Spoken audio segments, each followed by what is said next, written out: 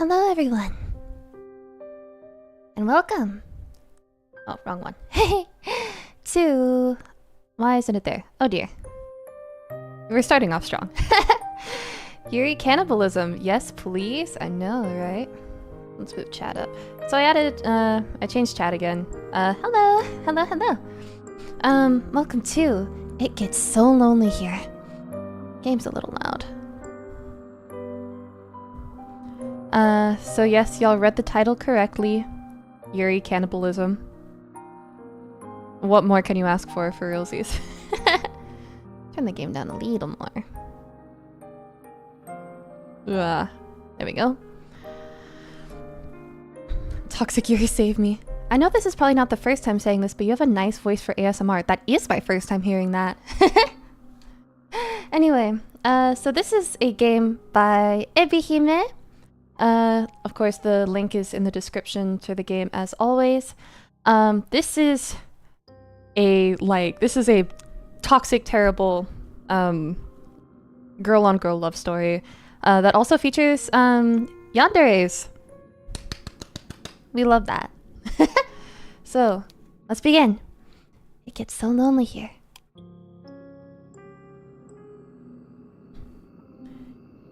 You are running through a forest. Ren, can you tell me to get my shit together in ASMR voice? Get your shit together. You are running through a forest. Space. It is late as night, and the sky is black as pitch. There's nothing to light your way, save for the moon's milky glow. But its rays cannot reach you, not properly. The trees which surround you, jutting out of the earth like eerie monuments to a foreign god, are blotting out most of the light. You're the best, thanks for creating content. Thank you. You cannot see where you're going. Even if you commenced your flight at a more sensible hour, however, with the light of the sun to aid you, it would be of little use. You do not know where you are going. You have no map, no route, no plan. You are running like a frightened animal, anxious and nervy, with no destination in mind. You have no desire as you run, save to escape. You cannot let yourself be caught. If that were to happen, you are certain that you would be ruined. You have no choice, therefore, but to keep going, on and on and on, though your feet are screaming at you for mercy. You have such a pretty voice, thank you. You have no idea how long you've been running. Time has begun to blend together, it's lost all meaning. Something sharp snags at the hem of your skirt, but you do not have the luxury to pause and examine what happened. Instead, you tug. Your skirt tears, the sound splitting through the forest, and you stumble forwards with a shocked gasp. You're free, but at what cost? Your skirt's been irrevocably damaged. It might be too late to worry about such trivial matters now, though.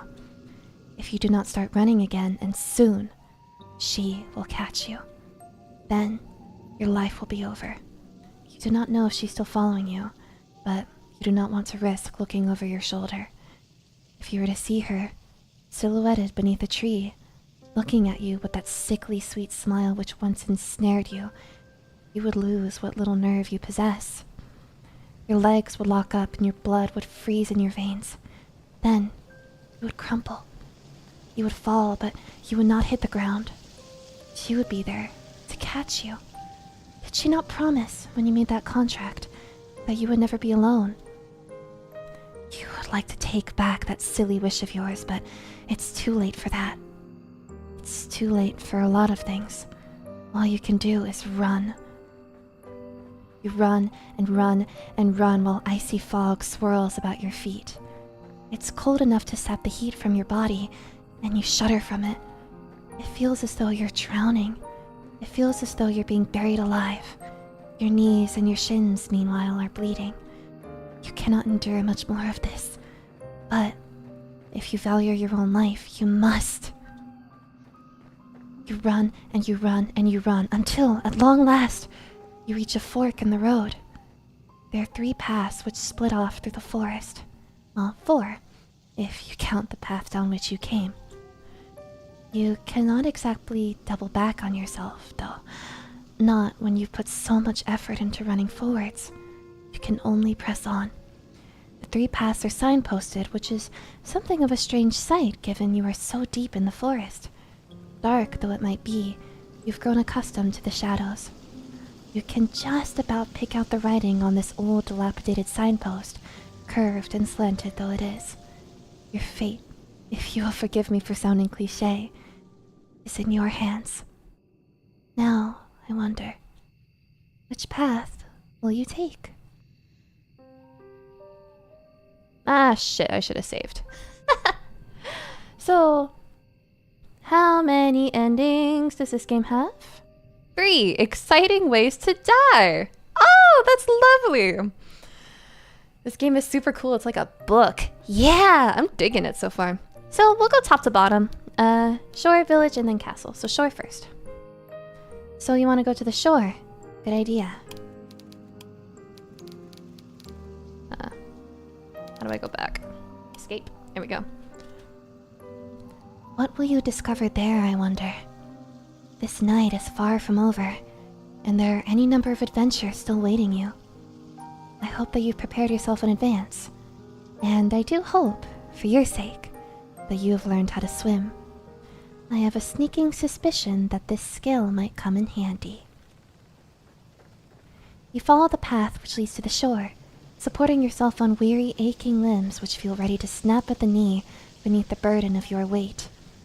You're little more than a wisp of a girl, but you've been running for so very long and your feet are so very numb, you feel like a great lumbering thing. You need to lie down and quickly. You only hope, as you continue to run, that you will find a means to escape your current predicament by the shore.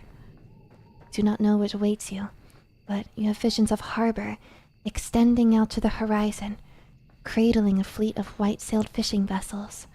Surely, there'll be a kindly fisherman who will be willing to take you far, far away on his boat, to a place where your pursuer will not be able to find you. You can imagine, too, the face of this kindly fisherman, the face you have lifted from the fairy tales you read in abundance as a small child. You will have thick, bushy eyebrows and a dark brown beard streaked through with gray. You will look intimidating at a glance, but he will be fiercely protective of you, just like a father. You do not know what fathers are supposed to be like. You're only imagining. It is your imagination, however, which grants you the strength needed to keep going. You run to the shore. It takes some time before you finally emerge from the woods, but finally, you do it. How much time, you ask? I cannot answer that. Did I not say that time had begun to lose all its meaning? The forest is behind you now, at least, and all the awful nightmares that lurk within it. It is still cold, though, and still foggy. It is still dark, too. The sun has yet to rise. You can see the moon more clearly now as it hangs above your head, round as any pearl or orb or crystal ball. The moonlight shines down upon the... I've never heard that. Oh, vertigos or vertiginous cliffs, which plummet sharply downwards to an array of sharp, spiky rocks below. You felt, upon escaping the woods, a degree of hope, but the sight of these weather-blasted cliffs gives you pause. You inhale. Then, you frown. It's pronounced wow, thank you. Now what are you to do? You did not think this plan of yours through very well. Not that you had much of a plan in the first place. Let me move chat so I could see it better. You're welcome. There's little in the way of civilization here. The cliffs are far from the village. How far? You do not know, and you cannot see any houses. Where exactly will you rest your weary head, and what of your weary legs? Fitfully you look around. There's nobody to your east, nor is there anybody to your west. There's no point in looking south. That is the way you came. And when you look to the north, the world falls away from you. The cliffs are too steep to scale, and it's too dark. Naturally, there's not a soul here to help you. You're on your own. You feel so overwhelmed you could very well cry. You do not cry, however. You know that tears have never helped anyone. You got yourself into this mess. Now, you need to get yourself out of it. It's with this thought in mind that you inhale a lungful of salty, oceanic air. Then, You begin your exploration in earnest. You keep away from the edge of the cliffs, afraid that you might slip and take a sudden, unfortunate tumble into the abyss below. You're not as attached to your mortal body as some humans are, but you do not want to die. You still care for yourself, if only a little, and it's this sense of self-preservation which compels you onwards. You glance this way and that, depressing the tall grass beneath your shoes as you search for a place of shelter. Surely there must be somewhere. You cannot see any likely-looking settlements, but what is that over yonder? Could that be a roof? You hurry onwards, hope budding anew in your heart, until at long last you reach your destination. There's a house, after all, out here in the wilds, though it doesn't, at a glance, look very welcoming. The solitary house that you have discovered, not so far from the cliffs, is rather unremarkable. It's so small and squat, you cannot imagine it contains within it more than one floor. You cannot even imagine that it contains much more than one room. Though it is dark, it is not dark enough to mask that the cottage has something of a slant to it. It's leaning listlessly to one side like a drunken sailor. The thatched roof, meanwhile, which tops this dwelling, has certainly seen better days. There's a hole in the thatch. There are several holes, in fact, and parts of it look particularly bare, almost bald. Have to leave? Thank you for coming. That's rather concerning. Should it rain, you will not be properly protected from the elements. Can you really stay the night in such a place? You have some misgivings, but do your misgivings matter, really, when there's nowhere else to go? It's not as though you have any other options. It's with a sense of defeat, therefore, that you approach the cottage, which sticks out of the earth like a tombstone. Part of you wants to turn back, but you know that would be foolish. The windows of the cottage are dark, but that does not necessarily mean it is empty. It's rather late at night, after all. Whoever lives here, if indeed anybody does live here, might be asleep. I could fall asleep to this. You have a pretty good narration voice. Thank you. What do you do with a drunken sailor? You cannot imagine the owners of this college will appreciate being roused so very late at night. You cannot let yourself worry too much about these small details, however. Otherwise, you'll never get anywhere. You swallow. The taste of the salty sea breeze is pungent in the back of your nostrils. Then, you rap the knuckles of your right fist on the door. You rap quietly at first, but you do not hear any resultant shuffling inside the cottage. Perhaps you did not use enough strength? Emboldened, you rap your knuckles on the door for a second time, more loudly this time. You wait a few moments, but still you cannot hear anything.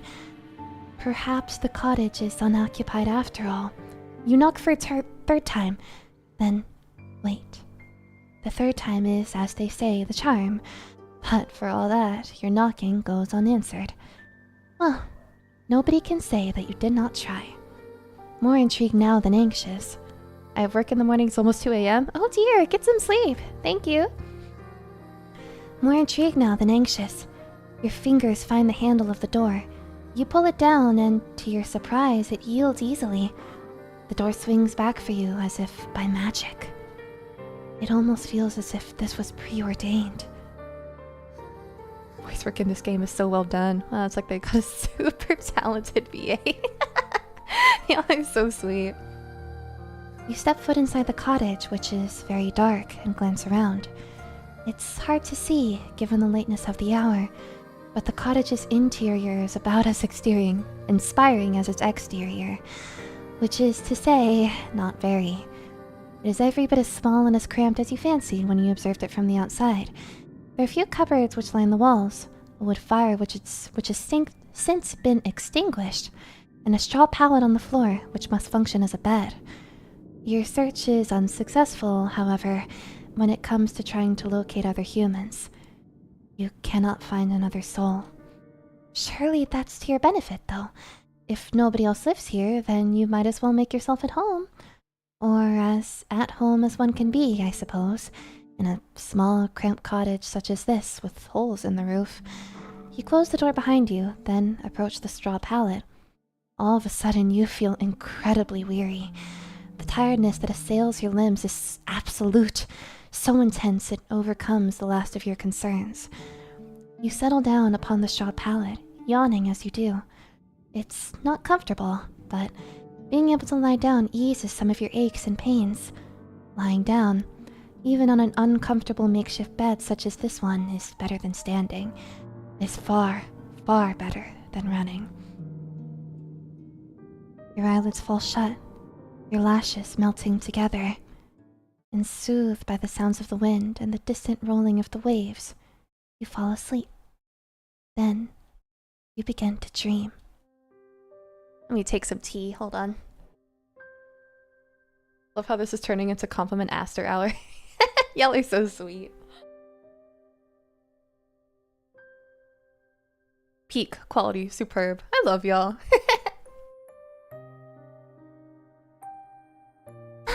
Alright. It is not uncommon, of course, to dream. The best and the worst of us do it. From queens in their castles to peasants sleeping in the straw. Give me your tea? No, it's mine. Why, who is to say that all you've observed tonight has not, in a sense, been a dream of its own? Would that make your nighttime fancies, then, a dream inside a dream? Perhaps our dreams are empty, hollow things stacked inside one another like little wooden dolls. Is that not a whimsical thought? How very droll. Your dreams, however, cannot be called whimsical, and neither are they particularly droll. They are not pure fabrications, as dreams sometimes are, fleeting fancies which can never come to pass. Your dreams are of a rather more pernicious sort. In your dreams, you're at the conservatoire, with your red hair tied back into 2 prim proper braids. This narrator is very obviously a Brit. Who's gonna tell him? You're walking through the courtyard, clutching your books to your chest as you make your way to the library. Your head is bowed, so as not to look at the faces of your passing classmates. You do not want to meet their eyes. These girls, with their sensible braids and their sensible shoes, are merciless. You hunch your shoulders together in this dream of yours, so as not to draw attention, but alas, it is not enough. You stumble, clumsy thing that you are, and you fall. And just like that, all eyes are upon you. They're staring at you. They're laughing at you. You lay there on the ground by the fountain, your books scattered, and your skirt in a woeful state of disarray. Your knee hurts. Is it bleeding? You examine your injured leg, trying not to cry. And, as this transpires, you hear a voice. One of your classmates is calling out to you. She's acknowledged you. You look up shyly, tears beating in your eyes, at a girl taller than you and prettier, much more refined. She extends her hand towards you. Does she mean to help you? It cannot hurt to try, can it? Hesitantly, you reach out to accept her offered aid. Her fingers curl around yours tightly, perhaps too tightly. Her nails dig into your skin. It hurts. Deftly, the girl pulls you to your feet. Your legs feel weak from your fall, and your knee is still aching, still bleeding. You stumble, feeling out of sorts, but you're not afforded much of an opportunity to gather your bearings. The girl's hands are on your shoulders. She's laughing at you. Then, she's pushing you. The sound of the fountain and the running water which drums against its basin is all of a sudden very loud. It's overwhelming. It surrounds you, then it engulfs you. It's cold as ice, you cannot breathe. The rushing of the water continues, echoing in your eardrums over and over, and then... No. You do not want to remember this. What good will it do? It's in the past. Where the past ought to remain. You're never going to go back. Not even in your dreams. It's this determination which forces you back into the world of the waking with a start. You gasp like a fish as you sit upright, your eyes unnaturally wide. You feel wearied from a lack of sleep, and, with half-lidded eyes, you glance about. It's still dark inside your cottage, the sky visible from beyond the window splashed still with stars. How long were you asleep? You're not sure. The dream was so very detailed. It truly did feel like you'd been transported to a different time, to a different place. When you inhale, you can taste rank, coated water in your mouth. Tentatively, you pat yourself down, your fingers trailing against the front of your uniform. So vivid was your dream, you half expect to find that your clothes are damp. This is not the case, however. You're in fact perfectly dry. Well, now what are you to do? Will you go back to sleep? That sounds like the best option available to you. You are very tired, but your senses feel too overwrought all of a sudden for sleep. You do not think you could bear it. On unsteady legs, you rise to your feet, then stand by the window. You look out to the starry sky. Y'all, I see what y'all are typing. You look out to the starry sky and to the pitted moon which hangs amongst them, and you frown. You can hear the wind outdoors, howling like an injured animal, and, more softly, the ebb and flow of the waves as they meet the cliffs. But that's not all. What's that sound? Why, it's almost like singing. The voice is far away enough that you can't pick out any individual words, nor even the individual syllables, but there's a haunting quality to it all. The singer, whoever they are, possesses quite the pretty voice, high and clear like a bell. The song is a melancholy one which stirs your heart. Curiosity takes root inside you, as it did during that fateful day you found that book in the library. Logically, you know you shouldn't go outdoors to seek the source of that singing, but emotionally, that's another matter altogether. You really should have learnt your lesson by now. You should know better than to go sticking your nose into business which does not concern you. But naughty little girls such as you never do learn. You cross the old fisherman's cottage as though in a dream, then reach for the handle of the door. The handle depresses easily enough beneath your grasping fingers, and the door opens with a click. The rest of the world yawns before you, framed in the doorway, all of it bathed in moonlight. You thought it was cold inside the old cottage, but it's colder still now that the door is open. Master's work puts me to sleep. That's a compliment. I take that as a compliment. An unpleasant wind rushes forth to meet you, knifing mercilessly through the fabric of your uniform. You look across the cold, inhospitable landscape, your fingers clenched into fists at your sides. Then, you step out into the unknown. You canvass the cliff face, led by nothing more than that luxurious singing. So haunting and ethereal is this voice as it hangs on the breeze. It would be enough to send 1,000 ships off to war. You keep walking into the night until you reach the very edge of the cliffs, where they drop downwards into empty air. You ought not to go any further, but the voice has yet to cease. You can still hear it, echoing inside your head. It compels you to act. You look down at the shore, which seems like a dizzying distance away, then out to the ocean, which is breaking against the scattered rocks below. Your eyes narrow with determination. Then, you take a step towards the cliff. These cliffs are steep, and the rocks below them are sharp. You can see them glinting in the darkness, their tips jagged like the teeth of hungry predators. The cold wind blows, rocking your hair, and you shudder from it. Your shoes were not built for scaling cliffs, and your heels do not have much in the way of purchase, particularly not when the cliffs are so steep. Clinging to the cliffs is no small feat, yet you are determined to ease yourself down onto the shore, in one piece, preferably.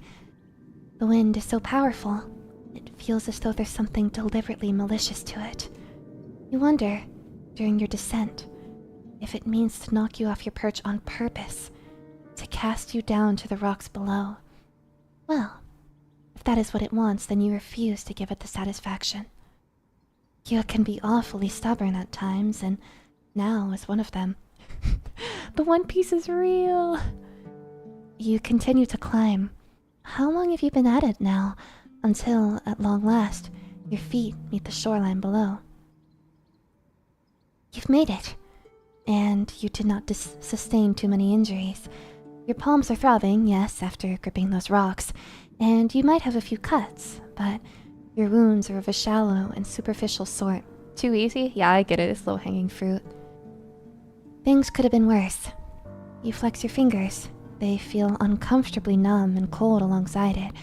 Your skin is prickling, but at least you can still feel discomfort.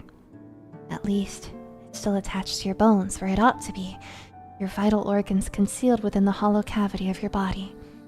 You have a lot to be thankful for. This night has, and by large, been quite successful. There are no longer any obstacles between you and the mysterious voice which lulled you outdoors. Now you must find them. You set off down the shore, on the hunt of the singing voice which has captivated you so. You sidestep sharp, jagged rocks which jut out of the sand like teeth. The rocks, which cannot be circumnavigated, meanwhile, you clamber over, I think? I'm not sure. All the while, the sound of the sea mingles with that of the singing. It provides an ethereal, haunting backdrop to your exploration, one which further adds to the surreality of your moonlight stroll. Hold on, I need to take some tea.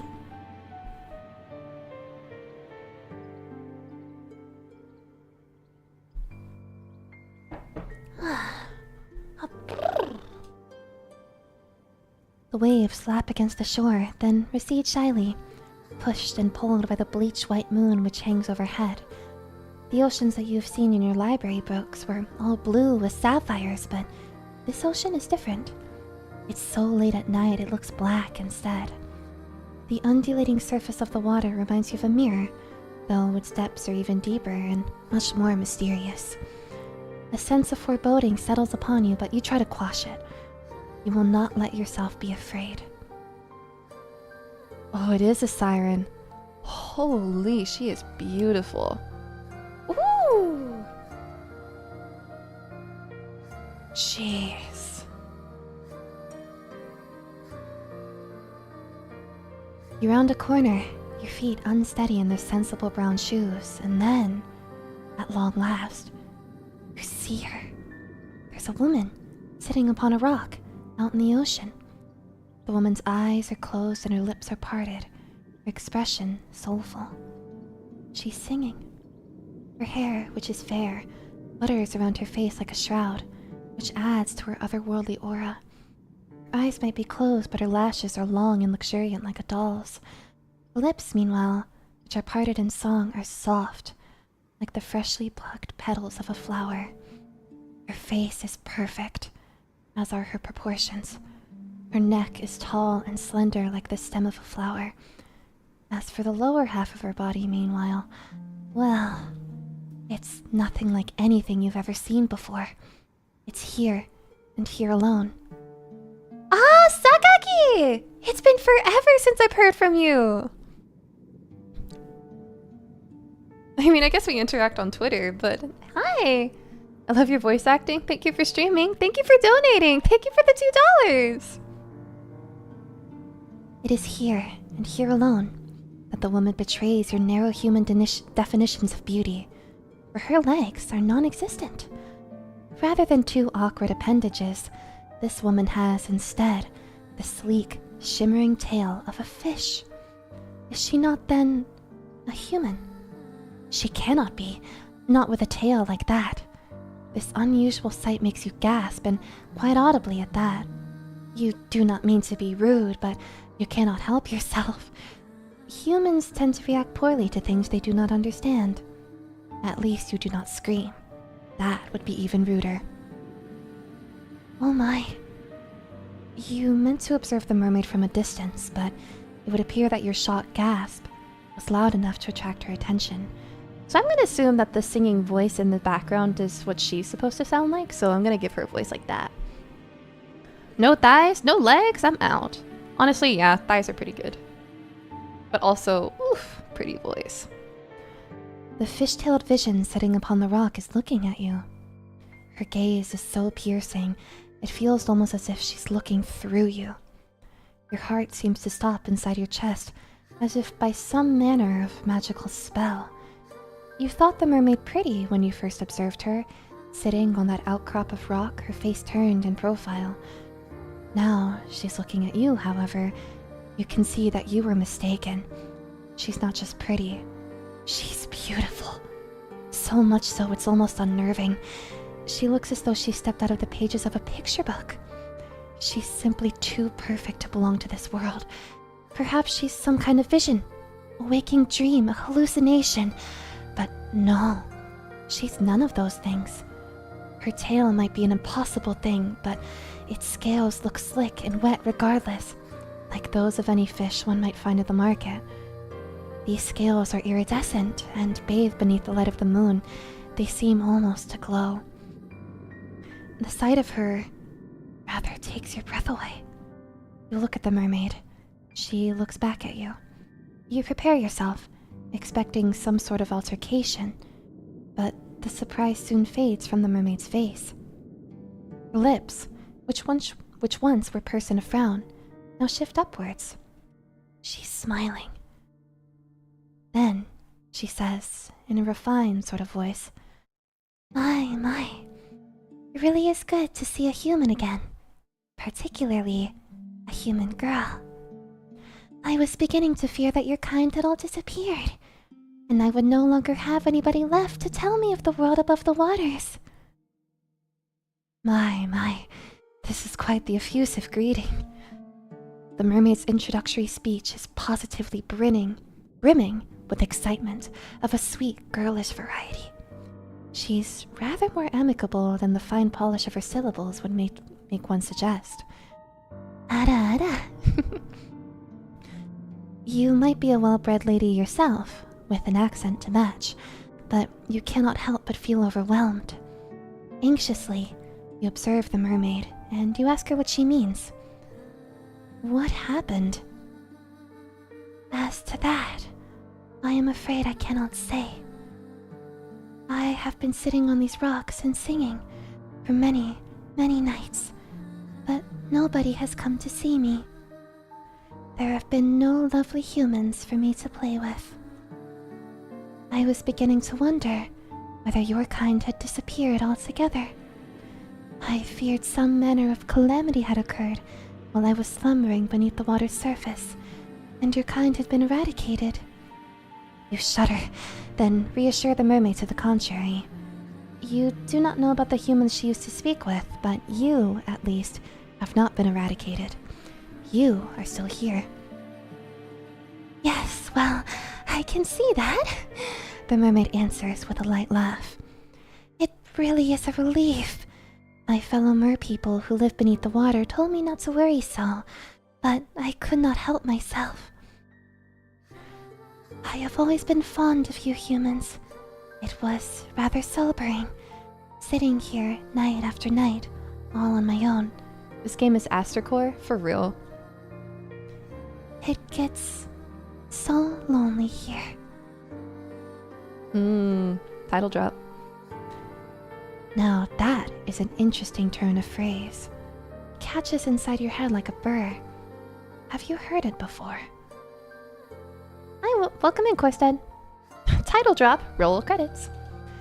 So, dear human, did you say that you were unfamiliar with these parts? Hesitantly, you examine the mermaid. Thoughtless though you might be, at times you are not so self-centered that you cannot detect the note of longing in the mermaid's voice. It is evident, as she looks at you, that she's hoping for a particular answer to her query. You just ref CinemaSins? I mean, I don't know, I've always said roll credits. It might be CinemaSins. It's been years since I've seen them. This answer, alas, is not one that you can furnish her with. There we go. My chair's too high. You do not want to lie to her. It is after some hesitation, therefore, that you reaffirm your earlier words, though this time you embellish them. You tell the mermaid that you are a traveler from a far-off land, one which is very dissimilar to this one. It is not a complete fabrication. You tell her that you've only just arrived by the shore, and you are unfamiliar both with your immediate surroundings and those further afield. If there's a village nearby, then you've never set foot in it. You do not know what this village is like, nor how many inhabitants it boasts. You do not know if a calamity, as the mermaid grimly supposed, has struck this land. But if she fears all the humans within the immediate vicinity have been laid low by some mysterious malady, then she needn't worry overly on that score. You are still alive. Are you not, you wonder, enough to satiate her curiosity with the human realm? Yes, that is true. You are here. I am grateful, naturally, for your company, although... Wistfully, the mermaid sighs. I was rather hoping you might be able to bring me some news of the nearby village and of its inhabitants. This makes you wonder. Was there a particular person from this village she was close to? So, you were able to work that much out, the mermaid answers, with a small smile. You are an intelligent one, aren't you? Your past professors would beg to differ on that score. You were always awful when it came to academics, mathematics in particular. You could never get your head around all of the numbers. Your stern, stony-faced maths professor used to despair in you. But she is not here. None of them are here. It is just you now, and the mermaid, and she does not need to know about your dismal academic record. You allow yourself a small smile, touched by her compliment, and tell her that it was nothing more than a lucky guess. I love the music so much. Oh, Yuzuki. Yuzuki composed for this game. Yuzuki Masu. And oh god. Their compositions are so beautiful. You allow yourself a small smile, touched by her compliment, and tell her that it was nothing more than a lucky guess. For a guess, it was remarkably accurate. You're quite right. I did have a close friend from the nearby village. She was very dear to me. Internally, you congratulate yourself on this piece of detective work. How very clever you are. There are many humans in this world. Of that I know. The human who spoke with me, however, was special. She was my human. You do not fail to catch the possessive note in the mermaid's voice. And I cherished her dearly. She would come to me on my rock late at night when she was finished with her chores, and we would talk. I asked her a good number of questions about the human realm and about her customs. I fear my endless inquiries must have been rather tedious, but she was always happy to indulge me. She never once scorned me for my ignorance, and neither did she make me feel like a fool. She always made time for me, no matter how many demands she had on her time. She was a farmer's daughter, and she was awfully busy from dawn until dusk, threshing hay and taking the animals out to pasture. She told me of her work, and I marveled at her. Slender though she was, she possessed a truly tremendous amount of strength. I, who've lived in the ocean all my life, cannot countenance working as hard as she did, but she bore her burdens without complaining. I guess that makes sense, because they say that mermaids, for them, like, to exist properly, they'd have to be, like... They'd have to have a decent amount of fat on them, like whales do, because otherwise they get too cold. Also, my wallpaper's really bright and the game is really dark, so I'm gonna change the screen. Whoa! Oh, it did it so fast. I don't want you able to see the top, though.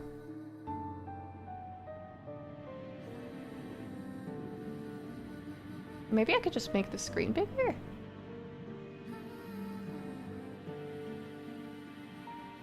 No, I want to make it bigger. Hold on.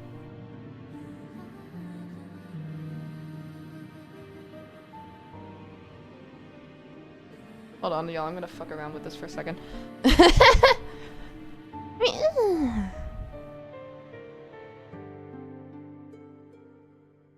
It's blurry.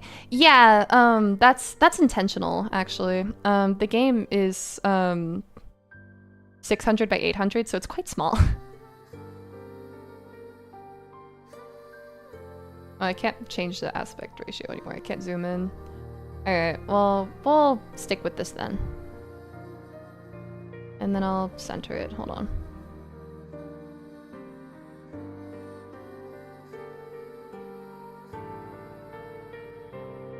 I fucked up. Hold on. I'm so sorry, y'all. Let me figure this out.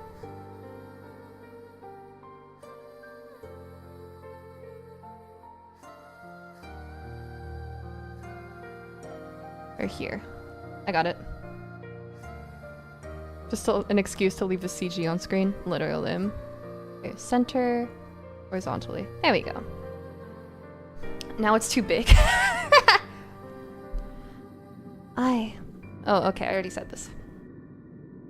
She was not the prettiest human who has walked the earth, but that mattered not to me. Her conversation was engaging, and I knew, through our continued encounters, that she meant no ill will. She did not have even a single drop of malice in her heart. The wistful manner in which the mermaid speaks of her friend makes you feel, for a few brief moments, a flicker, some ugly, primordial emotion. Could it be jealousy? It is painful, isn't it, to hear others wax poetic about those they hold dear, particularly when you yourself have never been regarded in so intimate a manner. You have, for many, many years, been woefully alone. But you're not alone now. You're with the mermaid, and she is with you. And though she might prefer to be in the company of an industrious farmhand, the farmhand is not here. Where did she go? Oh, if only I knew. She quite simply disappeared one day, almost as if she had been whisked away by a wicked spirit. That seems like quite the anticlimactic ending for such a close relationship. Did the farmhand not tell her companion beforehand that she might one day disappear? No, she did not. Nothing of the sort happened. It was all very sudden. So you ask, feeling affronted upon the mermaid's behalf, did she not give you any warning? Not a single one. And when you asked, did she disappear? I do not know, in truth. Time is a strange concept to beings such as myself, particularly as it seems to ebb and flow differently from both above and below the surface. You humans have a strange compulsion to pin down and place labels upon everything. You have names for your seasons and for your months, and even for your days of the week. It is all very precise. We merfolk, however, do not bother with such affairs. Perhaps because we live for so much longer than you humans do. We have no need to obsessively document our days, not when we have so many of them at our disposal. This curious remark catches your attention. How long exactly do mermaids live for? The mermaid does not look much older than you do, but you can't help but wonder. My, nosy, aren't we? The mermaid asked, and she laughs. A soft, tinkling sound like that of a bell, which makes you blush. Were you being nosy? Perhaps you were. You've always had a thirst for knowledge, not of the dry, dusty academic variety, but of stories peopled with strange persons. Literature was the only subject you were ever any good at. Again, it is hard for me to quantify, but to put it in terms a human like you can understand, I suppose we mermaids can live for centuries. Centuries? That is quite the surprise. But perhaps it shouldn't be. You've been subjected to any number of surprises tonight. What's one more to add to the pile? I have not been waiting quite that long, however, for my friend to return to me. I think it has been but a few seasons. Seasons? It might not sound like much, but never before have I been so aware of the passage of time. I have experienced any number of wants during my life, but I've never wanted anything quite as badly as I want to see her. I wish she would sit with me, and she would talk with me, just one more time. But perhaps I am asking for an impossibility. I have been waiting long enough now to presume that she will not be returning to me. I fear that something must have happened to her, or to her family, or perhaps to her whole village. Changing positions. You can hear the worry throbbing in the mermaid's voice, so potent that for a few moments, you swear you can feel the depths of her sorrow within your own breast. Her sadness over this human girl is a deep, dark thing, almost fathomless. You cannot let yourself indulge it for too long. Otherwise, you fear you might drown in it. Ruefully, you tell the mermaid once more that you cannot help her. You're only a traveler after all. What do you know of a single, insignificant farmhand in a nearby village? Yes, I thought you might say that. It is quite unfortunate, but... oh well. I ought not to reflect upon all that I am missing. That would be churlish of me, and it would not be fair to you either. You did not approach me, I am sure, with the hope of hearing about all of my woes. I should be grateful, instead, for all it is that I do have. I still have my long, long life which stretches before me like a golden cord. And, of course, I have you now. Does she? Do I not? I ought to go soon, before my absence is noticed, but will you not come and visit me again tomorrow night? I think I would like that. I have always enjoyed speaking to humans.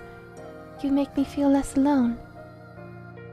You cannot help but feel, as the mermaid observes you with those enchanting eyes of hers, that she does not truly wish to speak with you for your sake. She wants to use you, instead, as a substitute for the farmhand that she's been missing so very ardently.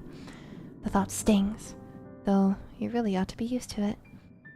Still, to be held in lower esteem than a farmhand, of all things, it makes your self-esteem sting.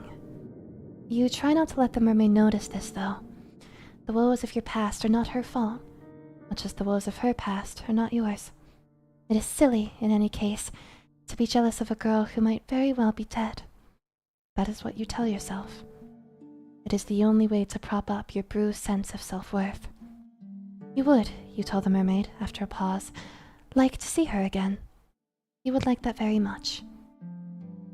Oh, thank you.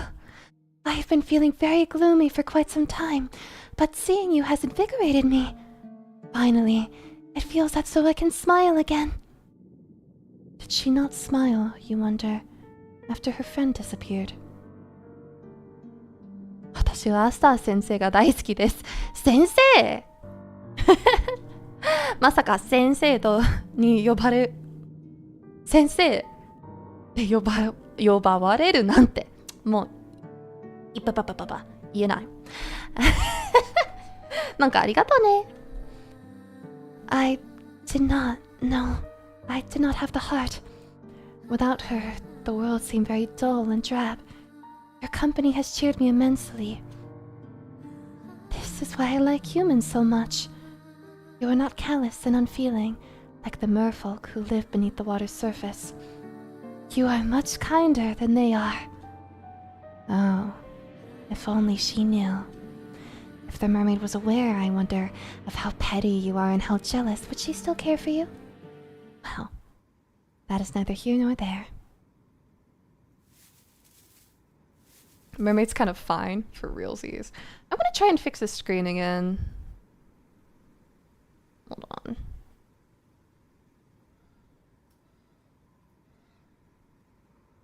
Hold on. Hold on, I'll center it to screen. So. Let me make it like a little itty bitty bit bigger. Because if I center it, it doesn't look right. Itty bitty bit bigger. And then... okay, it'll cut off some of the top, but that's fine, I think. I love using OBS. There we go. Ralsei Deltarune? Huh? Why is OBS so big? Shrink. Shrink.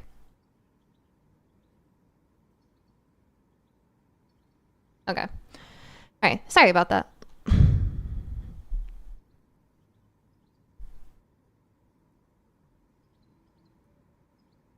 Doing a dress and spell by Ralsei. Mermaid's kind of fine for realsies.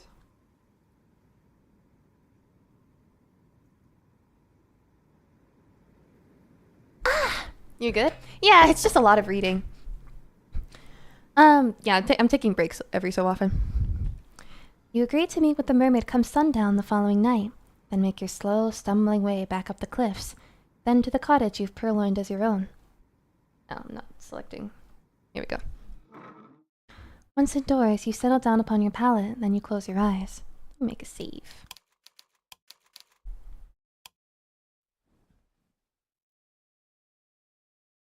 Nihongo hanashita no wasurete imashita. 忘れたの? 私の大事な一部だと思うけど? The sighing of the wind outside and the distant roiling of the waves against the rocks do not disturb you. You feel, after your midnight encounter of a marish kind, quite at ease. Perhaps prematurely so. You speak French? Yeah.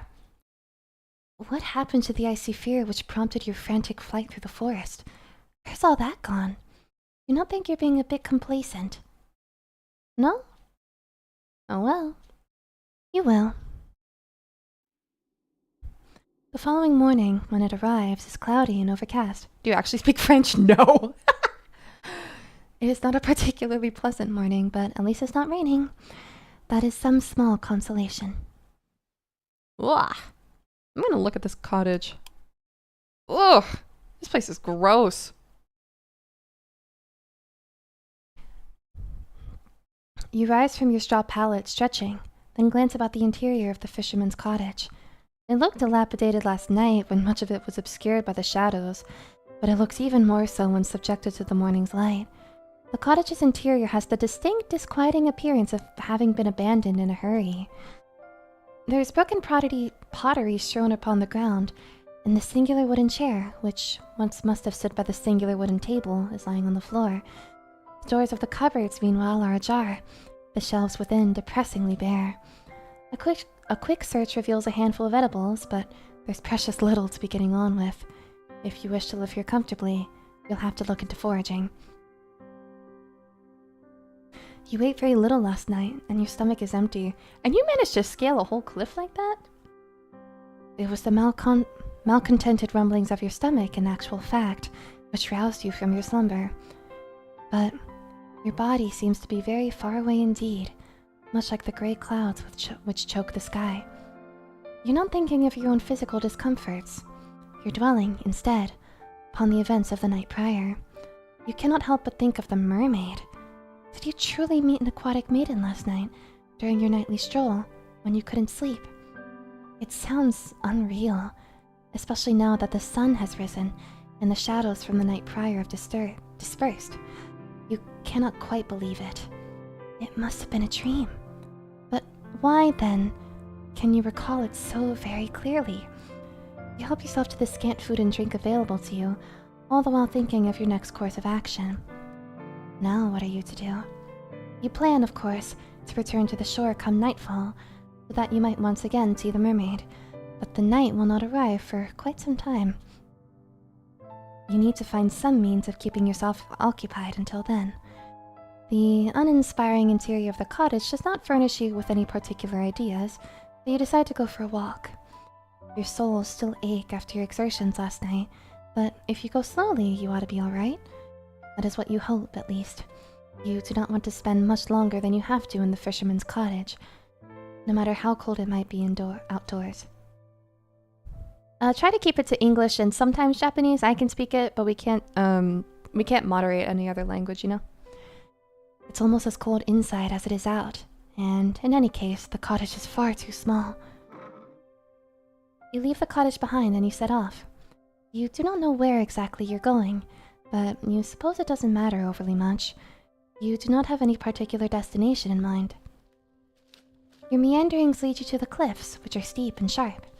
The drop to the shore is a perilous one, so much so that you have to wonder how you were able to descend the cliffs the night prior to meet the mermaid. You're rather more determined than you ever realized, though I, of course, could have told you that much. You're surprisingly capricious for such a small, slender human.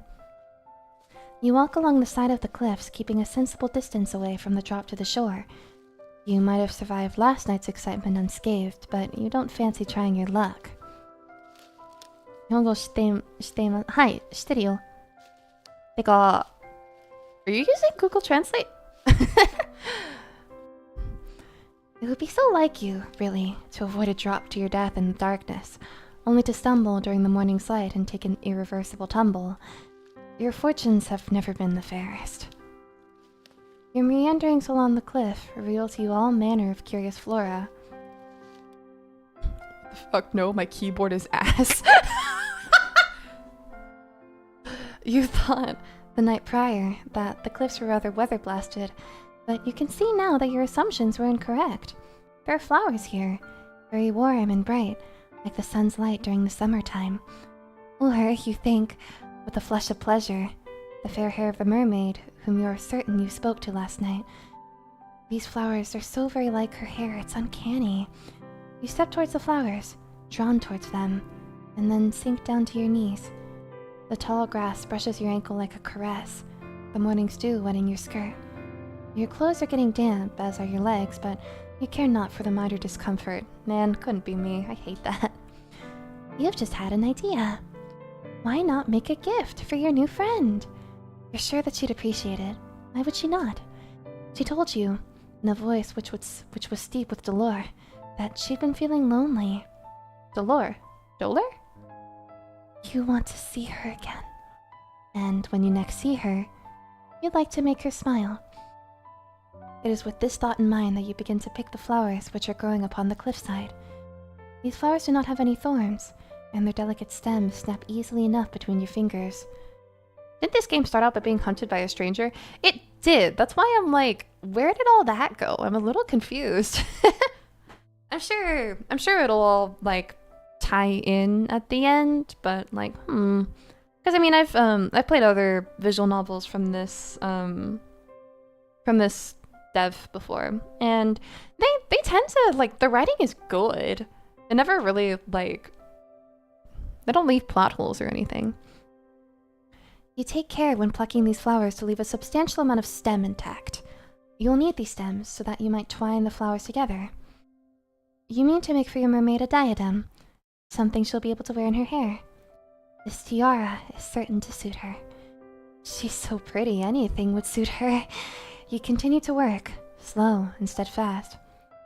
Dolor, like the Spanish dolor, pain. I wanted to ask that, but didn't out of fear of sounding rude. I mean, y'all, I haven't actually played this game before.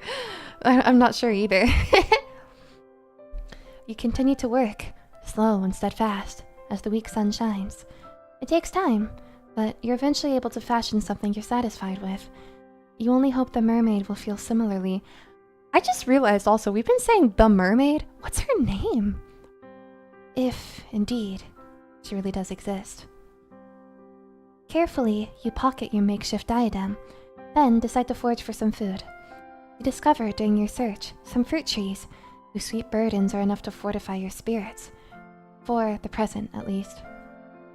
I'm already predicting it. When we're done with the 3 endings, the 4th option will appear to go back to our hunter or something like that. I mean, it is worth mentioning that on the game page, I said it to y'all as 3 endings, but it's listed as, here, let me pull it up, as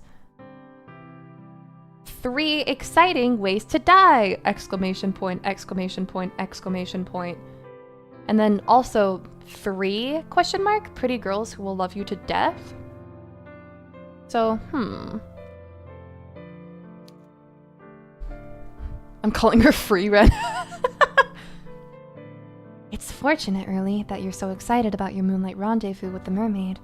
If you were less focused upon the future and dwelt more on the immediate present, you might have more of an appetite. The emptiness in your stomach assuaged, you return to the cottage, whereat you mean to wait for the setting of the sun. There's very little to do, you soon discover, in the cottage, other than checking the cupboards and sweeping the floor, occupations which both feel depressingly pointless. There are no books to read either, with which you might pass your idle hours. Ah yes, the other version of Free Ren, Merman. You do, however, busy yourself with trying to light a fire so that you might ward off the cold. The time is horribly slow in passing, in part because you have precious little to do, but also because you cannot stop thinking of the mermaid. Will she really return to the shore, as she said she would? Me and my girlfriend are back from the park. We're both watching the stream. Aw, thank you! Can you truly trust her? Oh, you hope that you can. If she were not present at your designated meeting place, you think you'd die from disappointment. The seconds continue to trickle by, unchecked by any hourglass, and as they do, the sun sinks beneath the horizon. Part of you worries, however, that it might still be too early to search for the mermaid. Will she be there yet? You sit there, your stomach tied up in anxious knots, and as you listen to the wind which buffets your windows, buffets? You hear it. The sound is faint, but you recall it well from the night before. There's a single, solitary voice outdoors, tempest-tossed amidst the roiling waves. The voice is a high, clear one, silvery, if indeed voices can have colors, like a finely polished dinner plate in a noblewoman's home. The voice belongs, of course, to the mermaid. Who else do you know with a voice as angelic as that? Relief begins to bubble up inside you, a relief so potent you feel dizzy from it. She did not abandon you after all. Why, you wonder, did you ever think she would? She said that she wanted to see you. Did you think that a mere nicety? Buoyed, as if by a gentle breeze, you hurry to the door. With trembling fingers, they are trembling, I presume, from excitement rather than fear, you seize the handle, then turn it.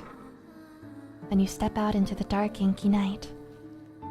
You walk towards the cliffs as you did the night prior, beneath the cover of the inky blue sky, the wind moaning fitfully with every step you take. Your soul will still ache from your expedition the day prior, but you're able to ignore this discomfort. It seems irrelevant, really, when compared to the prospect of once again meeting the mermaid. You might have known her for only one night, yet she's come to mean more to you than your own well-being. You would do anything for the mermaid if she asked it. Well, almost anything. Oh man, I love unhealthy, codependent relationships. You hurry down the sharp incline of the cliffs to the shore, almost stumbling in your scuffed brown shoes, which really were not built with rock climbing in mind. So frantic are you in your attempts to once again make the mermaid's acquaintance, you very nearly fall. It's a good thing you still have enough sense about you to regain your footing. Otherwise, this tale would come to a premature ending. Eventually, you make your way onto the shore, and approach the jagged outcrop of rock whereat you last saw the mermaid. Like the night prior, the mermaid is perched upon these rocks, her fair hair strewn about her shoulders. When she sees you from across the shore, she ceases her singing and her eyes light up. Or at least, they seem to. So, you have returned to me, my hero, the mermaid says, and then lightly she giggles. Or perhaps I should say, heroine. Her praise makes you blush. You do not feel worthy of it. Nobody's ever called you heroine before. You do not even think of yourself as a heroine. If a story were made about you, you rather think that you would be a supporting character, one without her own voice. You are not interesting enough. The mermaid seems to think that you are, though. She's staring at you delightedly, as though you're the one person in the world she most wishes to speak to. The thought makes you tremble, but not as much as the mermaid's gaze. You tell the mermaid that you do not think you are so very brave, but she dismisses your awkward remark with a laugh. I think you are. I saw the way you scaled those cliffs. I thought that was very heroic. Oh, so she saw that, did she? Then, did she see how you slipped down the cliffs, grazing your palms in the process, and how you very nearly fell? Ren, if you're pescatarian, then who's eating who first, the mermaid or you? I don't think I've ever shared that on stream. I'm pescatarian. I don't eat meat. I eat fish. Which... You've never been the most graceful of girls, but To have your failings exposed before being a being as poised and perfect as the mermaid, it stings a little bit. More, in fact, than the resultant grazes on your palms your own clumsiness wrought you. You tell the mermaid that there was nothing so very heroic about all of that. You were simply excited, that is all. See her again. You weren't thinking. Well, that makes 2 of us. Sorry if that was private info? Nah, you're good. I was excited to see you again. She was? Naturally. I had a very good time speaking to you last night. I had hoped that we might resume our correspondence. That is why I came to the rocks a bit earlier than usual. I was waiting for you. Mwah. Did you hear my song? Yes, you reply with a nod of your head. You heard it, all the way in the abandoned cottage. It called out to you. Okay, but are you eating the mermaid first? That was the general idea. I was singing for you. She was? You do not think that you are worthy of the mermaid's song, but if she does not mind dedicating her voice to you, then... Well, who else would I dedicate my voice to? There's nobody else to hear me. That's a good point, you suppose. Shyly, you look back at the mermaid. You thank her for her song. It was very beautiful. Then tell her, before you can lose your nerve, that you've prepared a present for her too. Oh, have you really? You have. It's a small thing, nothing more than a silly trinket, but if it would not be too much of an imposition, then... With clumsy fingers, you reach into your pocket. For a few moments, you fret that your near fall down the cliff might have damaged the delicate chain nestled within it, but your worries are in vain. The chain is surprisingly sturdy, given it was made with only a few flowers, and it is held firm against the odds. You handle the chain with great care all the same, however, as you hold it out, presenting it for the mermaid's approbation. It was for the mermaid that you fashioned this chain. You thought that it would look nice, nestled in her hair. You were pleased with the chain when you first made it, but after looking at the mermaid, you have begun to reconsider. The mermaid's beauty is otherworldly, so much so it almost hurts to look at her. Your flower crown, by comparison, seems a very meager offering indeed. The longer you hold your gift out, the more unworthy it feels. You have half a mind, as the seconds elapse, to snatch your silly, wholly unworthy gift back from the mermaid before she can judge you too harshly. But the mermaid's lips curve upwards into a smile, and in a voice so full of gratitude it makes your heart throb, she says, "Oh my! Did you make this for me?" "Well, yes," you reply, still feeling a little flustered. You saw these flowers earlier when you went for a walk, and they made you think of her. Not, you hasten to add, that you think her beauty is comparable to these flowers. They are far inferior when contrasted with her good looks. You simply thought... You're unable to get the rest of this sentence out, however, because the mermaid interrupts you, not rudely, but with something resembling compassion. Perhaps she pities you. She must be able to hear how your voice is trembling. Can she also see the way your hands tremor? Oh dear. Faint heart never won the hand of a fair maiden, you know. What happened to all of your confidence? I think that your gift is a wonderful one. I did not at all expect it, but it really is pretty. You look at your feet, too shy to meet the mermaid's gaze. Then you say, very quietly, that you're glad that she thinks so, but she does not need to spare your ego. You have precious little of it left as it is. The mermaid seems touched by your shyness. Perhaps she likes her prey to be self-conscious, because she smiles. I am not simply saying things to spare your ego. I'm not like that. Humans might spout platitudes as easy as they breathe air, but I do not compliment others unless I truly mean it. Is that not the point of speech? To have an honest dialogue with one another? If one party in a conversation is withholding their true intentions, then conversation is impossible. Playing games is a waste of my time, particularly given My time above the surface is so very limited. Oh, you blush at this, more deeply still, and survey the mermaid beneath the full fringe of your eyelashes. Then, she really does like it. Did I not just say that? Ah, your humors are so very funny, what with all of your second guessing. She was like that too, in the beginning. She. My friend. The mermaid's answer is a simple one, but it makes your stomach clench regardless. Ah, yes. Her friend. How could you have forgotten about her? She used to make me gifts too, you know? Gifts like this one. She would pick flowers on the cliffs over there where I cannot tread. The mermaid gestures with one hand to the cliffs, which tower above the shore, tall and imposing, as though to stab the sky above. And she would fashion them into crowns like this one, and bracelets. I was appreciative of her tokens, though she was similarly shy when she first presented them to me. She did not seem to think very much of her handiwork. You and her are remarkably similar, really. There's no guile in the mermaid's voice, but her words have rather taken the wind out of your sails. Of course, the cowherd gave the mermaid gifts. Why would she not? The mermaid is beautiful. She's so very beautiful, like a tutelary goddess. She seems to invite tribute simply by existing. Were you more religious, or more irreligious maybe, you might even consider worshipping her.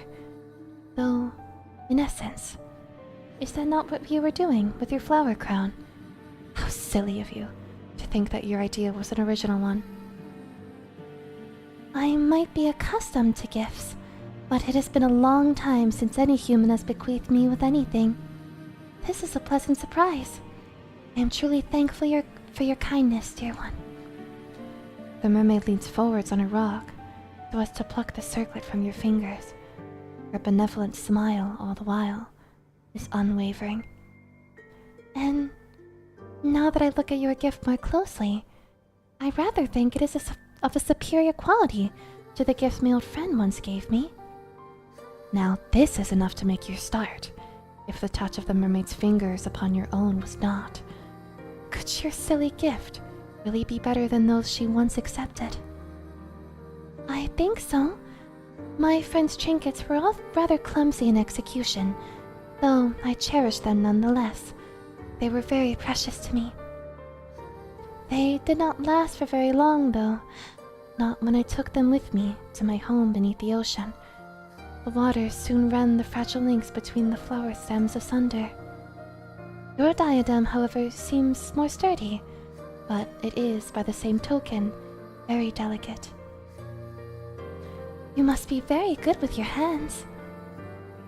You think back briefly on your disastrous sewing lessons in the past, of your numerous failed attempts to thread your needle while the other girls giggled at you, and you blush. You think the mermaid's praise might be a touch too effusive. You tell the mermaid as much, but she only laughs. I do not think so. Now. The mermaid places your floral trinket upon her head, over her long, fair hair, and surveys you in a manner which seems almost coquettish. Wow.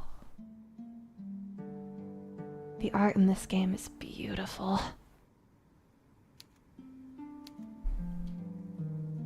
What do you think?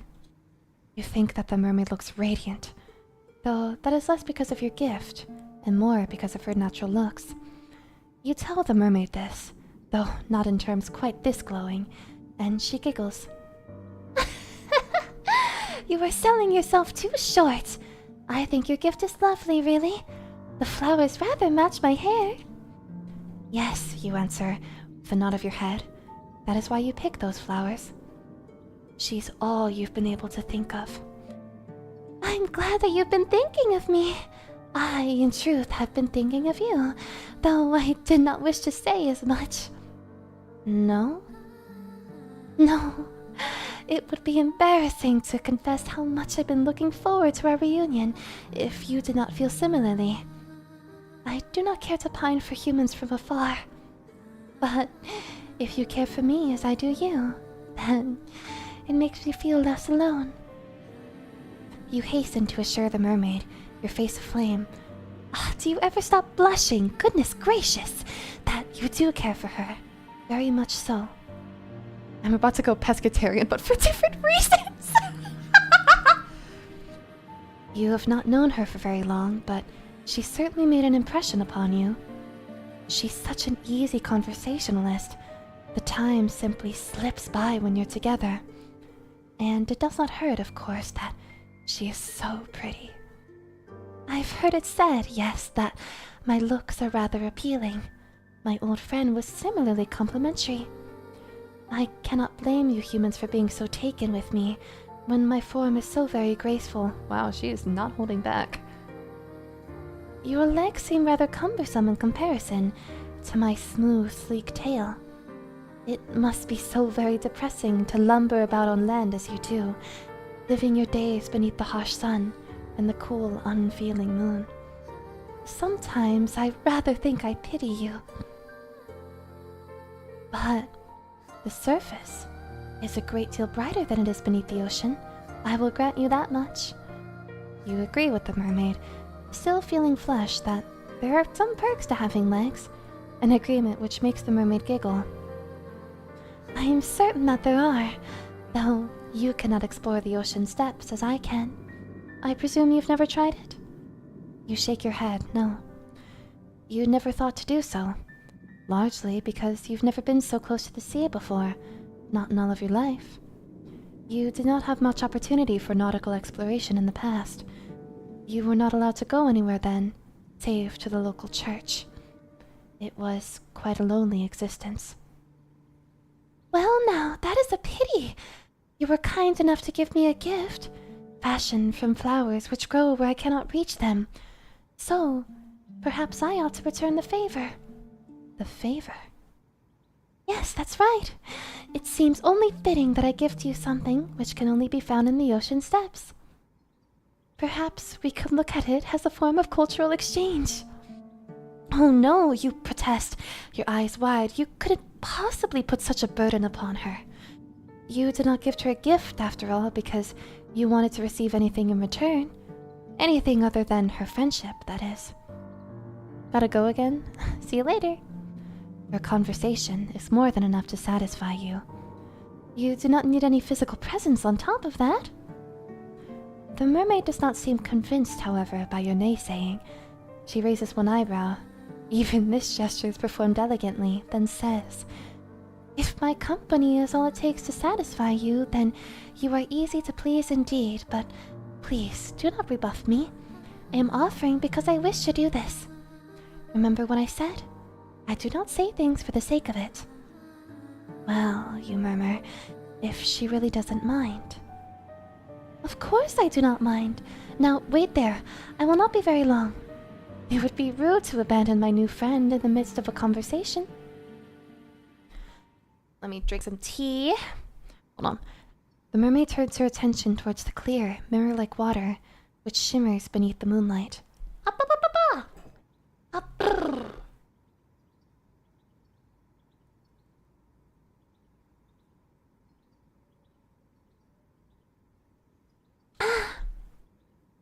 Green tea? Nah, I'm always drinking chai.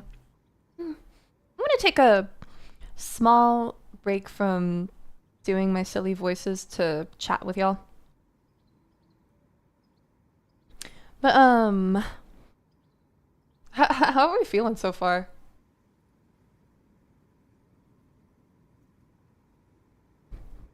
Cool, for realsies.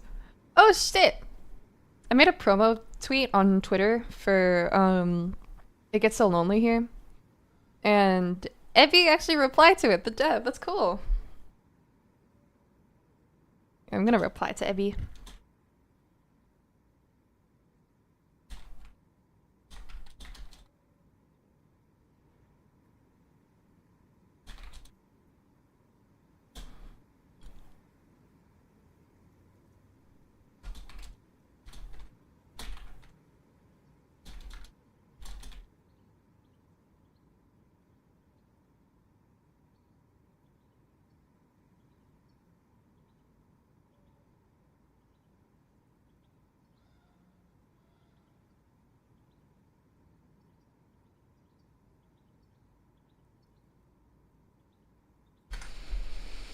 ask them to draw more mermaids. So I don't think Evie actually does like any of the art.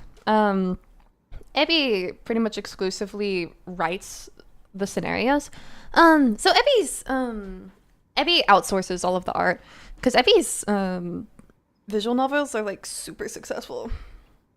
What time is it for you? It's almost 8 o'clock.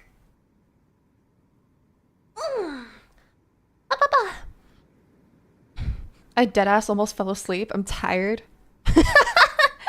I mean, with the lovely music and the lovely narration, like I get it.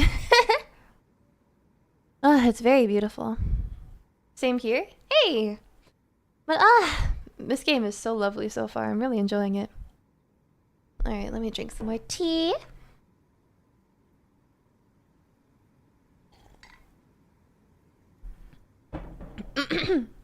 I'm invested. Aster being a pescatarian just means that she ate this game on another level. It's the lovely voice. No, y'all are so sweet. The mermaid turns her attention towards the clear, mirror-like water, which shimmers beneath the moonlight. Then she dives. Her body arches elegantly through the air, her long, slender limbs cleaving through the surface of the water with nary a ripple. The mermaid's face is first submerged, then her torso, and at long last her tail. The water rushes forth to envelop her, as though it's been waiting for her. It subsumes her. So I'm also thinking right now about how this game said that there were 3 ways to die.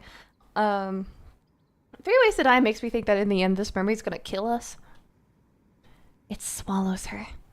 Then she disappears from view. The mermaid's gone, but you are still there. Well, now what are you gonna do? There's nothing that can be done, you suppose, save waiting. You stand there for several moments, watching the black water lap against the shore. I pay actual money for Aster ASMR. It's so stress relieving. Should I change the stream title? I totally could.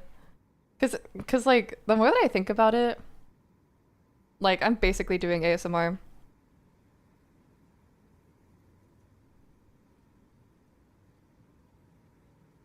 I find this game choice funny, considering Hannah herself loves the sea and is often called a mermaid by her friends. Aw, when I was little, I also really loved mermaids. Also, thank you for the 5!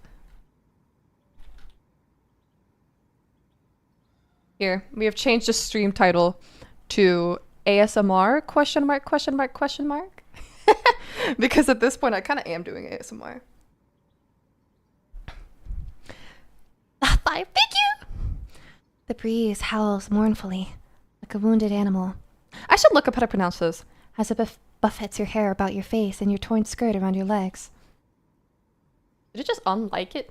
Damn. Time elapses, but how much of it? While you stand there, fretfully, feeling as ostentatious as a maypole. When will the mermaid return? Will she ever return? You're starting to worry. Is that all you do? When... Look, over there, by the rocks upon which the mermaid once sat. The water is rippling. It looks as though your new friend has returned. The mermaid pulls herself onto the rocks, using a surprising amount of upper body strength, then smiles at you. I apologize for the wait. I hope I didn't make you worry. You were worrying, but you are not half so honest as the mermaid. Mermaids might be spoken of as devious tricksters who lure sailors to their deaths, but they are, in actuality, very sincere. They're much more sincere than most humans. Perhaps that's why your kind fears them so. There are few creatures who inhabit this world whose capacity for lying is greater than your own. You tell the mermaid that you were not worrying, and she answers with a wry smile. I am not so sure about that. The mermaid's wilier than you're giving her credit for. She's seen straight through you. But no matter. It took me some time, but I was finally able to retrieve for you a gift. I do not have the means to turn this into a pretty piece of jewelry, as you did with the flowers, but I wish to give it to you nonetheless. I do hope that you like it. The mermaid leans forwards, then holds her gift out towards you. Her slender fingers unfurl about it, like the petals of a flower being folded back, and... Oh, what a pretty gift it is. Lovely. The ocean might be dark and deep, cold and unfeeling, but the same cannot be said for the object which glitters upon the mermaid's palm. Conch! She has fished, from the depths of the water, a beautiful shell, one which shimmers prismatic colors beneath the moon's light, much like the scales on her tail. The shell is so very pretty, it quite takes your breath away. You look at the shell worriedly, your teeth biting your lower lip. That's a bad habit, you know. You'll make yourself bleed.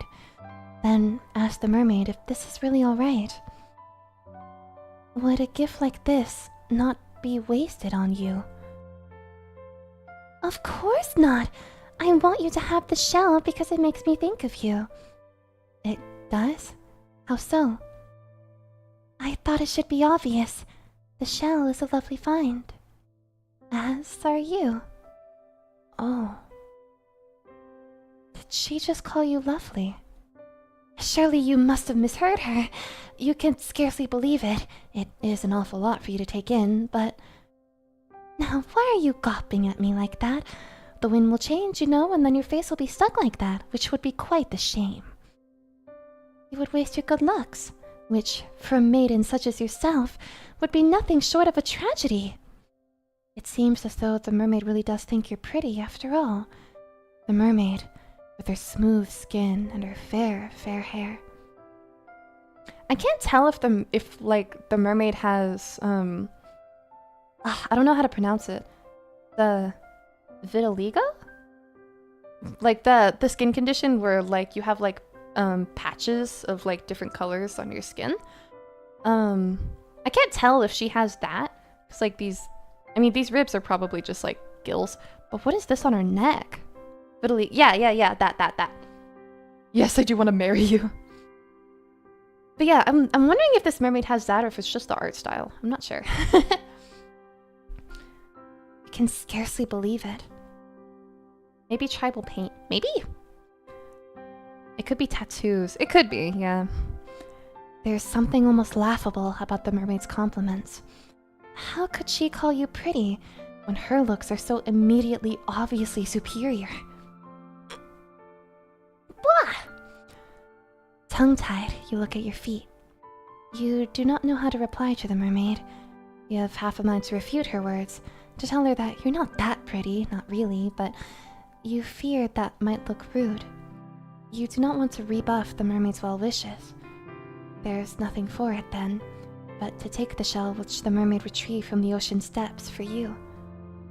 You do not think that you're worthy of it, but neither do you want to refuse it.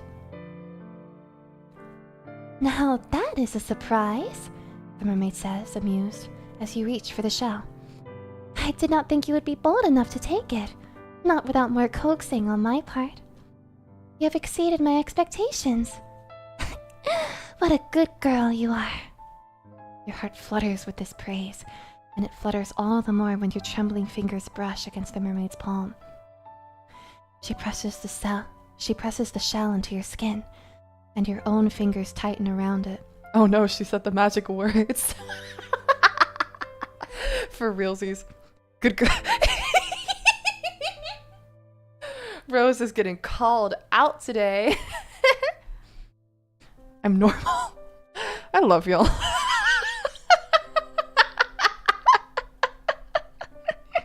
Y'all are so funny. The shell is sharp and pointed, and it digs uncomfortably into your skin. It hurts, but there's pleasure in the pain. Woof! This, too, feels like a gift from the mermaid. Woof! You do not want to spurn it. Even pain can be a precious thing when dealt by one who you care for. You never knew that before. You hold the shell to your heart, which is beating in a regular rhythm, and look at the mermaid. Then, very softly, you thank her. It is quite all right.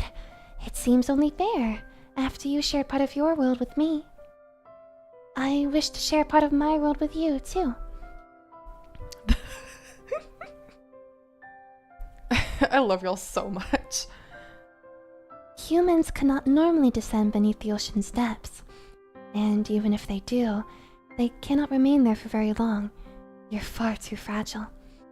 Would that I could, I would bring you with me to my underwater kingdom, where we might be together. The mermaid's melodic voice trails away, suffused with something resembling melancholia. She sighs. Quick chat, what color are her eyes? Then she shakes her head and smiles. But this will have to do for the present. Please, take good care of that shell. Blue. Look at it from time to time and think of me. That would make me very happy indeed. White and gold. Shut up, Sif. Gay. That's the color of her eyes. Gay. The days pass, following this nightly encounter with your aquatic acquaintance with an almost intolerable slowness. You endure the hours of sunlight as best you can by going for long, bracing walks amidst the heather, foraging for berries and fruits among the hedgerows. You even, when you've mustered up enough courage, take an old fishing line uncovered in the fisherman's cottage and try your luck by the shore. Girl, you're gonna fish. You know what you're gonna fish up. Your initial attempts at angling are without success, but as the time passes, your proficiency in the art grows. Sometime after you take up your rod, you find you're able to catch the odd fish here and there. Small, scrawny things, mostly, but the meat goes away to bolstering your rudimentary diet. You teach yourself how to remove the scales of these saltwater fish that you've captured, and how to gut them. I feel like, is this something that you can teach yourself? You learn, too, how to cook them over a simple fire. Sometimes you skewer these fish of yours on spikes and roast them slowly, innards and all. You're able to sustain yourself well enough during the day, though the faint pangs of hunger you experience never quite go away. Your physical discomfort, however, is secondary when compared to your desire to visit the mermaid. Your days might be dull and drab, but your nights, comparatively, are made of magic. It is only during the night that the mermaid emerges from beneath the waves, and when she does, you hurry to her side. You've never before had anybody who took so great an interest in you, not until you met the mermaid. That's why she's grown to mean so very much to you. She's the first friend you've ever had, but if you do not temper your obsession accordingly, I fear she may very well be your last. You care little for the potential danger, however, which lurks beneath your interactions with the mermaid. You want only to show the mermaid how much that you value her, and you hope, within time, that she will come to value you too. If you keep seeing her, surely she'll stop thinking of her human friend whom she lost so suddenly. That is your plan, at least. Fortunately, your self-serving wish to grow closer to the mermaid seems close to being granted. Your nightly conversations when you greet her come easily enough, the words tumbling from your mouth like thread. You've grown rather comfortable in the mermaid's company, and she yours. She must have, for it is not long after you bequeath your diadem of flowers to the mermaid that she looks at you, then posits a curious question. I was wondering, dear one, whether you would mind indulging me. I know this might not seem like an appealing proposition, but I thought it would be remiss of me not to ask. I have seen some of your world, for I have sat on this shore for many, many nights hence, but you have seen nothing of mine. It seems unfair that I should know some of the world that you inhabit, while you know so little of my own. I also appreciate the detail of, like, the flower crown still being there. Also, this is still such a beautiful CG. She'll indulge the fish lady, alright. Is MC pescatarian too? I feel she has a mind to eat them.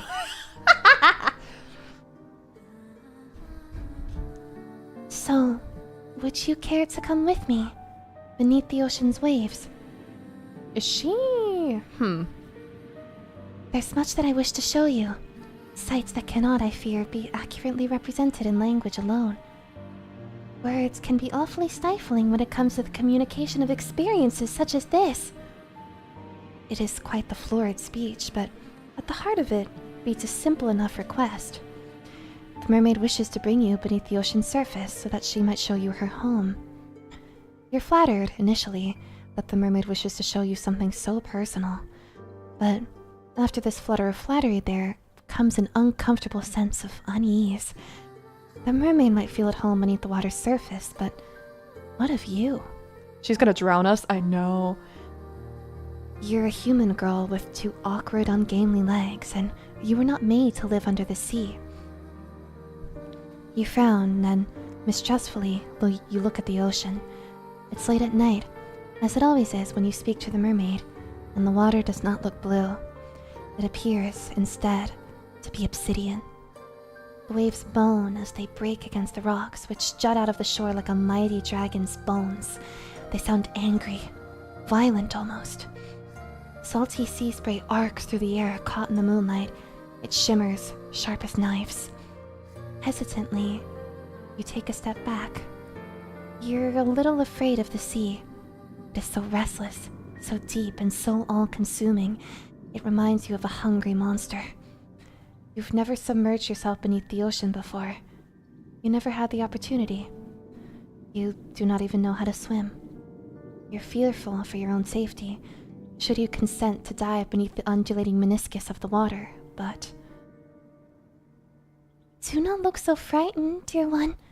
I will be with you, and I will not let you go. You have my word. Shyly, you glance at the mermaid. She's still perched upon a rock, her hands folded neatly upon her. Well, she does not have a lap. Not really. You're still afraid, but the mermaid's reassurance does help.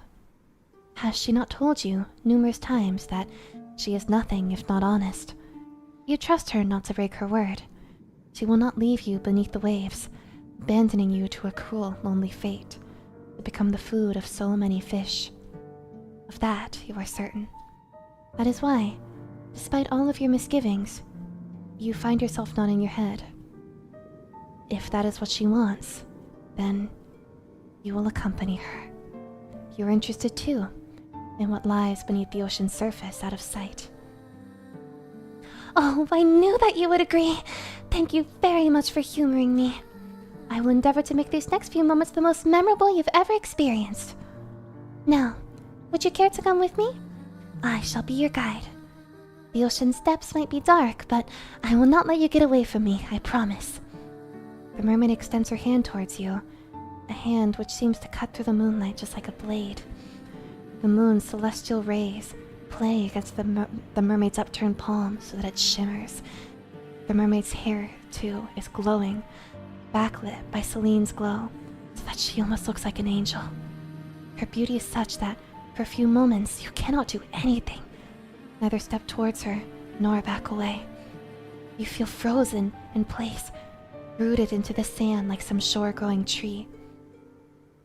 You still do not understand why the mermaid has taken such an interest in you, but an old adage does occur to you. You ought not to look a gift horse in the mouth, or ignore the pleas of a graceful, dignified mermaid. You reach out, your arm shaking like the skinny bough of an ancient tree, and find the mermaid's hand with your own. The mermaid's fingers curl about your own. Her nails, only now you notice how sharp they are, digging into your skin.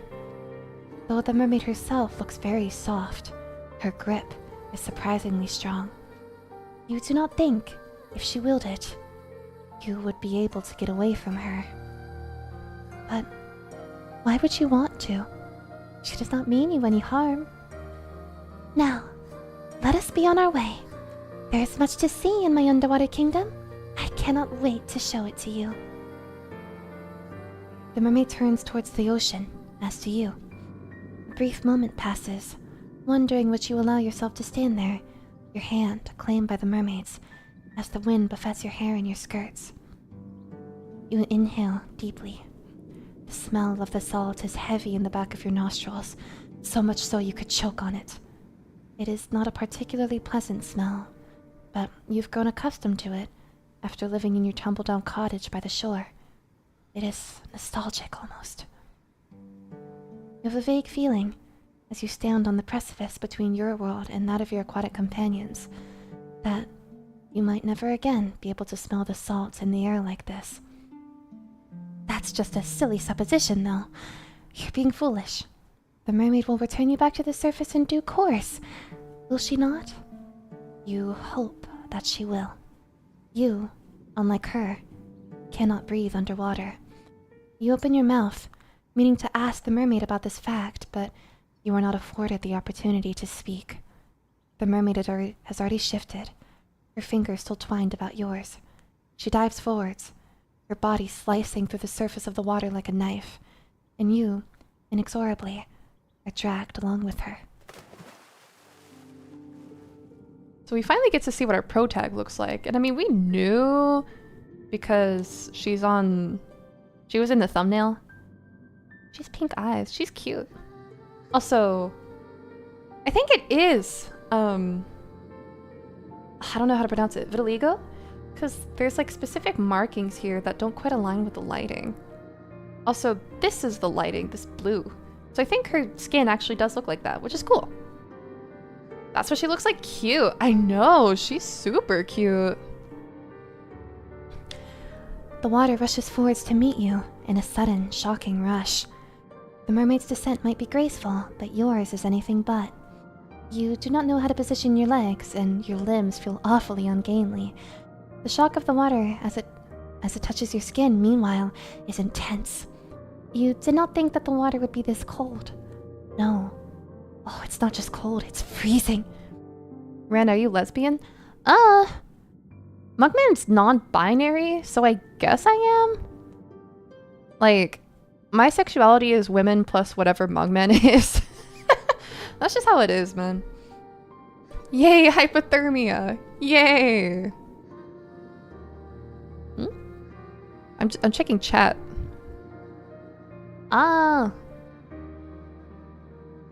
This hits hard because I can't swim. Femme plus fen. Yeah, literally. So, like, if, so I guess since Mugman is not actually a man, I guess I'm a lesbian, but, like, they come across as so masculine that I'm worried of giving people the wrong idea. Common sapphic dub. So yeah, I'm sapphic. That's what I usually like to say. It feels as though all the warmth has been sapped out of your skin. If your head was not already beneath the ocean's waves, you would gasp from it. You do not gasp, however. You cannot. You've already been submerged. Your body no longer feels as though it's your own. Your hair is unspooling behind you like thread, and your skirt is fluttering. Your body rocks to and fro, as though being soothed in a mother's arms. It's a curious feeling, but it's not wholly unpleasant. Technically a lesbian, I guess. If only it were not so cold down here, beneath the ocean's depths, you might find it relaxing. It's dark under the surface of the water, yes, but you've not ventured so very far, not yet, at least, that the glow of the moon cannot penetrate its depths. Your surroundings are illuminated, though faintly, and thanks to this precious illumination, you can see the schools of fish swimming about you. Their scales all glisten as they arc through the waves like rainbows. They do not look like life forms. They appear, instead, to your fairy tale-addled mind, to be ancient relics brought to life through some strange arcane sorcery. They're pretty. No, that word's not significant enough. They're beautiful. You did not know, as you stood upon the shore, how very full of life it was beneath the water's surface. You did not know either how very beautiful these aquatic denizens of the deep were. Never seen fish like these before, not in real life. You have memories, vague, hazy memories of dissecting a fish once in a particularly gruesome biology lesson. But that feels like a very long time ago now. You'd far rather think on your present than dwell upon the past. But the seconds pass, and as they do, the mermaid continues to swim, leading you deeper and deeper into the ocean's depths. While once you were close enough to the surface that the moon's light could still slice through the waves, now it is so very dark that you can scarcely see. Your vision is beginning to blur. You can feel an uncomfortable pressure weighing down on your inert body. You have descended, you realize, with a ripple of anxiety, too deep. Humans were not meant to descend into these depths. The water, once cold, now feels freezing. It caresses every inch of your exposed flesh, as if to sap what little warmth you might still possess. You shiver, And when you do, you swear that you can hear your teeth chattering, despite the water which stops your ears. Water is stopping up your nostrils. There's so much water down here at the bottom of the ocean. It's endless. The mermaid might be able to breathe underwater, but you are not so very fortunate. Your body is far less sophisticated than hers, and it requires oxygen with which to furnish your body with continued strength, not salt water. The thought of trying to inhale the endless water which surrounds you makes you shudder. You'd rather not attempt it. You do not have gills. When will the mermaid take you back to the surface? Surely she must know that you've fast begun to near your limit. You've been under the water for too long, and it's too cold, and it's so dark now. In any event, you can't see much of anything. The joy you once felt during your underwater adventure has begun to dissipate, just like the last of the oxygen you still possess. It's time to return to the surface now. But how are you to communicate this to the mermaid? You cannot speak, and she's not looking at you. She's staring, instead, fixedly, at something beyond your comprehension, something far away, perhaps in the underwater gloom that you cannot see. Not knowing what else to do, you try to pull your arm free from the mermaid's grasp. You hope that this will signal to her that she's grown too carried away in her endeavors, that she ought to cut short your expedition and return you to the shore. The mermaid does not react, however, to your attempts to escape her. Her grip does not slacken, as you'd hoped, from about your wrist. In fact, it's quite the opposite. It feels as though she's gripping you more tightly than she was, as if to prevent your escape. But why would she do that?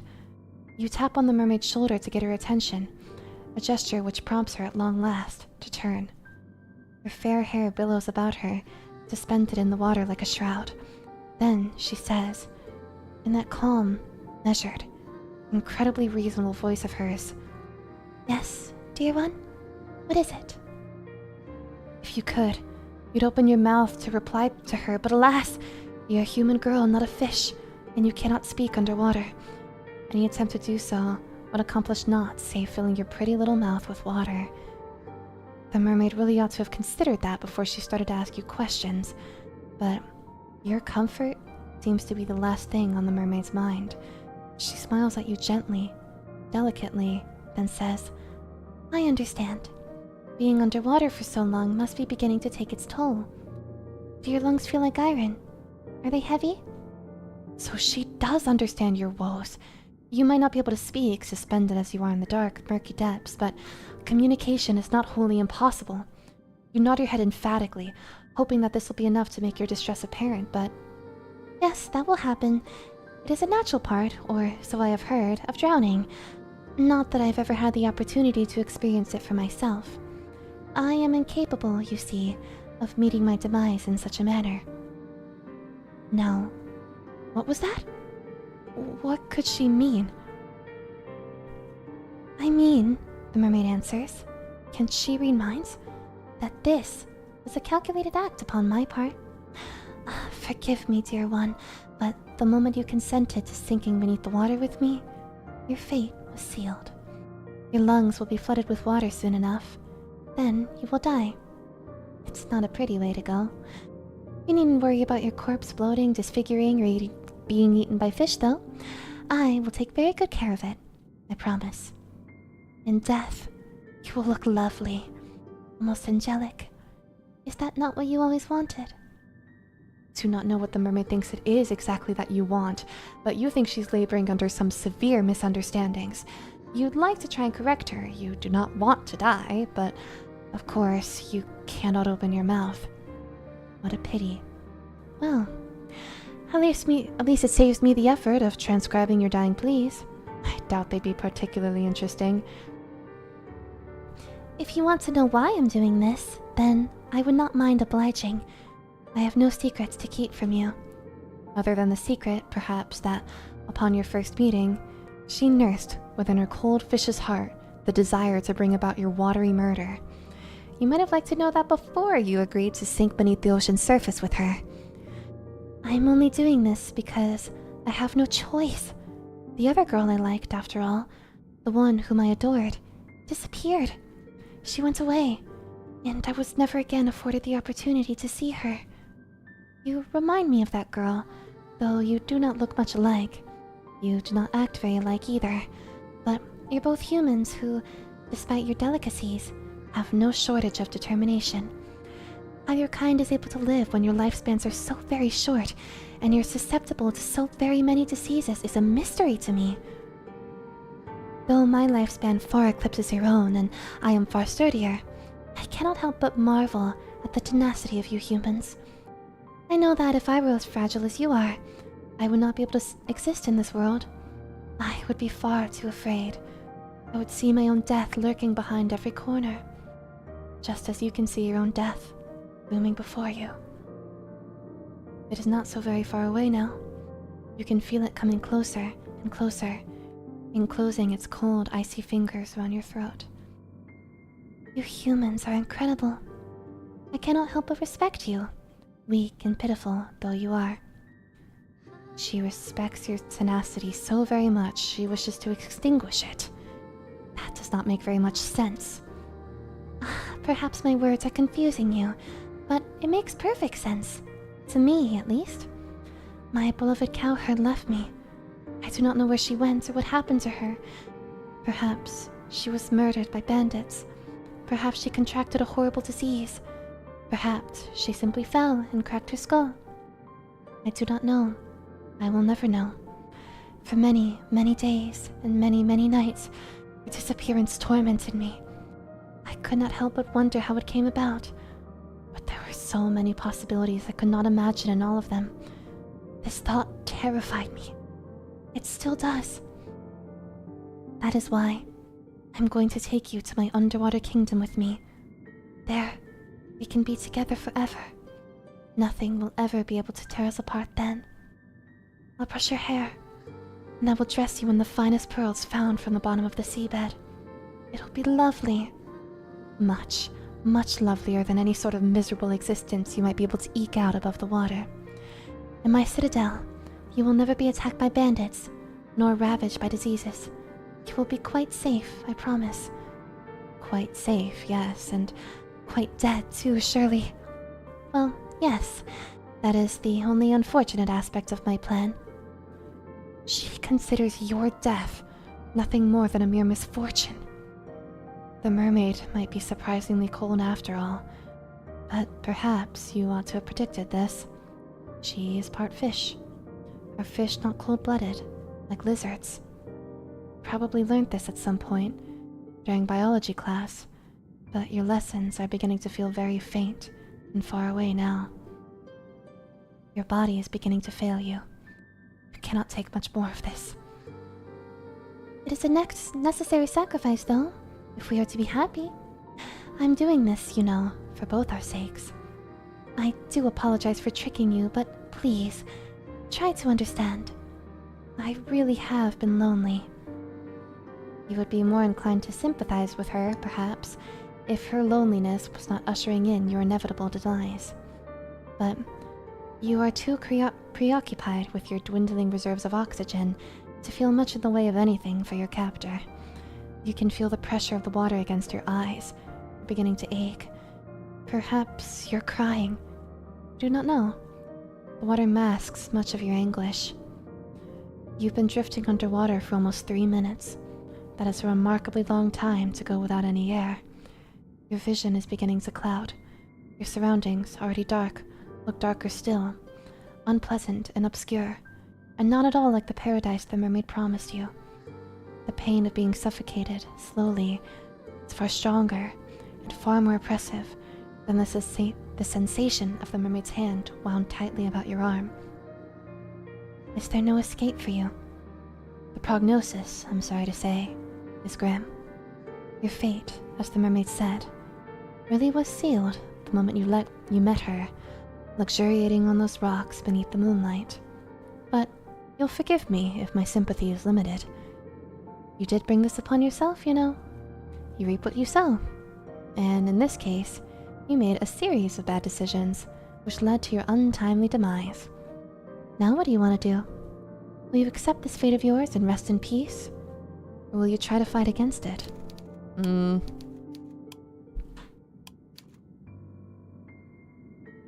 Ooh, okay. So, as always, top to bottom. Let me drink some tea though.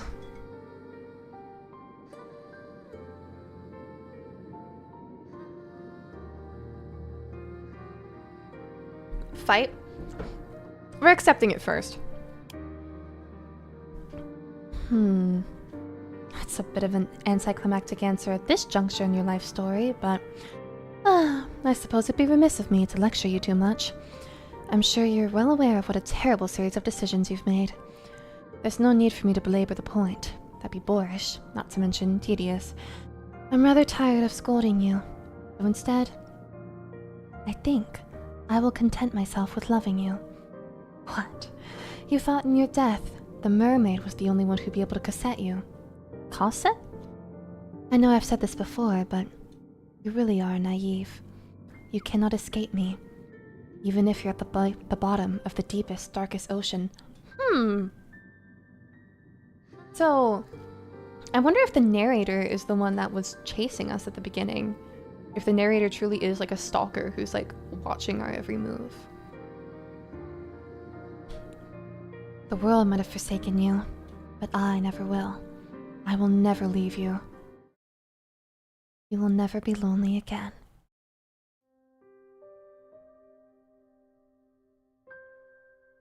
Keep in mind, none of this dialogue is actually audible underwater.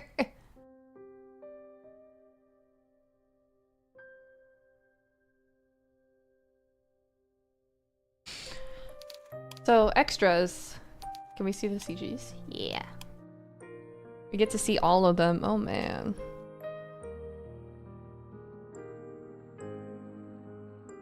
Man, she is pretty. Man, we look so cute here. It's a shame. Wait, did the colors get, like, dimmer? Hold on. Ooh.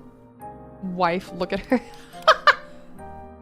So, there's only 8 CGs in this game. And also, ugh, Yuzuki music, so good. Alright, I'm gonna, hold on. I'm gonna take a second to take a break. Because this is a lot of text. Ooh. Actually, wait, we have... Here, I'll take a proper break in a second. Like, I'll step away completely and refill my tea because I'm running low. Alright, now we will fight it. Ah, I like that look on your face. It's a look full of determination. I keep burping. It's a look full of determination. The self-same determination which first prompted me to take an interest in you. I can tell that you're not happy with this ending. You did not come all this way, after all, to drown. That's quite the indecorous demise, regardless of how many fine stones and shells the mermaid means to twine through your hair after your death. If you wish to carve out a new story for yourself, then I'd be only too happy to indulge you. Just try not to get on the bad side, or good side, of any homicidal naiads this time. The drowning of fair maidens is something of a cliché. Your fate is once again in your hands. Now I wonder, which path will you take? Hmm?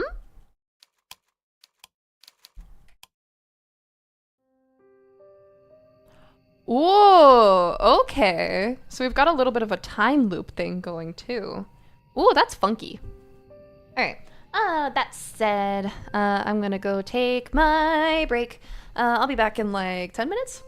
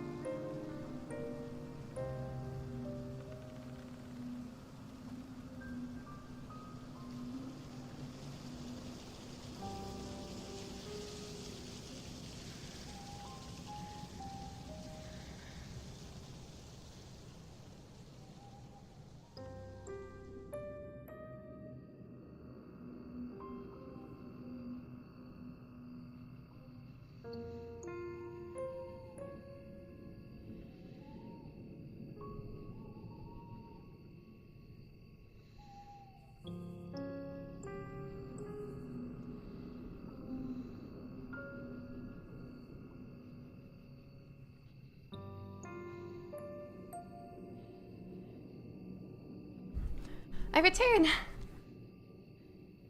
So I return with tea and water. I have both. Welcome back. Thank you.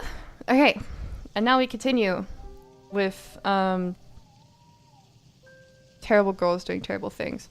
Oh my gosh, she's returned. Yes, I have. I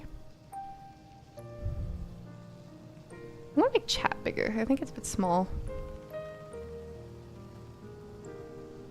Tea for us? No, for me. Sorry. Hog. So real. Anyway. Aw, dang it. None for me. I can't have tea. Oh no. Alright, but anyway. Let's continue with this save file. So now we will go to the village. So you want to go to the village? Good idea. Let us see what further trials await you there. This night is far from over, much as you might wish it was, and there is still much more to discover. I wonder what'll happen next. You follow the path which leads to the village, supporting yourself on weary, aching limbs which feel ready, at a moment's notice, to snap at the knee beneath the burden of your weight. The soles of your feet are screaming at you. Hold on, it's really hot in here. I'm gonna turn on my fan.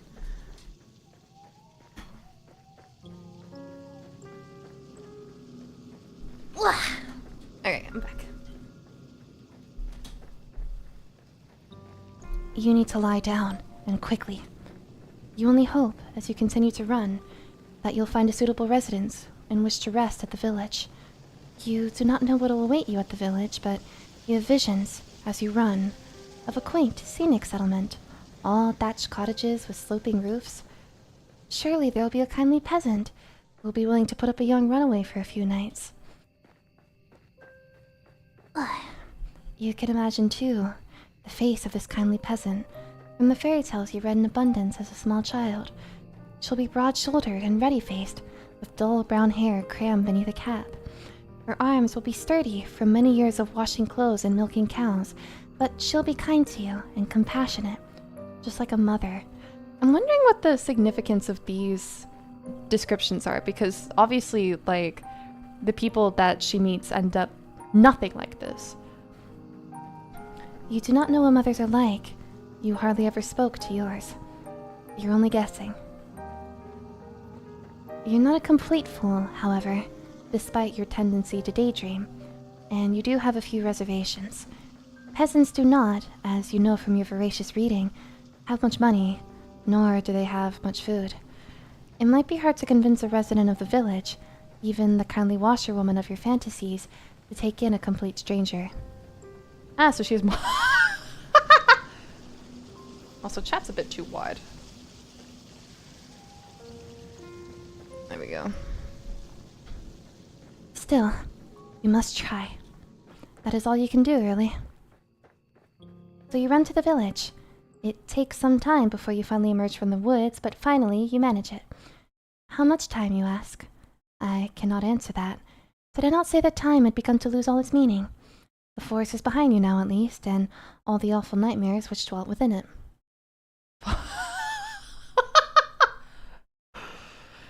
It is still cold, though, and still foggy. It's still dark, too. The sun has yet to rise. You can see the moon more clearly now, though, as it hangs above your head, round as any pearl or orb or crystal ball. The moonlight shines down upon the village, nestled among the hills like a diorama. Hope anew bubbles within you. You finally made it! Surely not but your salvation awaits you. You follow the winding dirt path to the village, looking this way and that. But your hope, such a precious, fragile thing, soon begins to fade. The village, up close, does not look half as welcoming as you imagined. There are cottages, yes, but they're in a state of disrepair. There are holes in the roofs and holes in the windows. Most of the doors are tightly shut, but others are gaping open. The kitchens beyond them even darker than the night sky which shrouds you. There are no lights on in any of the windows, and neither can you see any people, insomniacs like you, at them. You cannot hear anything either. beyond the sound of your own footsteps, and I became Australian. the low, mournful sighing of the wind. The village is quite quiet, eerily so. It is immediately obvious, even to a naive girl such as yourself, that something terrible must have befallen this village. You know before you try your luck at one of the houses that nobody will answer you. There will be no kindly, red-armed washerwomen to welcome you here, no matter how much you wish for it. But that does not stop you from wishing regardless. Did you just say lore? Your knuckles rap smartly against the wooden door. Your efforts soon prove, however, to be in vain. There's nobody here to hear your entreaties. How very sad. You try another door, then another, but the result is the same, regardless of how many doors you rap upon. Nobody answers you. How could they? There's nobody there. Once again, you found yourself all alone. At least you found some dwellings in which you can rest your weary head. You utilize one of these cottages for your purposes. Nobody's here. You might as well. But no, an abandoned cottage is not what you're looking for. You would far rather have companionship, would you not? From a whomst? All I see is character development. Bravely, you swallow your tears. You wipe your eyes with the back of your arm in a well-practiced motion, then inhale. You square your shoulders, and you keep on going.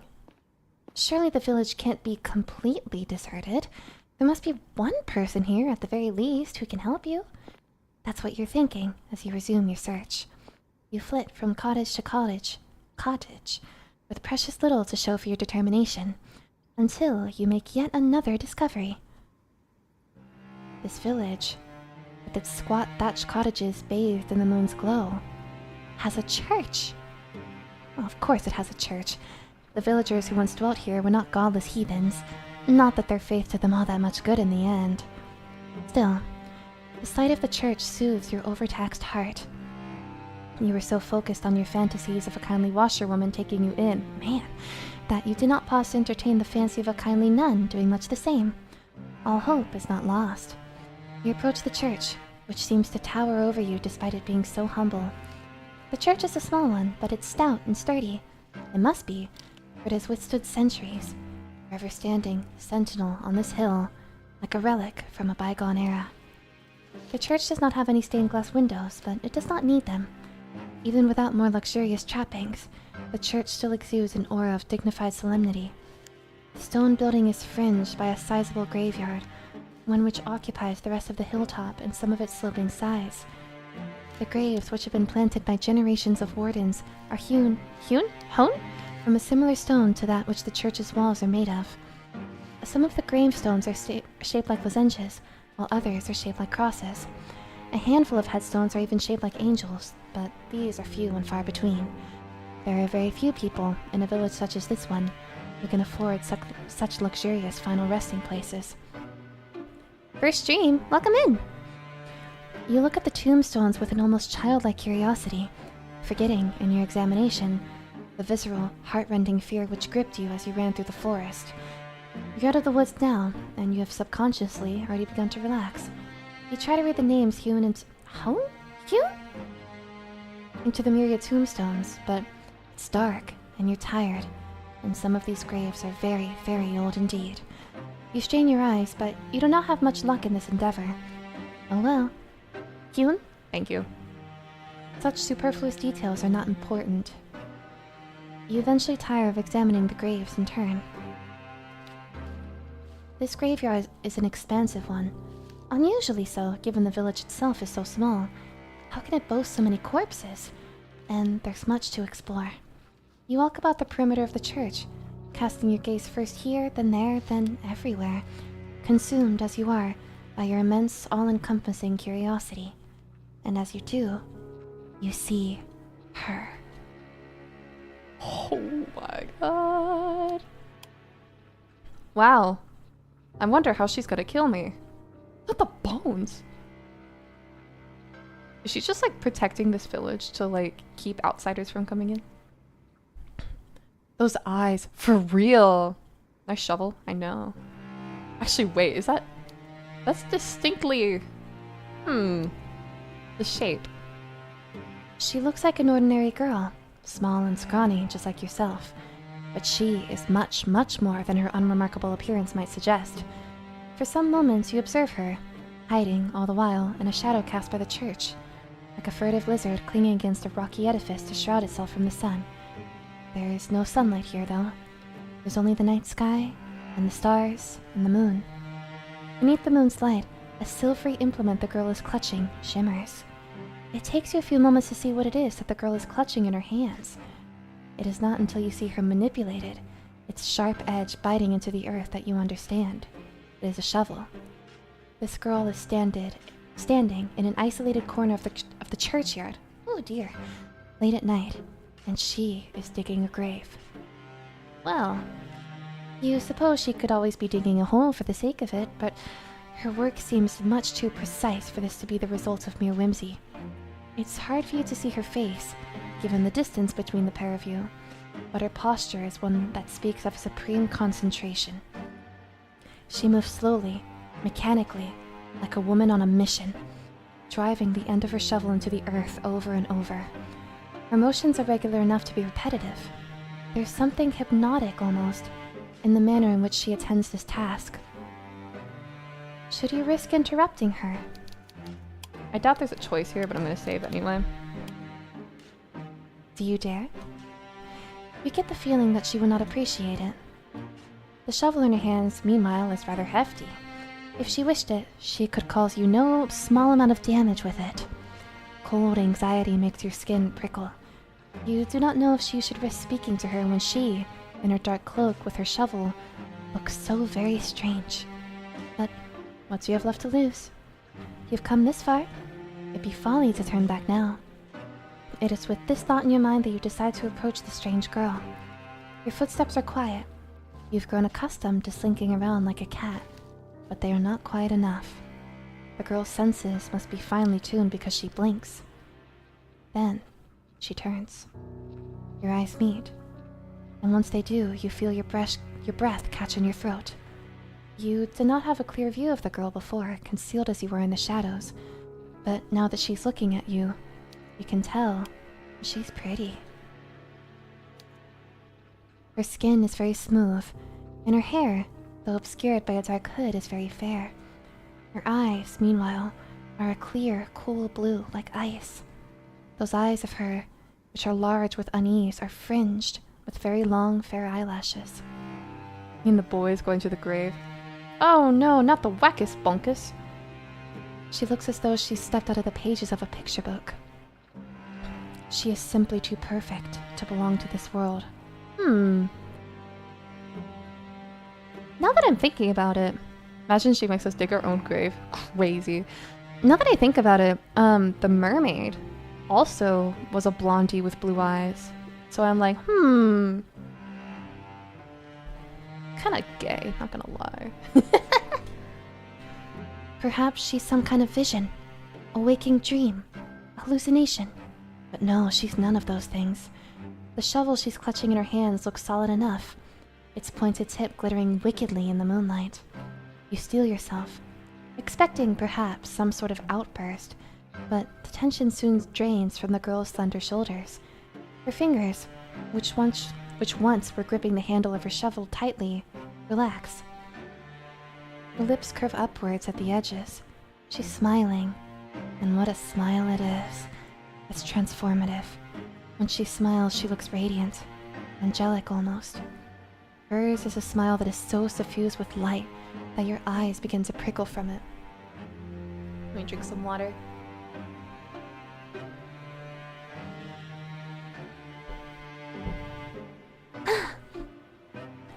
You are so relieved, you almost feel as if you could cry. It would not be the first time you've wept during this night, and neither would it be too surprising if you did. You've been through a lot. You must be exhausted. The girl holding the shovel seems to realize this because she bridges the distance between you cautiously, as one might approach a skittish cat.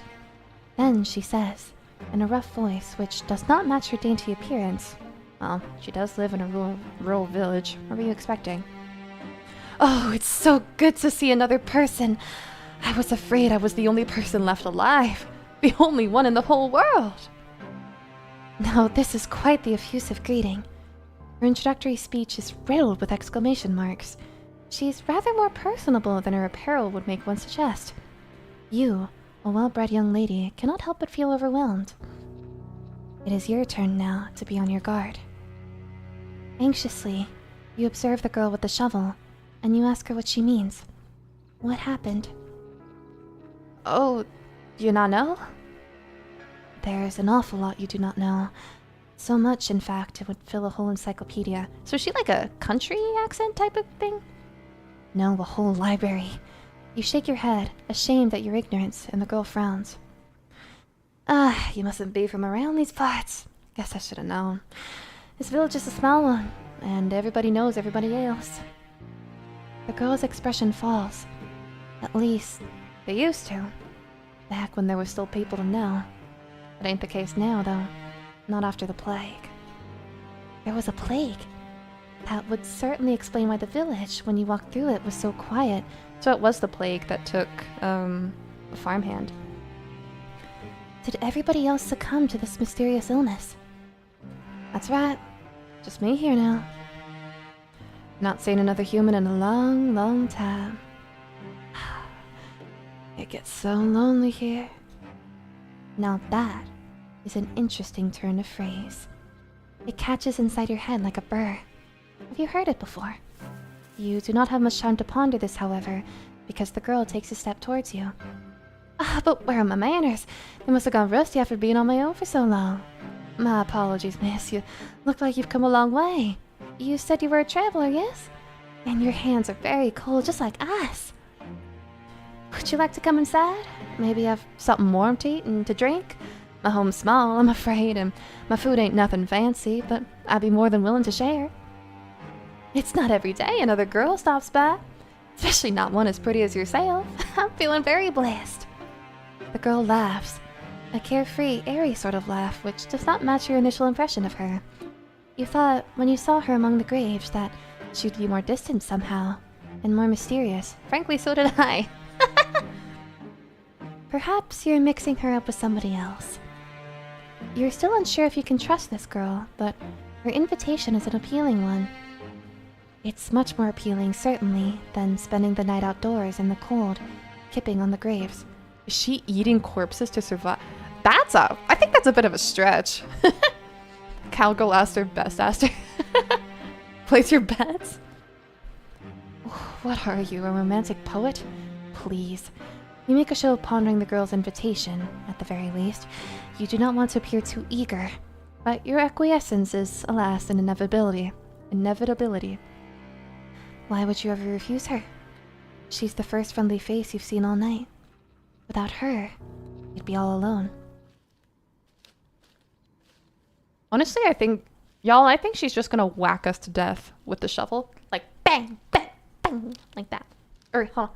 Bang, bang, bang, like that. Your hostess leads you to a small, humble home located but a stone's throw away from the church, built in the shadows of a twisted, towering sycamore. Better than drowning? Yeah. Drowning is a really bad way to go. Like, that really sucks. Love tap. The girl's home is in such a state it seems a folly to even call it a home. Hovel would, to you, be the more appropriate descriptor. But when your hostess leads you inside, her eyes alive, and she says, "Here we are! Home sweet home!" You don't have the heart to tell her that you don't find her home very homey or very sweet. That would be incredibly rude. As a guest, you ought to be more appreciative. Half-heartedly, you look around your newfound surroundings. Oh, it's not that bad. It's better than the cottage that we had before. Now that I'm thinking about it, this seems like a progression. Because, like, it was the shore, and then the village, and then the castle. So I imagine the person who's going to pick us up at the castle is going to be, like, some sort of really cool princess or something. The ceiling is supported by wooden joists, and it's perilously low. Not so much that you're in danger of bumping your head, but just enough to feel claustrophobic. There's a fire in the corner, though it's not consigned to a grate. The fire instead is blazing in the open. a circle of logs set alight like a scene from a witch's kitchen. Above the fire hangs a silvery pot, suspended from one of the wooden eaves. Other objects of interest are hung from the eaves. Iron implements you take to be cooking utensils, various herbs, and strips of meat left to cure. The smell of cooking fills the air, mingled with the sharp, sour scent of unwashed bodies. How, you wonder, does your hostess clean herself? You do not see a bathtub anywhere. It's the pod, isn't it? Perhaps she does not possess one. The girl's home is unremarkable in every regard, but it is, you suppose, better than nothing. Man, our protag does kind of suck. At least there's a roof over your head and food to put in your belly. The girl looks to the pot, suspended over the fire, which she gives a stir with a Wait, hold on. So, does she bathe herself? In the pot? Or does she make you bathe in the pot, and then does she eat you? My mind's going all sorts of places. Then, she brings the ladle to her lips, to taste whatever concoction she has brewing within it. You can only hope that she's not like the weird sisters from that famous play, brewing a broth with funny snake fillets. Fillets. Jeez! Fillets? No, fillet is with one L. Yes, I think this is just about done, the girl says, to nobody in particular. She sets the ladle down back into the pot, then looks to you and smiles. You want something? Looks like you've come quite a long way, and you must be hungry. Those words are like music to your ears, even more divine than the trumpets of God's most loyal angels. You're so hungry you could eat a horse. Not that there are any horses in the immediate vicinity. How hungry? You express your interest to your hostess, who smiles in response. I thought you liked the sound of that. Just give me a few moments. Your hostess retrieves 2 earthenware bowls from cupboard with rickety hinges, into which she pours 2 hefty helpings of whatever it is she's cooking. This she serves with bread, which is so hefty it could be used as a murder weapon. It's not much, I'm afraid. It's only soup and bread. It should take the edge off your appetite, though. They're really mentioning the word angel a lot with her, huh? Yeah, I'm thinking like the vibe here is a bit more religious. You thank your hostess for her hospitality, your stomach rumbling all the while. The soup doesn't look like anything you typically consume, but the soup's poor presentation doesn't dissuade you. It's true enough that people eat first with their eyes, but when one is hungry enough, one becomes obliging enough to eat almost anything. It's gonna be our angel of death reference? Why else do you think that people, once stranded upon desert islands, will resort to cannibalism? Is this the cannibalism route? Humans are creatures of necessity. You like to wrap yourselves up in pretensions, but in actuality, you're not much better than animals. You're so hungry. Your stomach is achingly empty that you certainly descend upon your food like an animal. Your teeth glint, your incisors gleam, and soon you've consumed all that your hostess has offered you. Your hostess watches while you eat, and she giggles once you've finished. Do you enjoy that? Oh. You catch your hostess's gaze, suddenly abashed. You were so hungry you failed to account for her judgment. Now you have some food in your belly, though, and you've been suitably warmed. Your old self-consciousness is returning. Did you not make a fool out of yourself? You demur shyly, looking at your lap, fearful all the while of what your hostess might think of you. You do not want her to take against you.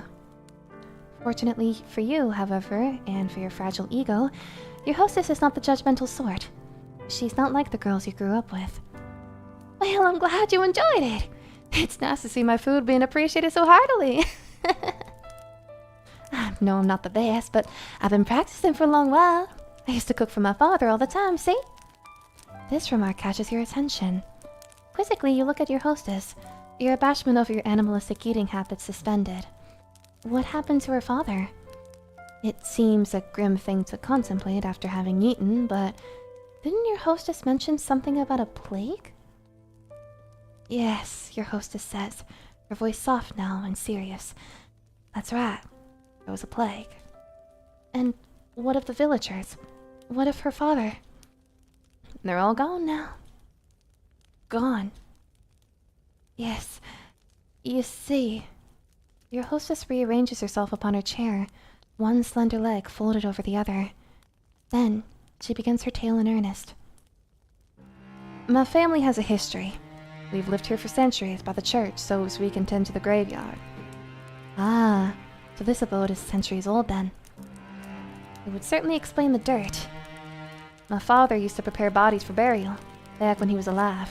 He built the coffins, and he dug the graves, and he lowered the coffins into the dirt. I know it might sound like an awful job, but somebody's got to do it. There's no sense averting our eyes from death, not when it happens to the best of us. It's a noble profession, one that's been handed down in our family for generations. My father's father was a gravedigger, and so was my father's father's father, and my father's father's father's father. Digging graves is in our blood. It's who we are. My. That was a surprisingly pretty speech, coming from a girl who lives in the countryside. A girl who is without much in the way of education. It's apparent, just to listen to her, and the way she slurs her syllables together, that she's never had any elocution lessons, not like you. There's a determination, however, to her, and a pride in her genealogy which gives her a respectable aura. You cannot help but be impressed. So you ask her hostess, does that make her one in a long line of gravediggers? Yes, your hostess, the gravedigger, says. That's about right, though. I was never supposed to be a gravedigger myself. It's not a woman's profession, that's what everybody says. My father didn't mind that, though. Taught me everything he knew and then some. Might be a woman, but I've plenty of upper body strength. I can dig a grave just as well as my father could without breaking a sweat. To the despair of my mother up in heaven, I'm sure. I'm sure she was still alive. She'd rather have focused on more feminine pursuits like basket weaving or sewing to better attract a suitor. Not that that would do much good now. Nobody around who court me, not for miles and miles. And what happened to her mother? She died when I was very young, during childbirth. I was only 5 years old. Oh, well. Though this girlie had a younger sibling. You can relate to her at least upon this point. Your parents are not dead, at least not as far as you're aware, but you haven't seen them in an awfully long time. They sent you away as soon as you were old enough, and they never once bothered to check up on you. For many years there have been no letters nor any visits. You offer the gravedigger your condolences. You do not know if they will help, but you feel like you can't say nothing. That would seem heartless. The gravedigger, however, does not seem too upset by this turn of events because she smiles, albeit somberly. It's all right. It was ages ago. I don't remember her too well, and I've never really had the luxury of sitting around feeling sorry for myself. I had too much work to do. Around the house, you ask? That too. I was the oldest child, so it was my job. Oof, eldest sibling, or eldest sister syndrome. After my mother died, to manage the sweeping and the cooking, looking after all my siblings too. You blink, intrigued, then glance around your hostess's humble lodgings. I have dinner, yippee, yippee! You do not see any siblings in the immediate vicinity. Where could they be? The gravedigger must have noticed your roving eyes. You're not exactly being subtle, because she shakes her head. I had siblings. 2 younger brothers. They're both gone now. Oh. You should have known.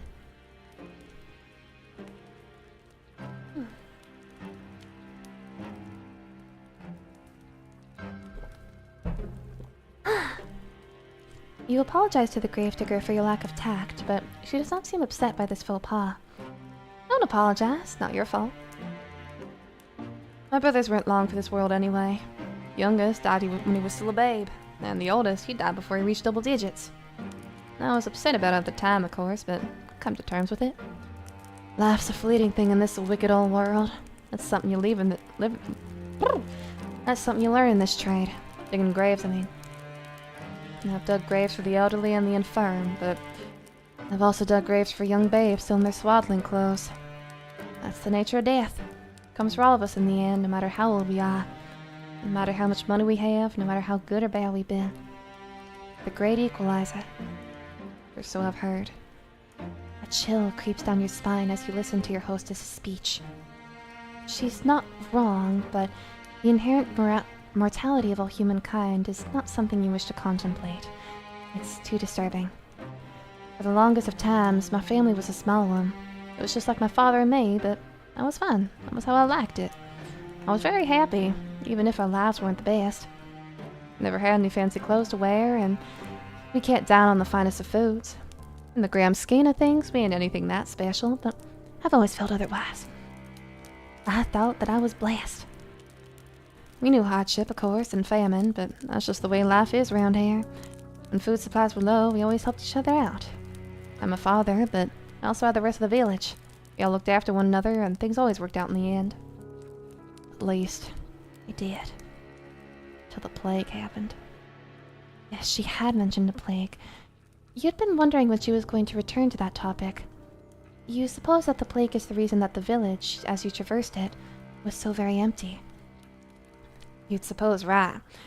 The plague tore through the village. I don't remember when. It feels like it was a while ago, but maybe it wasn't all that long after all. It feels like I've been on my own for centuries, but... Your hostess's eyes begin to cloud over. She looks as though she's entrenched within her own memories. What could she be remembering? You've never seen a plague before, though you have heard of them in your history lessons. Your history professor was quite enthusiastic about the subject. She talked about piles of dead bodies stacked up on the streets and stacked up in wooden carts come to take away, with no shortage of aplomb. She was a strange woman, your history professor. The plague came on very suddenly. There was no warning. One day everything was fine, and the next, they were all dead. It is with no small amount of anxiety that you eye the gravedigger. Then you ask, worriedly, surely they couldn't all have died. Is that not an exaggeration? Oh, if only. I wish I was exaggerating, but it's the truth, honest to God. People in the village died, one after the other, just like that. I saw what that plague does to people firsthand. My father was one of the first people who caught it. I think one of the bodies which came through that we buried must have had it. Not that I know for certain, I'm just guessing. Still. My father didn't have an easy time of it. His skin turned all grey and clammy, and he complained of a horrible fever. There were night sweats and stomach cramps. And then, there were the boils. The boils? Pustules. They were the size of eggs, and they were full of pus. When they burst, it stunk. The whole house was full of it, the stink of death. The wise woman of the village came to see if she could be of any use, but it was no good. My father was too far gone already. Is she immune to the plague sickness, and that's why she's the only one left? That's what I'm wondering. I'm wondering how she managed to survive all of this. She took one look at him, lying on his deathbed, and she shook her head. She said she didn't want to get any closer. I can't say I blame her. It was a ghastly sight. Didn't appreciate it at the time, though. Felt like she was turning her back on us. I wished her ill. I remember that, after she left. Until a few days passed, and she fell sick, too. Then I felt bad for cursing her. I couldn't help but worry if it was all my fault. Silly, I know, but... The gravedigger closes her eyes. She seems to squeeze her lids together until her lashes melt, like flecks of fallen snow. Her shoulders, which are very slender, are shaking. She looks as though she might, at any moment, fall apart. It wasn't long after that the rest of the village fell ill. They all had the same symptoms as my father, the clammy skin and the fever and the boils. Boils grew, then they burst, then they died in scream and stink and agony. My father died too, only 3 days after he fell ill, but I think even that was 3 days too many. I didn't want my father to die, of course. I did everything I could to help him, but it was all pointless. None of my herbal salves had any impact. I couldn't make a blind bit of difference. All I did was stand about at his bedside, tell him it'd be alright, till his eyes sank into his skull like 2 black stones and his mouth dried out. During that last day, before he died, might have been a corpse already. He didn't look at me, he didn't speak to me, just laying there with his eyes closed, groaning. I've never wished any ill on my father before, but during those moments, The gravedigger squeezes her hands, which are resting upon her black-clad lip, into fists. She trembles. Then, in the voice throbbing with awful emotion, she says, I wish he just died. Well, Based on her anecdote, it does not sound like she had overly long to wait. I wonder if she would consider that a silver lining. No, perhaps not.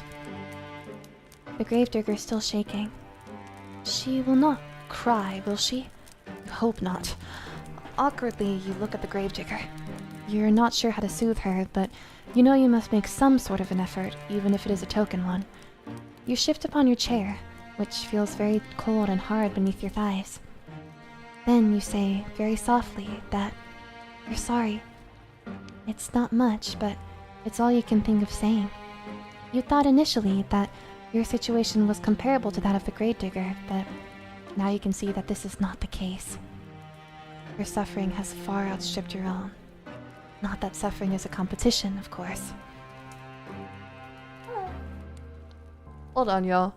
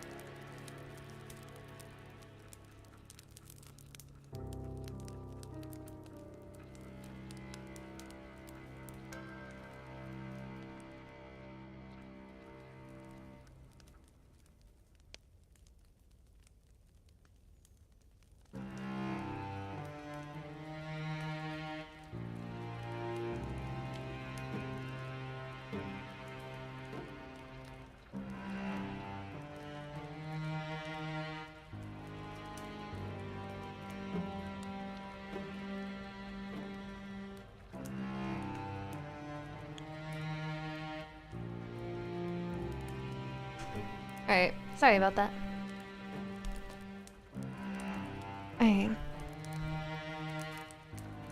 Maybe Miss Gravedigger can curse people and she didn't know it at the time. There is, I mean, mermaids do exist in this universe. We kind of need to figure it out, though. I'm back? Welcome back, Lukai. Your apology feels inadequate to your ears. Largely because it is, but the gravedigger seems not to mind it. She's very big-hearted, that girl, to smile at you so, no matter how foolish you might be. Do you really deserve such kindness? Oh, again with the apologies. It's alright, like I said. You didn't cause any of this. I'm not upset at you. I just recounting what happened is all. I do wonder, though, why I never feel sick myself. I thought I was gonna die, so I'd already prepared for the Reaper to come take me away. But maybe he wasn't interested. Maybe he'd already satiated his appetite and all the others. Here's $2 upon my return. Thank you, Lukai. Thank you, thank you, thank you.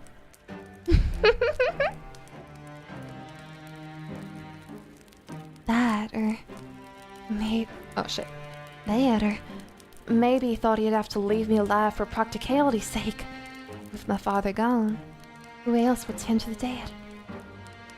I was the only person left by the end of it all. So I had to bury the people in the village.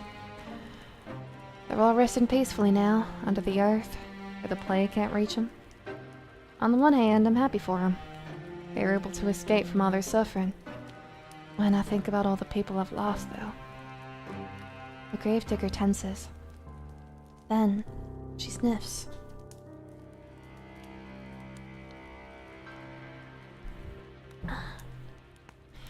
When I think about the kindly washerwomen who helped me scrub the mud and dirt from my clothes. Aha! So this village did have its fair share of washerwomen after all. It would seem your earlier insistence upon this particular point was not without merit. I feel like this is not the time. And the handsome young farmhands who used to flirt with me. The priest who preached at the church, who told us wonderful tales of paradise. And the children who'd skip stones. Holy shit! 10? 10? Oh my god, thank you! Holy! Now a bunch of people are members now. That's crazy! Thank you so much! Oh my god! Thank you, thank you, thank you! You're so so sweet. Thank you. Thank you. Ah! Oh my god, I totally just, like, broke all of the tension. Thank you.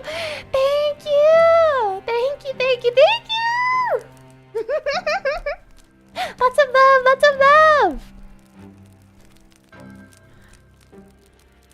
This character cheered up real quick. Yeah, nobody died. Anyway, let's try it again. Thank you, thank you, thank you! The priest who preached at the church told us wonderful tales of paradise, and the children who'd skip stones on the lake and play hopscotch in the streets.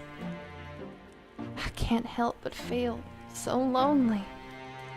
The gravedigger's eyes begin to shine when she's finished her address with tears, but she does not let them fall.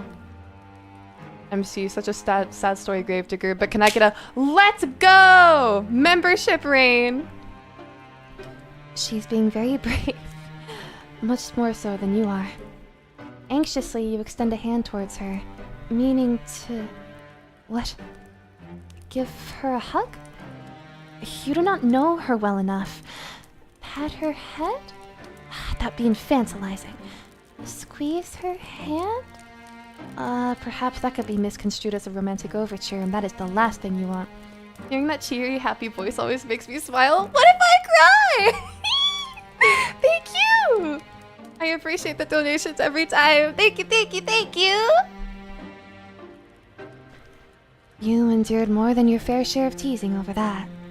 You sit there for a few moments, paralyzed by indecision, as the gravedigger poorly suppresses her sniffles.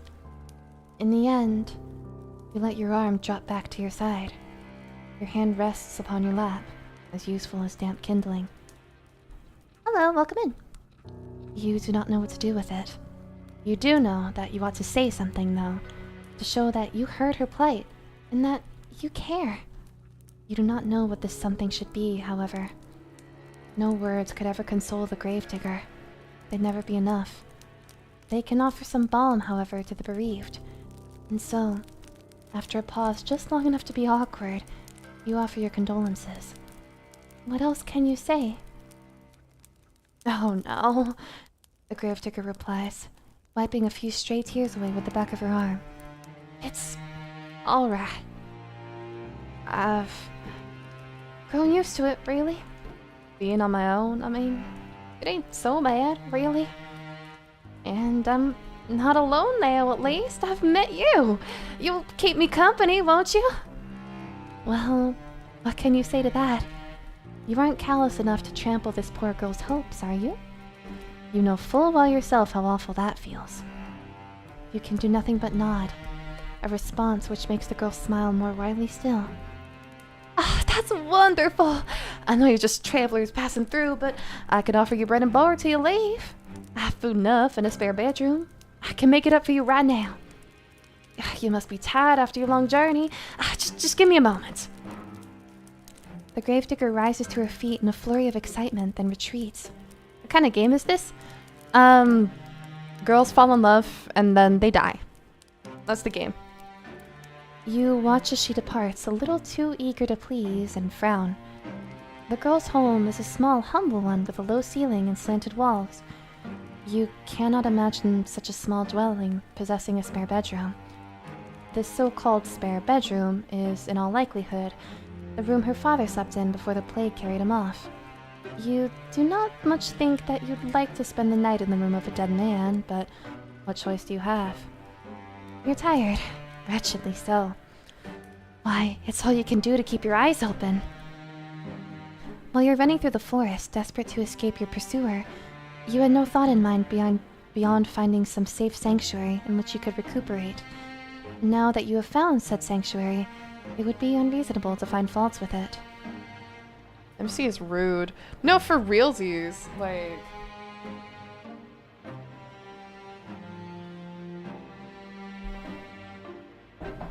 MC, scared for her life, comes to this village and meets this girl who's like, "Oh, I'll give you somewhere to stay," and she's like, "Yeah, this place kind of sucks." Like, hello. You ought to learn to be more thankful for what you have. There are many, many people in the world with less. You rise and follow the gravedigger. Once she's finished her preparations, to her so-called spare bedroom, which is every bit as cramped as you feared it would be. She's so dramatic.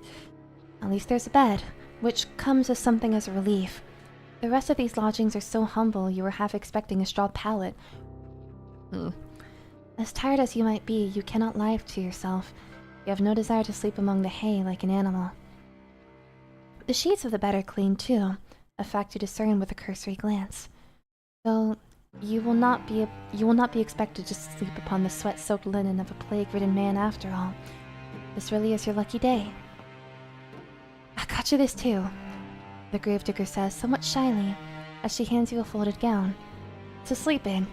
I thought it might come in handy. Your own clothes are, a little shabby. She can say that again. Your skirt is covered in mud and the hem is torn and ragged. This nightgown's one of my old ones, so it's suffered a bit of wear and tear, but I hope it'll feel alright. It's clean if nothing else. You accept the nightgown from your benefactress with words of thanks. You want to sound appropriately appreciative, but you cannot mask your fatigue. Weariness overcomes you and you yawn, a fact the gravedigger does not fail to notice. Oh, begging your pardon, I don't want to keep you. I'll be making myself scarce. If you need anything, though, don't hesitate to ask. I'll be happy to help. The gravedigger bows her head to you like a drudge, then hurries off, closing the door behind her with a thud. Tired though you are, you soon find that you rather miss your hostess's company. In the face of her good-natured smiles, you could almost forget all of the hardships you have hitherto endured. In her absence, however, your lodgings feel almost unbearably cold and inhospitable. You suppress a shudder, then unclothe yourself. You work as quickly as you're able, but your fingers are cold, and they fumble with the buttons of your blouse. It takes you more time than you would like to complete this endeavor, but you soon have your shirt and your skirt dispensed with. You're too tired to fold them neatly, so you don't bother to fold them at all. Instead, you cast them carelessly upon the floor, as defiant as a sulky child, then pull on your new nightgown. Your hostess's earlier warnings were apt enough. It is quite worn, but it fits well enough. It's more comfortable, at least, than your old uniform. You've endured worse. Newly dressed and ready for bed, you loosen your hair from your braids and settle down among the sheets. It's with a sigh you extinguish the weakly flickering candlelight which burns on your bedside, and with another sigh that you lay your head down upon your pillow. Though physically exhausted, you have to wonder whether you'll be able to sleep at all. You can recall your previous dash through the forest in such vivid detail, your heart is still pounding. That fear has yet to leave you. Perhaps it will never leave you. Your terror was such, it almost feels as though it suffused itself into your bones, into your very being.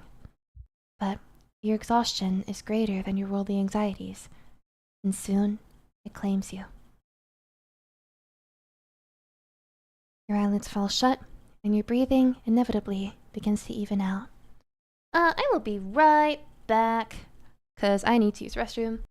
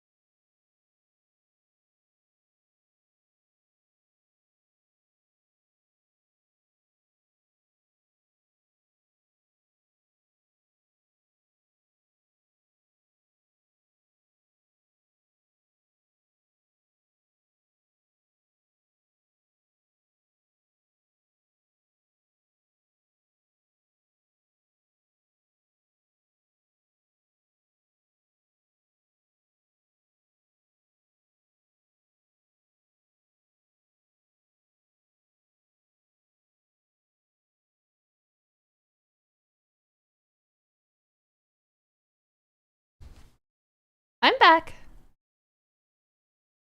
MC kind of sucks, to be honest. Oh, she does. She's high-key kind of terrible. Alright, let's continue. It's not long until you're spiraling through a dark, deep abyss, lost in Morpheus' kingdom. Hello back, I'm Dad. Hi, Dad. But your sleep, despite your wearied state, is not as restorative as you'd hoped. Your imagination has always been overactive. Even at the conservatoire, you are frequently beset by dreams of the most vivid nature. The dreams that you have this night, lying beneath unfamiliar sheets upon an unfamiliar bed, are no less intense than usual. In your dreams, you're back at the conservatoire, the place where this adventure of yours began. You're wearing the crisp white blouse you once discarded, and your gray, unremarkable skirt. Your hair is tied in braids, and your eyes are downturned, ever focused upon your feet. You try not to look at your classmates, and you thought yourself fortunate if they did not look at you in return. You did not want anybody to notice you. Until that awful winter, that is, where everybody stopped paying attention to you for good. Nobody tried to trip you when you walked past them in the hallways. Nobody, in fact, so much as glanced at you. All of a sudden, there were no malicious whispers, no wicked laughter, no pulled hair, and no thrown objects. You were giddy with relief at first over this newfound means of tormenting you that your classmates have devised. But this little game, that of complete and utter disregard, continued on and on and on as the days grew shorter and the nights grew longer. As the time passed, you began to fret as to the state of your own corporeality. Could anybody still see you? Did you even exist at all? Then, at long last, you found it, quite by accident, the source of all your woes. One of the girls had erected it in the forest through which you were sometimes bidden to jog for PE class, beneath the shade cast by an old oak tree. It was a makeshift tombstone, a small, meager monument made of stone, upon which one of your classmates had hewn a name. Your name. You knew at once, as you stood there, standing beneath the shade of that ancient tree, that this was the reason behind your classmates' silence. This was why they had, for many months, been ignoring you so assiduously. They'd buried you. In their hearts, you'd already died. Oh my.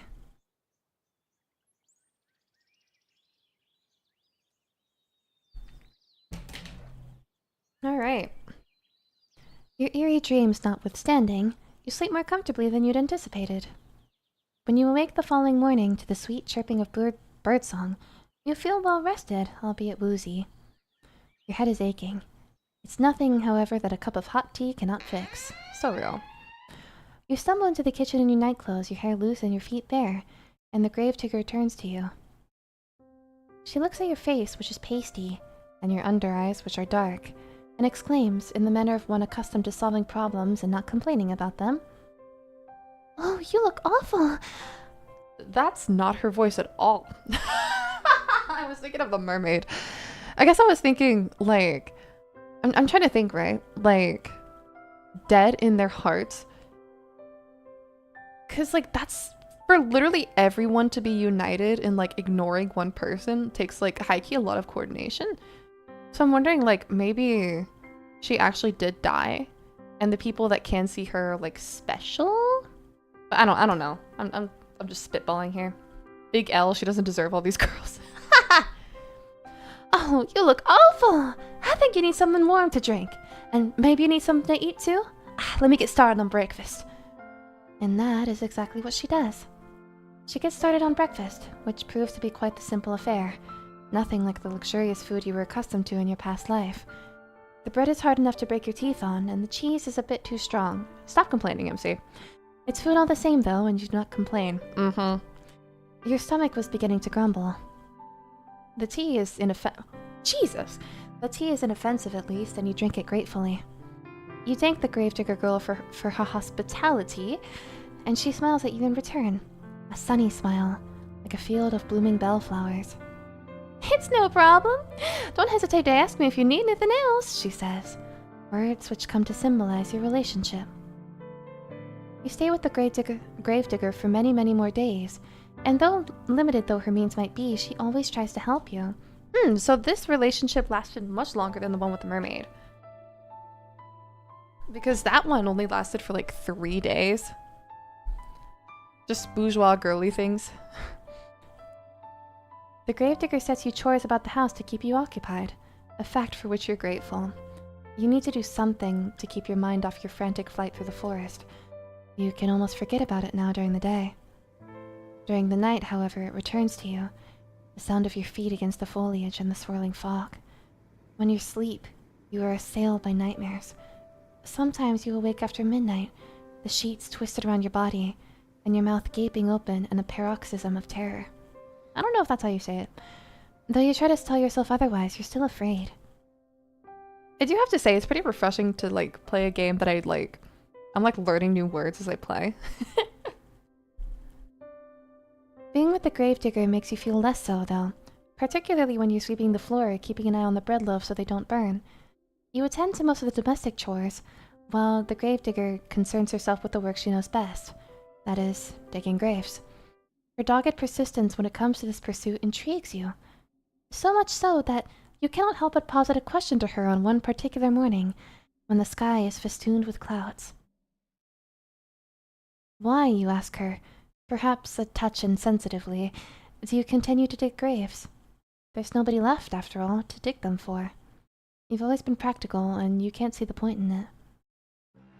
What's the point in it, The gravedigger ponders while holding her precious shovel to her chest. Fortunately, she does not seem upset by her question, despite its bluntness. You should count herself lucky, her temperament is so very placid. I don't suppose there is any point to it, really, the gravedigger eventually says with a small smile. I know it doesn't have any practical purpose, but, well, digging graves is what my father did. He showed me how to do it so I could continue his legacy. My father wanted to keep our family tradition going, and I suppose I want to do the same. That's all there is to it, really. That's all, is it? You think you can understand that? Though your companion's actions might appear to be illogical, there's a kernel of reason nestled amongst them. She does not dig graves out of any sense of purpose. She does it instead, out of sentiment. Besides, I have to do something to keep myself busy, don't I? If I spent my days idling on my own, I think I'd go mad. The gravedigger laughs at this, as though the prospect of her own madness is amusing. Her laugh, despite her slender stature, is not particularly delicate. It reminds you, perhaps unkindly, of the braying of a horse. You're ashamed of thinking such a thing, though, when your face flushes with the guilt of it. We cannot all be well-bred young ladies, you know? Still, the laughter of the gravedigger, as it echoes through gay indeed. The gray, gloomy sky is strangely desperate. It sounds forced. Her smile, too, is a touch unnatural, the rictus grin of a corpse. You find, despite your attempts to return her laughter with a polite giggle, that you cannot. You cannot help but pity her. That goes through the gay, literally.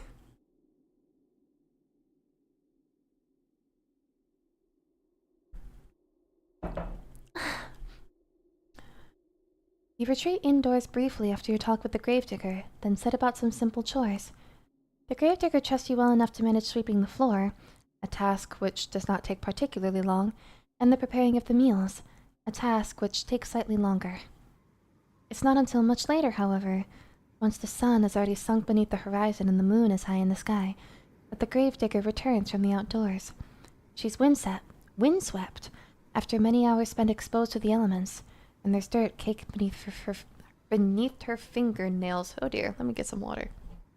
When the skies are gay, bottom text.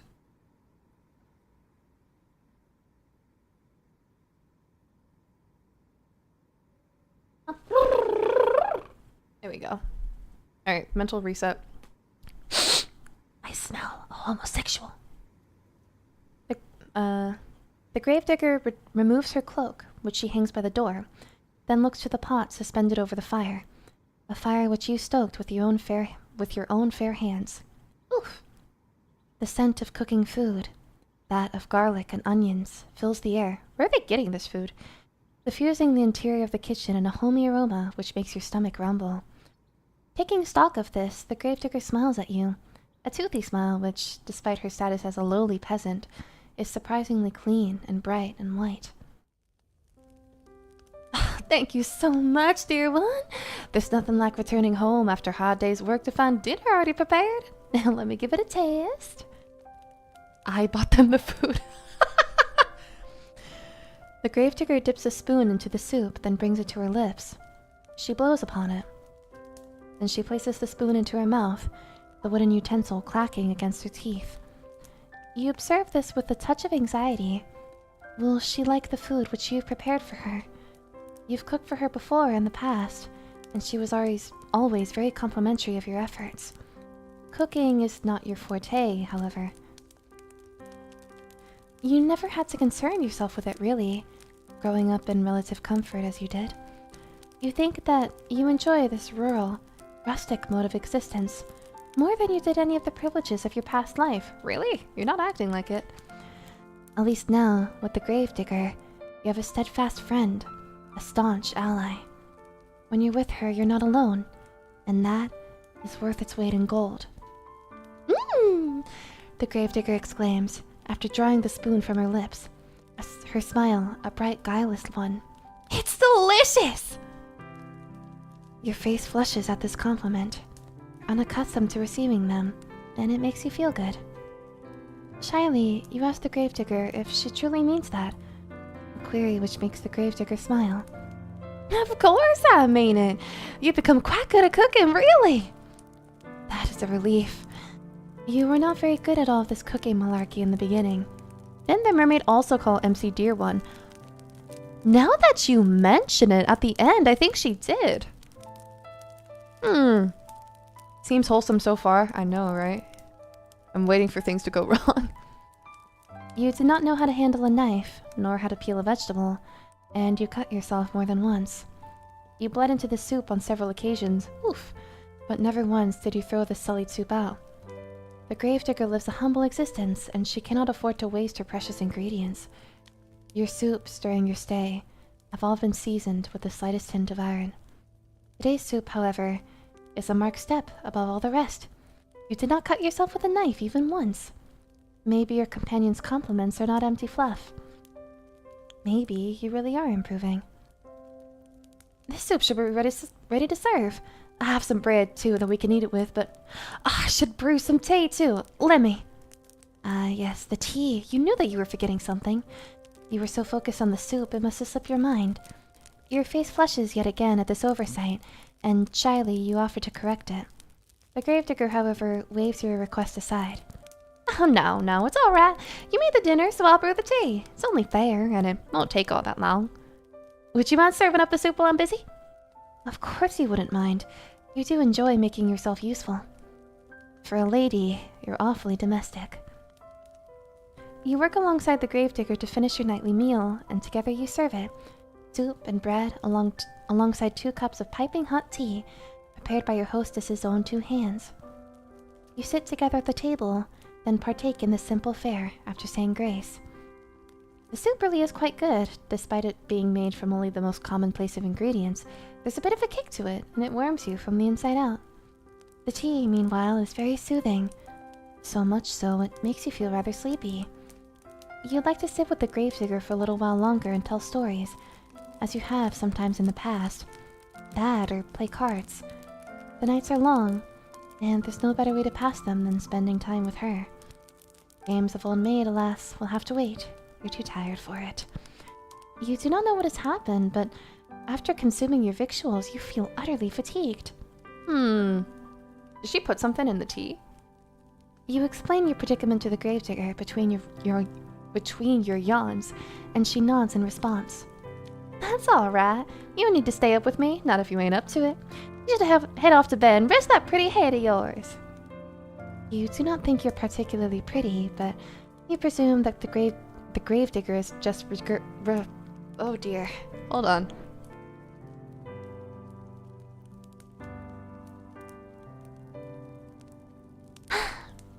Y'all, anytime that I just say hold on and then I just go silent, it's like a 90 to 10 chance that either somebody walked in or I'm just drinking tea. The 90% being the tea, of course. You do not think you're particularly pretty, but you presume that the gravedigger is just regurgitating a phrase to you. What kind of tea? Chai. She does not truly mean it. How could she? She's far prettier than you are. You thank the gravedigger for her understanding, then rise from the table. You retreat to the spare bedroom on trembling legs, then change out of your clothes. Trembling legs? You've only just slid into your nightgown when you hear the rapping of knuckles upon your door, light and unobtrusive. This rapping could, of course, belong to but one person. It's the gravedigger, coming to check up on you. I'm sorry, the gravedigger says, her voice soft. But you rushed to your room so soon after 8 and I couldn't help but worry about you. Do you mind if I took a look at you? I just want to see if you're alright. The gravedigger's trying to keep her voice steady, but you can hear it wavering regardless. She really does sound concerned. So much so she could very well be on the brink of tears. I didn't quite say it that way. Oh dear, poor thing. You do not want her to cry for you. You'd feel horribly guilty if you upset her, even inadvertently, given all that she's done for you. You bid the gravedigger entry into your room, therefore, without further delay, an invitation she hastens to take. The door swings inwards with a creak, and there your hostess stands, still attired in black, her clothes a stark contrast to your pure white, well, off-white nightgown. The gravedigger looks at you, seated in bed with your hair freed from your usual braids, and exhales. Is that relief, you wonder, playing about her face? But why? What was she expecting to see exactly before entering your bedchamber? Thank you for letting me in, the gravedigger says, toying with her fingers. How do you feel? Not too terrible, you reassure her. There are no particular problems with your health, you just feel tired. Are you sure you're not sick? Your face does look a bit pale. That would be nothing out of the norm, you're always pale. True. Now, is there anything I can do for you? Would you like something warm to drink, or maybe a hot brick to place in your bed? It should keep you warm. You appreciate your hostess's thoughtfulness, but you reassure her that this won't be necessary. You will be fine. I hope so. I thought that about my father, too, before he... The gravedigger begins, but her voice soon trails off. She does not finish that thought. She does not need to. You know now what she was thinking of before she entered her bedroom. Cold, clammy skin, sweating brow, rank, oozing pustules. You think upon these symptoms, which are eerily similar to those recounted during the Great Plague which once beset your own country, and you shudder. Is it not the same plague? Are you not from this country? If you don't want anything, then I'll be on my way, the gravedigger says. But before that... This was just a fancy on my part, but I was wondering, would you mind if I brushed your hair for a little while? This isn't the first time we've mentioned brushing hair, either. Your hair? That's right. It's such a pretty shade of red is all. I just thought... well, it's just a fancy, really. You don't have to let me, not if you don't wanna, but I thought it might help you relax if you're feeling under the weather. I've heard it's supposed to be soothing. That is what the gravedigger says, but you have the distinct feeling that she is the one looking for solace here. She's not quite so selfless, perhaps, as she was like you to think, but she's been so very good to you, and has done so very much for you, that you do not want to begrudge her this small self-indulgence. You rather think she deserves it. You agree, therefore, to her request, and upon doing so, you're certain you've made the right choice. Your hostess's face lights up immediately, in a manner which makes you blush. Oh, thank you! It'd be my honor! Now let me fetch my brush. The gravedigger retreats from your room in a hurry, but returns soon thereafter, holding in her right hand the promised brush. Y'all, I thought we were much later in the route. I thought she was just gonna be like, okay, turn around. And then she turns around and she actually brings back the shovel. Or something. This artifact acquired, the gravedigger then settles herself upon her bed by her side. It's drugged. The hairbrush? Exactly what I thought. Gonna get lice? She looks at your hair for a few moments, her expression pensive. Then she announces that she will begin. The gravedigger leans in. The wooden frame of the bed creaks under her weight, a creak which melds with the sighing of the breeze outdoors.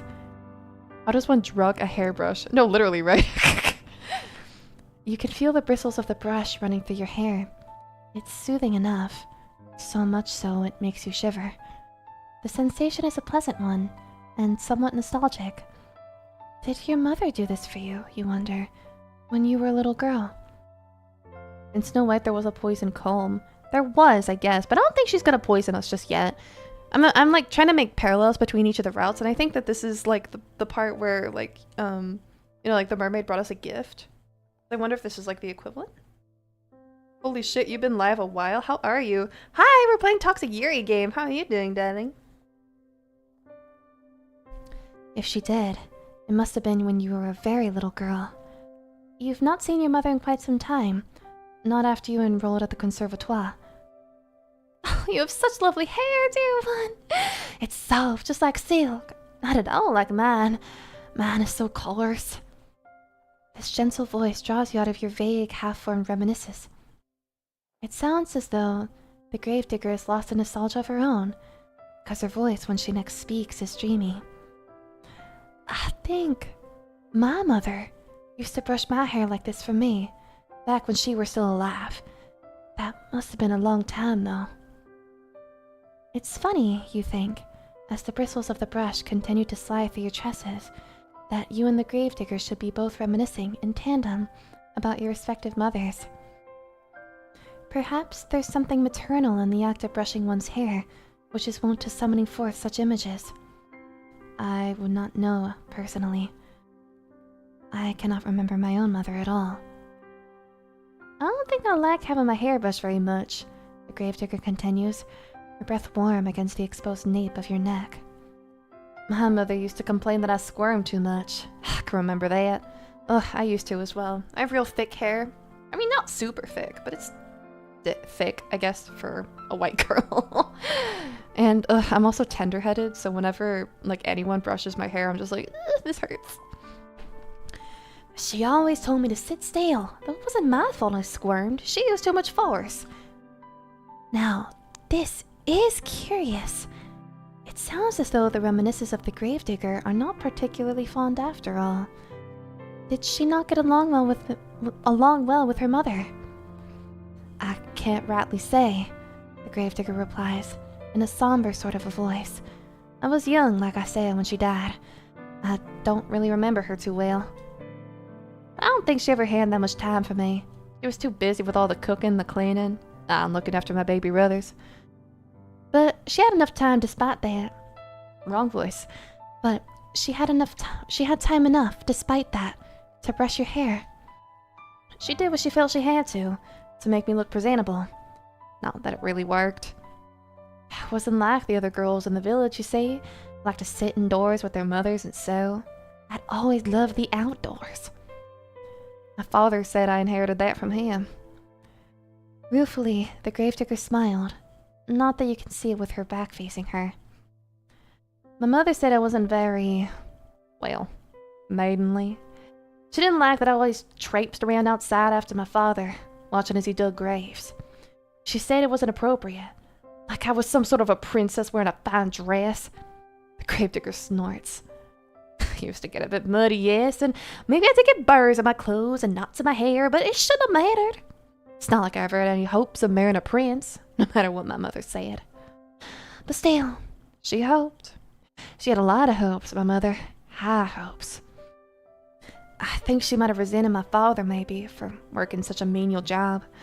Our profession's an honest one, but never made much money. I think my mother was hoping for fine jewels and dresses, and I don't know. She always had ideas. Her head was full of fairy tales. It was a shame, I suppose, that her reality didn't match up to what she wanted. I didn't match up to what she wanted. The bitterness in your friend's voice is unmistakable, so much so you want to console her. What would you say to her, though? You never met your companion's mother. You never will either. Her cold, inert body has been lying in the graveyard, buried beneath a tombstone for over a decade. You have no way of ascertaining whether your companion's mother truly cared for her. You do have intelligence enough, however, to understand that poorly thought-out condolences can cause more harm than good. You would not like it if people tried to reassure you that, of course, your father loved you, really. If he loved you, then why did he send you away from home? Why did he never send you any letters? You know he was worried about his finances, but that seems a poor excuse to pretend that his only daughter didn't exist. For your own mother, meanwhile, she was nice. At least you think she was, but she was woefully ineffectual. Though she was nominally an adult, she always cleaved before your father's judgment. You think that she was afraid of him. You do not try to tell the gravedigger, therefore, that her mother loved her, that she must have done, else she wouldn't have given birth to her. Instead, you sit there, letting the brush run through your hair, and you say quietly that you understand. Sometimes you feel like a disappointment yourself. So this is strange because, like, I'm assuming the hunter at the beginning of, like, we've established that we think the hunter at the beginning of the game is the narrator. And it's crazy that the narrator knows all of this when our protag is so scared of her. Like, I'm wondering how she learned all of this. Well, the gravedigger says after a pause, I'm glad I'm not the only one. I guess it happens to all of us. You guess so. Parents are only people after all. While one would hope one's parents would be kind and attentive, they too can fall victim to caprices of their own. Just because one has brought a child into this world doesn't mean one will be able to take care of it properly. Not all parents are responsible, just as not all people are responsible. It's a painful subject. Oh well. It's alright if my mother never liked me, or even if she never loved me. I know my father did, and that's all that matters. He was always there for me, no matter what. Your companion's voice catches in her throat. She winces. At least, until he wasn't. He died, and I didn't do a thing to help him. Your companion's shoulders are beginning to shake. You still cannot see her, but you can feel her body convulsing. You can sense her loneliness rolling off her in waves. It is all-consuming, like the waters of a deep, dark ocean. Grief anew pierces your heart, not on your behalf, but for the sake of your benefactress. She does not deserve to suffer so much. This you have no qualms with telling her. You turn to face her and pluck the brush, which has been hovering in the air inert from her fingers. Then you let her know that her father's death was not her fault. What could she have done? She could not have cured his illness. I know, but I can't help but think, what if?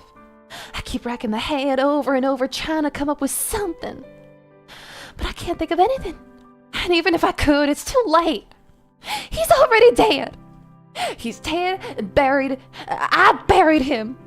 And now I'm all alone. She might have been alone, you tell the gravedigger. But she isn't now. Not anymore. How can she be when you're there? I know that. I know and I'm grateful, but I don't know if I deserve it. Why would she not deserve your company? You do not understand. Because I couldn't do nothing for nobody. My father always looked out for me when I was a little girl, but when he needed me the most, I failed him. I failed everyone. All of the villagers, all of my friends, all died. What would I do if the same thing happened to you? I don't think I could bear it. I don't want you getting sick too. Not when I care about you so much. I thought I'd gotten used to being on my own, but now that you're here, it's making me worry all over again. I've been worrying so much I can't sleep from it. I'm scared. Your companion's voice catches in her throat. Then she collapses in on herself. She leans forward, her arms wound about her middle, as if to steady herself, and she cries. She cries and she cries and she cries. For a few moments you look at the gravedigger, unsure of what to do. Her pale face, streaked with silvery tears, seem to flicker in the candlelight. Her shoulders, which seem too slender to bear the accumulative weight of all the sorrow she's endured, are shaking. Your fatigue continues to cling to you, as insistent as the fog which rolls amongst the tombstones in the graveyard at night. You're not so very tired, however. You cannot offer your hostess some comfort. You do not know what you can say to console her. You feel too weary to think of pretty sophisms, but there is something you can think of. You would not typically be so bold, of course, but you're tired enough for once to throw caution to the wind.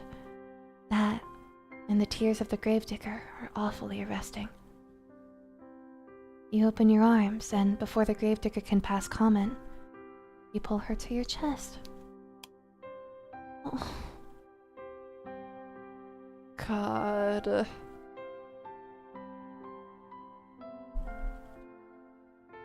Oh. A soft exclamation escapes the lips of the gravedigger, quieter than the sound of wintry snow as it brushes the ground. Then, there's nothing. The gravedigger is stiff in your arms for a few moments, like the corpses she and her father used to seal away inside their wooden coffins. She's all wide eyes and awkward, pointed elbows, tears still coursing down her pale cheeks. You worry, briefly, as you hold her, that you've perhaps made a mistake. Were your attempts at consoling her too clumsy? You wouldn't know. You've never been in a situation like this before. You've never consoled any friends before, because you've never had any friends to console. It's not so now, however. You're as far away as your old life as it's possible to be, and the gravedigger just does not curse you for your impudence. Neither does she try to squirm away from you. Instead, she sits there, still as a statue, cradled in your arms. Oh, I'm very sorry to show you something so embarrassing. It's I get so lonely sometimes. Until, at long last, with a breathy sob, she lets the full weight of her body fall against yours. You run your hands against your sobbing companion's shoulder blades and her back, and gently you soothe her. You tell her that she doesn't need to apologize. There's no shame in crying. You hug her for many, many minutes while she sobs against your chest, wetting the front of your nightgown. No further words pass between you that night, but they don't need to. Words are irrelevant in a moment as tender as this, shared between two souls who have come to understand one another through mutual loneliness. You slide beneath your sheets. You still feel exhausted, and the gravedigger joins you without asking for permission. It would be an unnecessary piece of politeness, really, given your acceptance is all but assured. You've already accepted the gravedigger after all, every inch of her. You've accepted her hospitality. You've accepted her food. Now, you're accepting her company. You arrange yourself beneath the sheets, then draw her body to yours. The gravedigger has not yet changed into her nightwear. Her clothes will be horribly rumpled when she wakes come the following morning, her head resting against your chest. But tomorrow has ceased to matter. It no longer exists. There's no concept of time between the two of you, no thought of the day which will dawn once this night inevitably ends. Instead, there's only the warmth shared between you and the wetness on the cheeks of the gravedigger. There's the sound, irregular now and less intense than before, of your companion's muted, muffled sobs. There's this gentle, tender moment, snatched in the midst of a deep, dark night, which can never be replaced. Your eyelids feel heavy, as though weighted down with stones. They droop inexorably downwards, pulling you, like a drowning maiden, into the dark, impenetrable abyss of slumber. You yawn, then fall asleep, cozied up beside the gravedigger like two cats in a basket. So here we're going to take another short break. I'm gonna take a short break just to chat. This is why we're taking a break. You sleep. Here, hold on. We'll finish this and get to some music so we have something to listen to. You sleep, and you sleep, and you sleep. More deeply than you've allowed yourself in quite some time.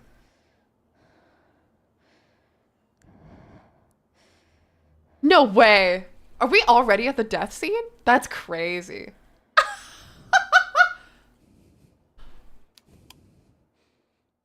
No way! She's already killing us. Oh my god, that's insane. Okay, I was trying to wonder like how far into the route we were, like how close we were to her killing us. Oh my. All right, let me take a second. Wait, hold on. The sound, y'all. Hold on, I'll shut up for a second.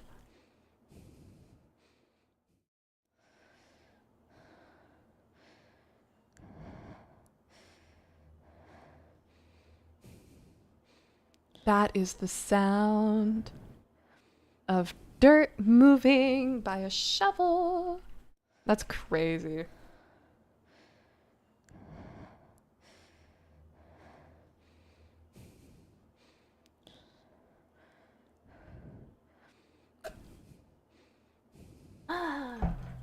Okay. Let's go. But when you awake, you find that you're no longer in the bed upon which you slept in, shrouded by sheets. The gravedigger, too, is nowhere to be seen. Instead, you're quite alone, lying by yourself in the dark. You blink, but your surroundings do not become any clearer. It's at the middle of the night. Perhaps you were aroused by your slumber, by the desire to relieve yourself, or else to slake your thirst. Your sleep has been awfully disordered as of late,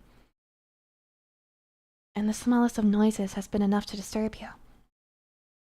That does not sound quite right, though. You slept well. Of that you're certain. Your body feels invigorated, as though it has slumbered for hours and hours. How many hours? You do not know. You do not know much of anything. You can feel a strange pinching sensation around your chest, however, and around your arms. It would appear as though somebody, but who else could it have been, save the gravedigger, changed your attire while you were sleeping? Holy shit. That is a startling thought, but the darkness which entombs you is even more so. The darkness which surrounds you is unsettlingly complete. It is so thick you cannot penetrate it. Your newfound woes do not stop, however, at this deep, unnatural darkness. It's cold, too, when you're lying upon something hard. Some sort of stone slab. Good night, Lukai. What's going on? You reach out, but your movements are soon stymied? There's something heavy lying atop you, something that's limiting your movements. You were anxious before, upon awakening, but at this discovering, you feel downright aggrieved. A sharp prong of panic pierces you, but you try to suppress it. Hysterics will get you nowhere. In most cases, they only tend to make bad situations even worse. You ought to know that already. You swallow your mounting dread as best you can, though it is coming on thick and fast, and try to squirm. You move your arms outwards, but they do not get very far. There's a wall above you, and walls on either side of you. Walls which do not budge no matter how hard you push. Not, I must add, that you can push particularly hard, your anxious state notwithstanding. You've never had much in the way of upper body strength, nor lower body strength. You do not have much in the way of strength at all. You feel quite helpless as you lie there, out of breath from your meager exertions, unsure of what you should do. You can hardly see a foot in front of your face. You do not know where you are, nor why, but a terrible premonition is beginning to bear down upon you, one which initially you tried to discard. You did not want to accept it as a possibility, but where else could the truth lie? You're lying in a box, hemmed in by walls which offer only a scant few inches for you to stretch in any direction. Where else could you be but a coffin? The moment you allow yourself to ponder this awful reality is the moment you hear it, the irregular sound of drumming. It is as though somebody though they must be a very large somebody, is tapping their fingertips upon the lid of your coffin. That, or it is raining. It is not the fingers of a giantess, though, which is disturbing you, nor is it falling rain. It is dirt. This sound continues on and on, as though it's drilling your way inside your skull. It is relentless. It is merciless, like the ticking of a great celestial clock. It cannot be stopped. Your time is almost running out. But you knew that already, didn't you, when you were running through the forest? You had have known, silly thing, that you could not outpace your destiny forever. Sooner or later, it would catch up with you. You're stubborn, though, and you do not want to accept this. Not content to simply lie there, you cry out. You cry not for your parents, whom you hardly knew, nor for your school friends, for you never had any. Instead, you cry out for your new companion, the girl with whom you've been living, and with whom you shared one precious, cherished moment. You cry out for the gravedigger.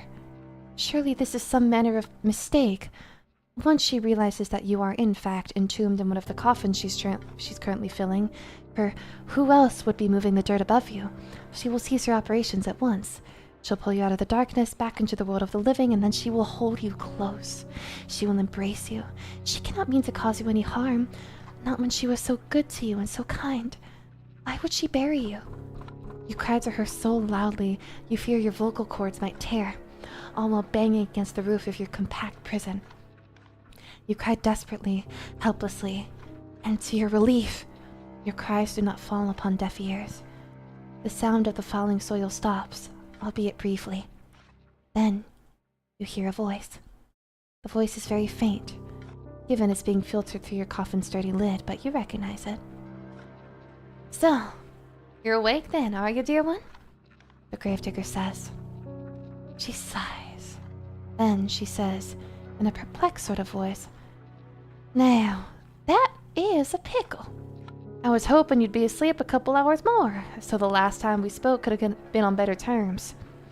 If you keep screaming like that, I'm gonna feel bad." Your companion's words, though distant, are unmistakable. You're so tense, you're attuned to every single syllable, and each of them makes you gasp. Is this not a mistake, then? Does she truly mean to bury you alive? You posit this question to the gravedigger as best you can, trying to keep the tremors from your voice as you do. Perhaps you think, in your optimism, that if you don't let her know how afraid you are, she'll reward you for your bravery and let you go. If this is what you're hoping, though, it is in vain. That's right! You really do catch on quick! So, it would appear she really has committed to the task of burying you. What an unfortunate turn of events. Why, though, would she do such a thing? You thought that she was your friend. We are friends, the gravedigger says, her voice still worryingly offhand, worryingly empty. I'm very fond of you. There's nobody dearer to me than you. I've had a really good time with you these last... how long's it been again? I don't remember. Neither do you. Well, if this little detail has slipped both of your minds, it can't be all that important. You have other things to worry about. If you really are friends, you say to the gravedigger, then what does she hope to gain by burying you? You do not understand, but you understand her reply even less. Well, here's the thing, the gravedigger says in a reasonable sort of voice, as though burying somebody alive could ever be thought of as a reasonable action. I've been digging graves for a long time, see? You cannot see, it is too dark, but you affirm that you do all the same. Well, I was digging all these graves, but I've not had anybody to put them in, not for ages. It was rather sad. You think you know where this train of logic, twisted though it is, might be going, so you do not interrupt her. You know no good would come of it. All you can do for the present is lie there and listen.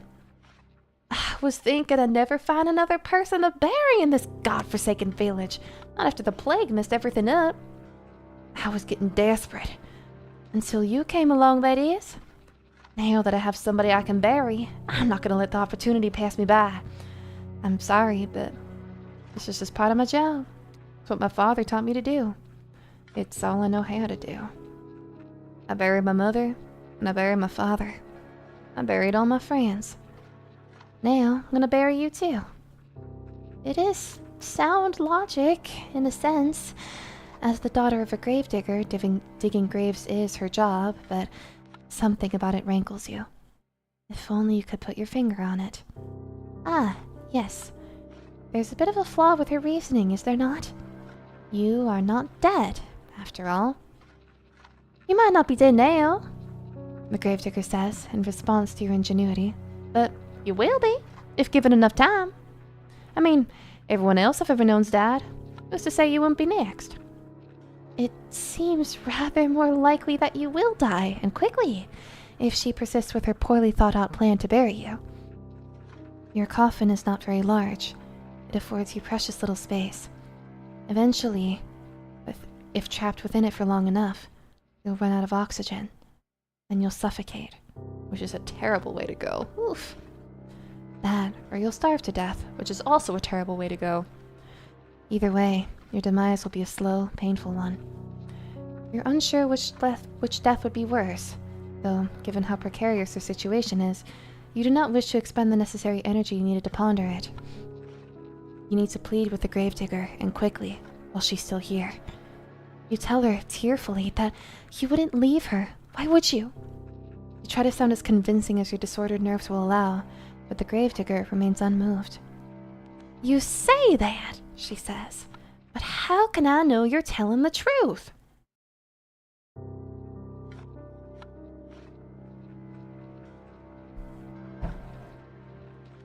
I thought you said you were a traveler. You never stay put in one place for long. You get sick of me before long, then you leave me. This way, at least, I can be assured that we'll always stay together. So this is something that I've also been thinking about. Did we ever tell the gravedigger in particular that we were a traveler? Because we told the mermaid, but we didn't tell the gravedigger, which further leads along my theory that all of them are just the same person. If I bury you like I did the others, we'll never be far apart. I even took care to put you in a nice spot close to my home, so you're only a stone's throw away, really. Isn't that nice? Privately, you think that the gravedigger has a different conception of the word nice to you. You do not say this, however. You cannot say much of anything because the panic has begun to set in. It's choking you, stopping up your throat so you can only cry. You scream, you beg, and you plead, but it does little good. The gravedigger has already buried her mother. She's already buried her little brothers. She's even buried her father, whom she loved above all else. She thinks, by burying you, she's doing unto you an act of great kindness. You think that she's going to kill you. In a sense, you're both right. Your opinions are so diametrically opposed on this matter, however, that you'll never be able to find any common ground. You might as well save your screaming. She will not listen to you. She's beyond listening. Oh, shush, shush, dear one, says the gravedigger, very gently, just as gently as she spoke last night, when she confided in you all of her fears. It won't be so bad, really. Nothing will be able to hurt you down there. It'll be just like going to sleep for a really, really long time. You can rest, and while you rest, I'll tend to you. I'll plant flowers on your grave. You'd like that, wouldn't you? This way, we can always be together, and I'll never be lonely again. While the gravedigger speaks, she begins to pile even more soil onto the roof of your coffin. The sound of dirt on top of you, on your arms, your legs, and your head, conceals your companion's final words. You cannot hear her. You cannot hear anything beyond the sounds of the dirt and the scrapings of the shovel and your own desperate, frantic screams. You scream, and you scream, and you scream without cease, until your throat feels hoarse, but your efforts are in vain. You hammer on the lid of the coffin with as much strength as you can muster, but the lid of the coffin is nailed shut. You're in no position to remove it. All you can do is lie there, screaming and crying and banging your fists on the roof of the coffin over and over as more dirt and debris falls on top of you. Eventually, enough falls on you to stifle your screams for good. The gravedigger can no longer hear you, and you can no longer hear her.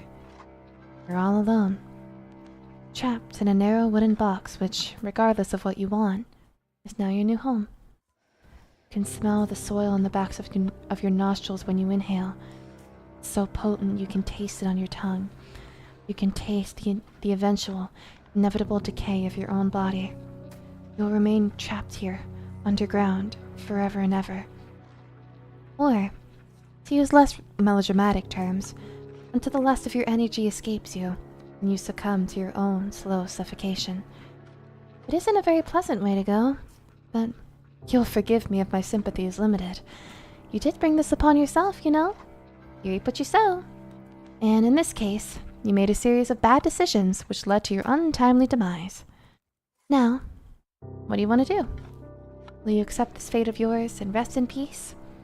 Or will you try to fight against it? So we'll save over one of these.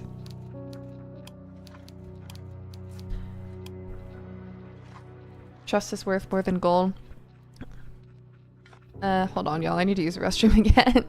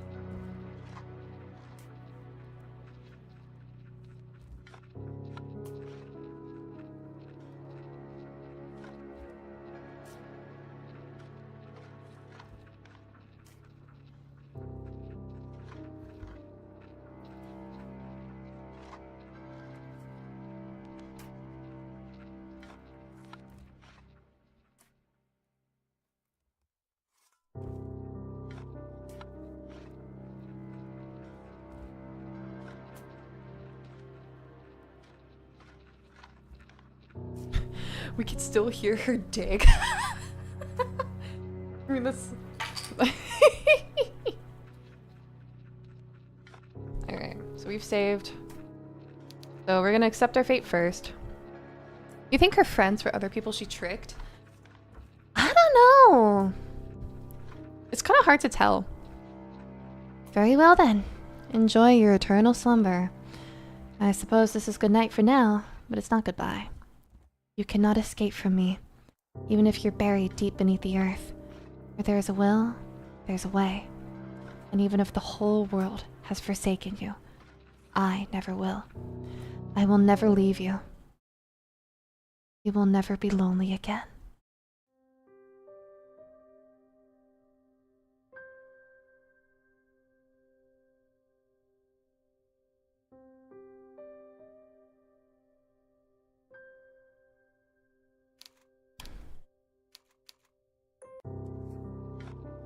So now we fight it.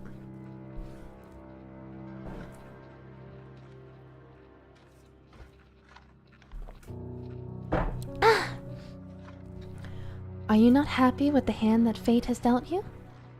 Very well. I cannot blame you. It is quite a grim ending. I would not wish it upon my worst enemy, and you are rather dearer to me than that. Now, why don't we give this another go? Just try not to be buried alive this time. I can only endure so much of your screaming. Your fate is, once again, in your hands. Now, I wonder, which path will you take? So now we only have one path left. Imagine if the narrator is MC's crazy ex-girlfriend. I'm still going by the assumption that the narrator is the one that the MC is running from. I wonder if MC is trapped within the story. You mean if this is like, if this is like a literal thing where like the story is like a story and like you know what I mean, like fourth wall type of shit. These are good theories.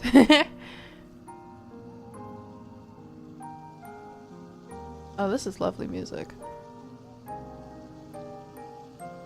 It's meta. Meta, yeah.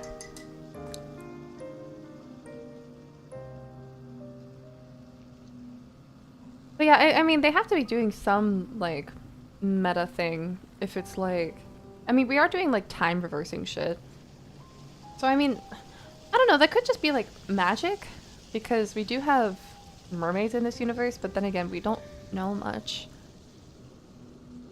Kind of reminds me of Slay the Princess. A little, yeah. I see it.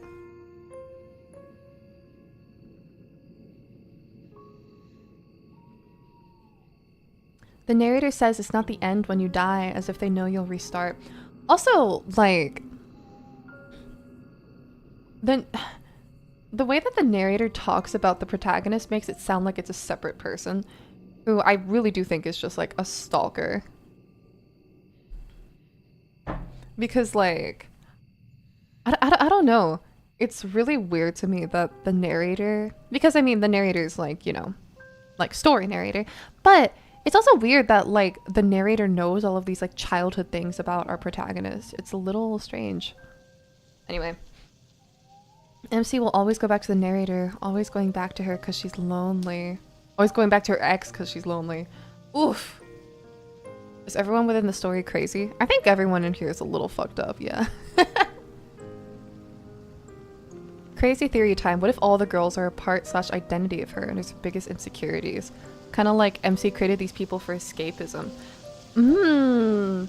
That's interesting. But that's just a theory. A gay theory. It's really interesting to me also that, like, our protagonist is, like, very, like, pocket mirror. Kind of. Yeah. But I'm thinking, like... I'm thinking that we're gonna get some serious lore dumping here. Because we have, obviously our protagonist is, like, a fine lady or whatever. And so now we're going to the castle, and I'm wondering what the castle has for us. But without the DID part, more representation of her ugly sides and escapism. Yeah, I'm not getting DID vibes here. But then again, I think we'll get a little bit more lore drop in the castle, so. I'm still gonna sit here for a second though. I want to take a small break for my voice.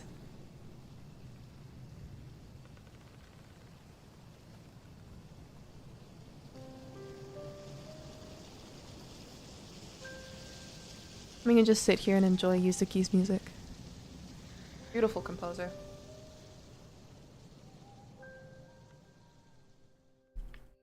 What do y'all predict MC dies in the castle from? So we have established a pattern in the deaths, which is Basically, people around our love interests die, and then we die in the same way. Because, like, everyone in the village died, were, like, buried. And so we got buried. The girl that the mermaid loved, I guess it's not quite the same, is it?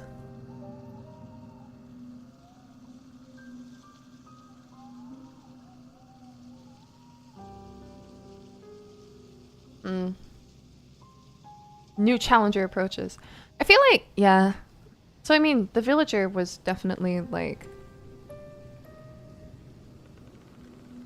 the villager was probably the one that the mermaid liked. And I'll result lose oxygen. I mean, here's the thing though, right? So, the game page says that there are 3 question mark girls who love you. The question mark is like, which makes me think there's got to be a 4th girl, and that's probably the narrator. And then it says 3 ways to die. So we're gonna die here, obviously. But that implies that the narrator is gonna be like a route. That's what I'm thinking at this point. And then that's gonna be like the true ending. I'm spitballing here. Alright. Go to the castle. So you wanted to go to the castle? Good idea. All decent fairy tales tend to conclude in castles once their beleaguered, put-upon heroines are finally able to wed the handsome princes they once dreamed of. All I know that things are about to go down when you hear Dear One, and so that the dreams are somewhat related to the manner of death. Now that you mention it, that's right! Because there was the fountain in the first there was the fountain in the first memory, in the first dream, and then there was the grave in the second one. That's a really good point. Thank you, Blake and Eggs and Cheese. Why bother trying your luck with the shore, which may very well be deserted, or the village, which will be full of dirty, barefoot peasants? It's far better to skip the suffering and go straight to the grand finale. That's very astute of you. Didn't realize you had it in you to be so mercenary. We say after we've already gone through the 2 rounds. I can only wonder what you'll uncover during your moonlight meanderings. The night is far from over, and your adventures are only just beginning. I hope only that you brushed up on your curtsies. They might come in handy when one is interacting with a sovereign. Royals can be temperamental, after all. If you fail to treat them with the prerequisite amount of respect, you might come to regret it. You follow the path which leads to the castle, supporting yourself on weary, aching legs which feel ready at a moment's notice to detach from your hips. You're little more than a wisp of a girl, but you've been running for so very long, and your feet are so very numb, you feel like a great lumbering thing, clumsy and ungainly. The soles of your feet are screaming at you. You need to lie down, and quickly. You only hope, as you continue to run, that you'll find a spare room available for you in the castle. You do not know what exactly will await you at the castle, but you have visions, as you run, of a vast, opulent dwelling. This dwelling will surely be full of finely furnished rooms in which you might rest your weary head. There must also be a king and a queen inside this castle, you ponder, who will be kind and wise. And what of their children? What of a princess? Every good castle must possess a princess who will take pity on you in your plight. You can imagine the face of this generous princess with ease, thanks to the fairy tales you read in abundance as a small child. I'm thinking also right now that this game in its features included cannibalism. So of course I put that in the title. But considering, like, in order to, like, be eaten, I mean, I guess you, if I'm talking about the logistics of cannibalism, I guess you don't have to completely die to eat yourself. But, like, it's this game, so I'm assuming that this death was probably the cannibalism one. If it's the last one though, with the narrator, I'm like, but then it's like 3 deaths, you know? Anyway. The princess will be fair of hair and blue of eye, with soft pink lips pursed like rosebuds. Her limbs will be slender, her hands dainty and unsullied from physical labor, and her sensibilities will be sweeter than marzipan. Who's gonna tell her that she's gonna have blonde hair and blue eyes? She'll be kind to you and compassionate, just like an older sister. You do not know what older sisters are like, though, or younger sisters for that matter. You're only guessing. You're not a complete fool, however, despite your tendency to daydream, and you do have a few reservations. Monarchs do not, as you know from voracious reading, have the best track record when it comes to caring for the peasantry. Was there not a very famous queen who once said, with a cavalier wave of her hand, that the hungry peasants in her kingdom should content themselves with cake if bread was not an option? You think that this might be a misquote, but the point still stands. Though royals are supposed to grant their subjects succor in their time of need, this does not always happen. In fact, it very rarely happens. Kings and queens and princesses and princes are just people at the end of the day, and they're subject to the same caprices that all humans are. They can also be careless and selfish and inconsiderate. There's no guarantee that this mythical princess of your imagination will help you. Why, there's no guarantee that this mythical princess exists at all. Still, you must try. It is this hope which keeps you going. You continue to run to the castle. It takes some time before you finally emerge from the woods, but finally you do it. How much time, you ask? Cannot answer that. Did I not say that time had begun to lose all its meaning? The forest is behind you now, at least, and all the awful nightmares which dwelt within it.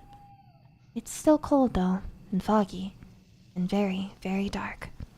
The sun has yet to rise. You can see the moon more clearly now, though, as it hangs above your head, round as any pearl or orb or crystal ball. The moonlight shines down upon the castle, which looms in front of you like a cliffside. The stone edifice of the building is imposing, and it drowns you in shadows darker than the depths of the deepest ocean. The castle is not all dark, though, not like the night sky above it. When you crane your head, you can see that there are lights flickering within, in the narrow slitted windows. It would appear that somebody is home. The king and the queen, perhaps. What of their servants? What, perhaps more pressingly, of their guards? You half expect, as you stand there, that armored knights will accost you for daring to approach the castle of King and Queen so-and-so. Do you not know your place, foolish peasant girl with the dirty skirt? Begone with you. You are not, of course, a peasant. Your family was a wealthy one. Or, your family is a wealthy one. Or rather, they were, before your father made a series of poor financial decisions. You do not look like a young lady right now, though, with your dirty face and your dirty skirt, which is torn at the hem. Invested in Dogecoin. If any guards were to take you for a vagrant, it would not be surprising. But though you stand there dithering, your filthy fingers hooked in front of your filthy skirt, you do not hear any cries. Nobody sounds the alarm. Lights might be on inside the castle, but there's nobody outside of its perimeter standing sentry. There's nobody to impede your entry. And the elaborate iron gates, which are set into the vast stone walls of the castle's exterior, are open. Just a crack. It would be a trivial matter to slip inside. There's nobody to stop you. Why are you trembling now, you silly thing? You've come so very far. It'd be an act of foolishness to turn around now. Go on. Go. You inhale, perhaps in an attempt to screw up your courage, which has at long last begun to fail you. And then you step forwards. You slide between the wrought iron gates, stealthy and secretive as a thief, and cross the path which leads up to the tall, imposing structure.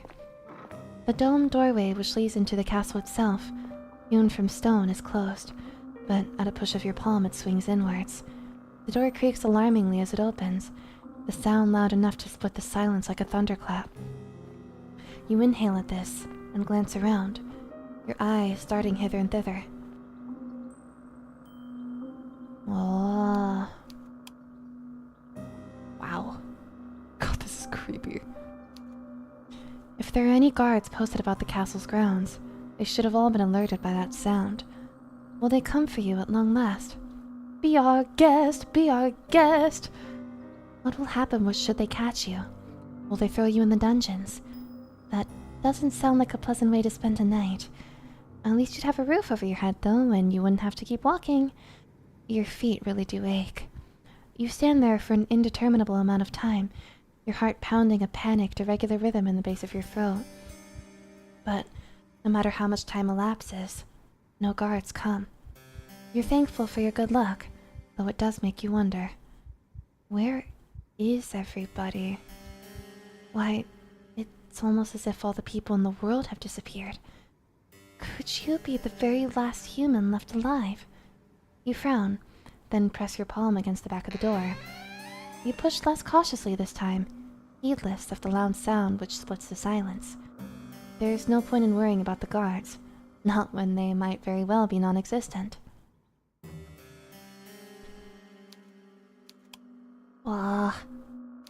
Your entry to the castle secured, you then take a step forwards. The door swings shut behind you, and the resultant slam makes you jump. You did not expect it. Your heart knocks against your ribs, and with wild eyes you glance about.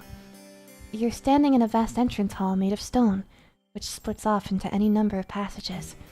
At the very end of the hall, meanwhile, there's a large, elaborate staircase, one which seems to extend to the heavens themselves. It is dark inside the hall, but there are numerous torches that in sconces on the stone wall, which are aflame. They offer some relief from the shadows. You can hear the faint sound of the wind outdoors as it moans against the castle's impervious walls, but you cannot hear any footsteps. You cannot hear any voices. You cannot, more importantly, hear any people. I'm taking away your ASMR voice rights. I'm getting sleepy. Maybe the castle is empty. If that is the case, though, then who lit these torches? It's a curious conundrum.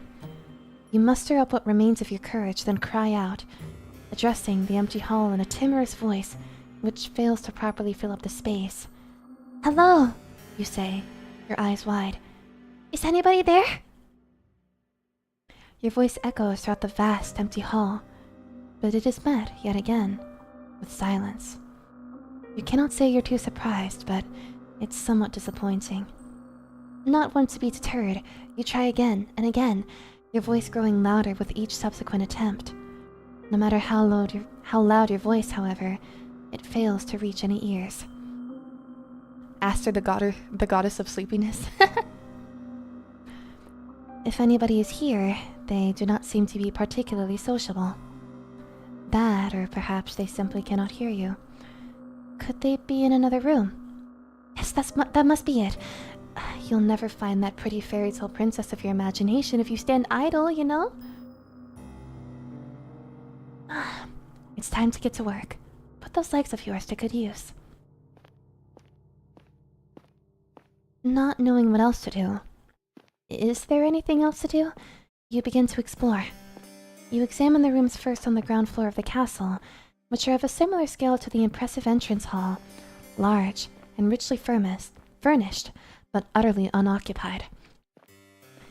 After some time of aimless meandering, encountering nobody save the ghosts of eons past memorialized on portraits upon the walls, you muster the courage to ascend to the second floor. This floor too you examine, wandering through a seemingly endless series of hallways until, at long last, you find a door which is ajar. From between the crack in the door and the jamb, you can see flickering light. Irregular, yes, but it is light nonetheless. Could it be from a fireplace? That would suggest, then, that this room is occupied, unlike all the others. Perhaps the kindly princess you dreamed of will be awaiting you in this room. Hold on.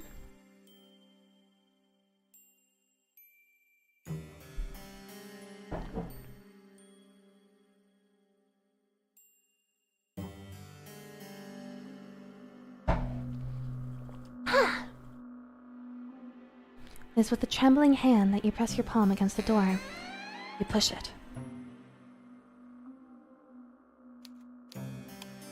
Oh, bedroom. Then you step inside the bedchamber, which unveils itself to you. Shyly, you sit in the threshold of the chamber, much of your courage extinguished, and gasp. The bedroom itself is gorgeous. The chamber so luxuriant, not even the shadows can obscure the fine craft of the furniture within it, nor the rich patterns on the walls. It is the girl inhabiting the chamber, however, who truly takes your breath away.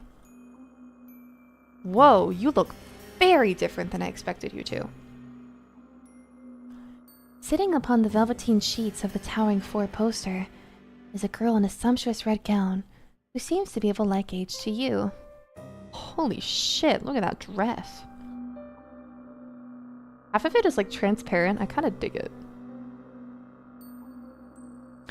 You do not have a clear view of the girl's face. Her head is bowed, her gaze directed downwards at her lap. You can tell from her hair, however, and from her slender calves, which protrude from beneath the hem of her dress, that she is very pretty. The girl's hair is golden, just like freshly cut wheat, but it is the red of her dress which truly captures your attention. She's so striking, you cannot look away from her. Yeah, they got that right. The girl is not alone in her chamber either. She has a companion, though this companion is not half so endearing as she. In her lap, perched upon her velvet skirt, is a doll. The doll's hair, like that of her mistress's, is golden, though much of it is hidden beneath a bonnet. The girl is adjusting the china teacup held in the doll's tiny hand, while the rim of the cup glints in the light which exudes from the fireplace. If the girl is of a similar age to you, it seems strange that she'd content herself by playing with dolls. Is she not too old for it? This girl would be more at home, you decide, at a ball, wearing an extravagant gown, speaking with wealthy noblemen, perhaps even princes. She should not be sitting in what you presume is her bedchamber, adjusting a teacup in a doll's hand. But you're not afforded much more time to stand there, marveling at the girl, because she turns. She raises her head. Then her eyes meet yours. You thought the girl pretty when you first observed her, sitting on the edge of her plush velveteen bed, examining your doll. Now she's looking at you, however, her face illuminated by the flames in their grate.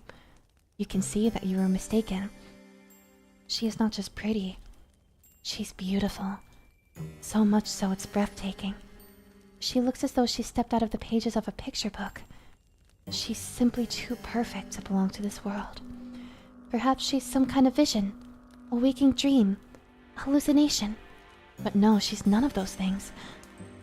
The doll on her lap is a cold, hard thing made of porcelain, and it's unflinchingly, reassuringly real. If she were a mirage, surely she would not be able to handle physical objects such as this. It is strange, though. The doll, though immaculately made, looks oddly imperfect when compared to the girl who is holding it. She's so startlingly beautiful. She even puts man-made representations of feminine charms to shame. The sight of her makes you feel rather weak. You always have had a fondness for fair maidens, haven't you? You're rather hopeless when it comes to them, even worse than a knight-errant from a courtly legend.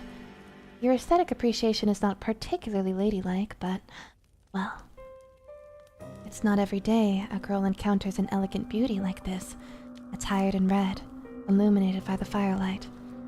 I suppose I can forgive you for this rudeness, as too can the girl. She does not seem to be the type to hold a grudge. "Oh!" the girl says in a voice that, surprisingly enough, is far less refined than her appearance. "It is good to see you! I've been waiting!" Has she? That's news to you. You blink, perplexed, a response on the tip of your tongue, but you're unable to expel it into the ether. The girl is setting her doll aside. Then she stands, the hem of her dress swishing about her legs. Nimbly, like a ballerina, she canvases the space between you.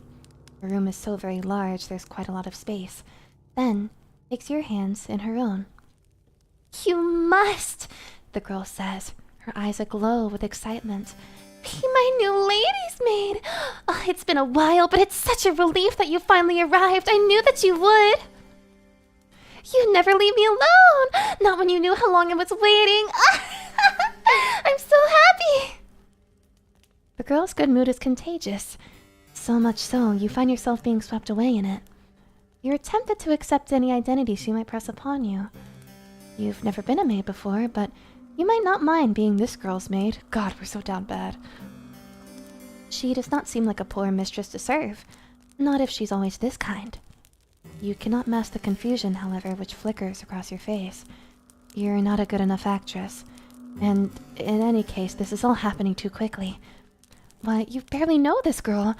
Why is she being so very familiar? It is with blank bovine eyes that you examine the girl. Your befuddlement is pronounced enough that even the girl, despite her good mood, notices it.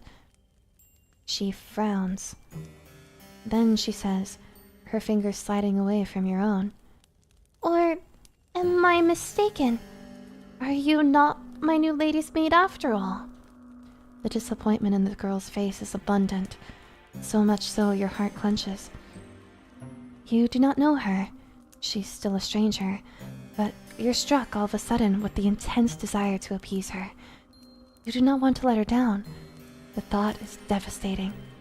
You were not aware, you tell her, that you would apply to be her maid, but if that is what she wills, you would not be opposed to it. You pray that she forgives you, though, for your discombobulation. You come from a distant country, and you've traveled for many miles.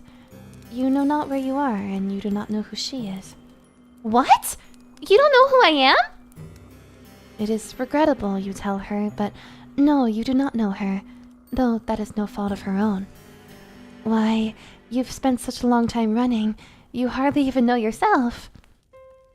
Ah, so you're a fugitive then, from another country. I see. I won't pry into your past then, if you'd rather forget about it. I don't mind sharing my past with you, though. Everybody in this country knows who I am, after all. Or at least they should. Now, this is quite the impressive boast. If it were to come from the lips of another, you'd find it unpleasantly arrogant. You do not think, however, that this girl is trying to show off. You get the feeling instead that she's merely telling the truth. If you don't have the pleasure of knowing me, then allow me to do the honors. Man, I was expecting her to say her name. My father and my mother were the king and queen of this realm, and I am its princess. I'm about to fall asleep. Good night. I've lived in this castle all my life, so I don't know much about the outside world, but I know that other countries do exist out there.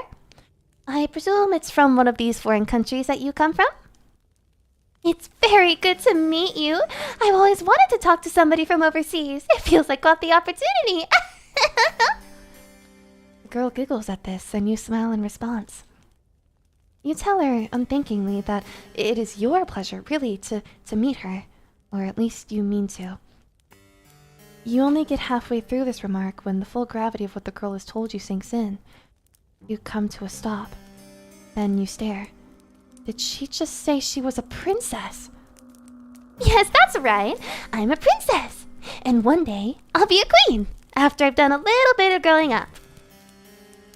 Oh, my ministers don't think I'm ready to run the country just yet, but I've been doing my best on my lessons. One day I'm sure I'll be the best queen there ever was. So she really is a princess. That makes sense, you suppose, given she lives in a castle, but it comes as a surprise regardless. You hadn't known before you entered this chamber that you were trespassing on a lady of such great renown. Why, if she willed it, she could have you executed for your carelessness. An ugly red flush creeps up your face, a flush which is far more lurid than the princess's dress as you look to your feet. Bashfully, you stammer out a new address, that you're very sorry for intruding upon her, and that you hope she can forgive you. No, it's alright. Think nothing of it. I don't mind, really. We all make mistakes. And anyway, you weren't to know. You said you weren't around here? You weren't from around here, rather. You nod your head in silent affirmation. It isn't a complete lie. You really are not from this country. You're not from this world at all. How wonderful! I'll look forward to picking your brain later. All of my servants come from a nearby village. Their tales are all the same, and so are their superstitions. I could do with a breath of fresh air. My last lady's maid told me I was too impetuous, but I don't think there's anything wrong with wanting a bit of adventure. Protect alien confirmed. I know, right? I wonder if like, so this game probably does have like a meta aspect. Like the MC is probably like literally us. Because I mean, I'm kind of interpreting coming from another world being like our world. Logo spinted? What? Not that I've ever been afforded much of that. I've been shut up in here for so long, I hardly ever get the chance to talk to other girls my age. My last lady's maid was older than me, and so was the one before her, and the one before her. Some of the princess's fair mood seems to dissipate as she speaks, her expression turning by degrees into something rather more pensive. But I haven't seen any of my old lady's maids in a while, or any of the other servants for that matter. They've all disappeared. Now that is quite curious. How could a whole household full of servants simply disappear?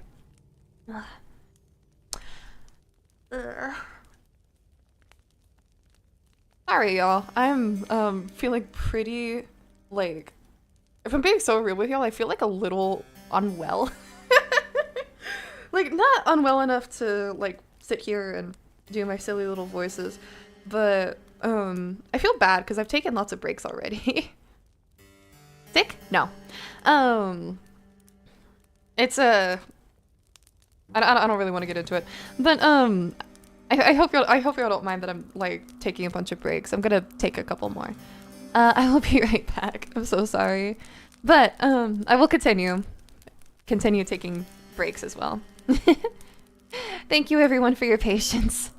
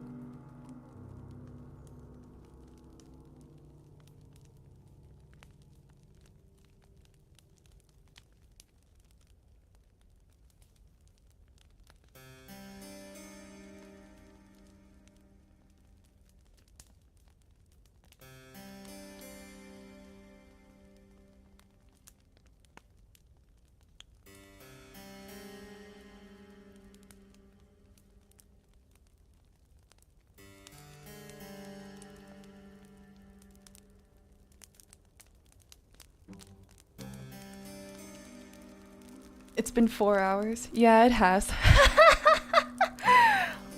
It's been 4.5 actually. I didn't really like. I'm here for a second.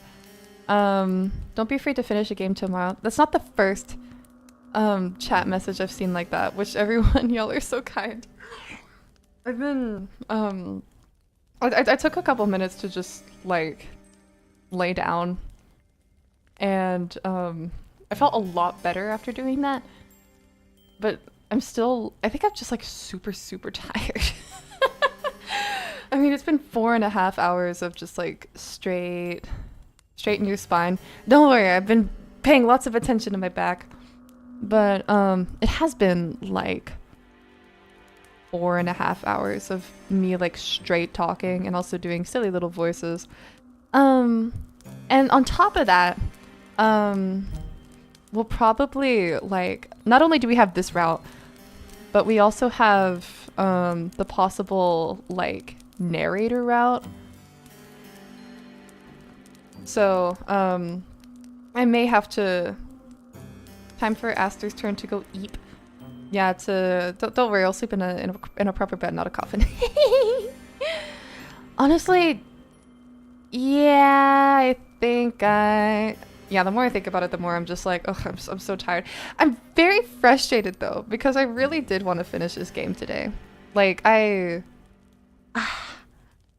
saw that it was 50k, right? 50k words, which is like half the length of a novel, I guess. But I was here in the Steam page, or not the Steam page. I mean, I guess this is probably on Steam as well. It says it's 2 to 3 hours worth of reading, and so I was like, oh, okay, so that'll be like 4 to 5 hours for me. But it looks like we're not even like close to done with like the third route. We literally just started it, so no need to feel frustrated. 4 hours isn't anything to sneeze at. Wait, actually, I do need to sneeze.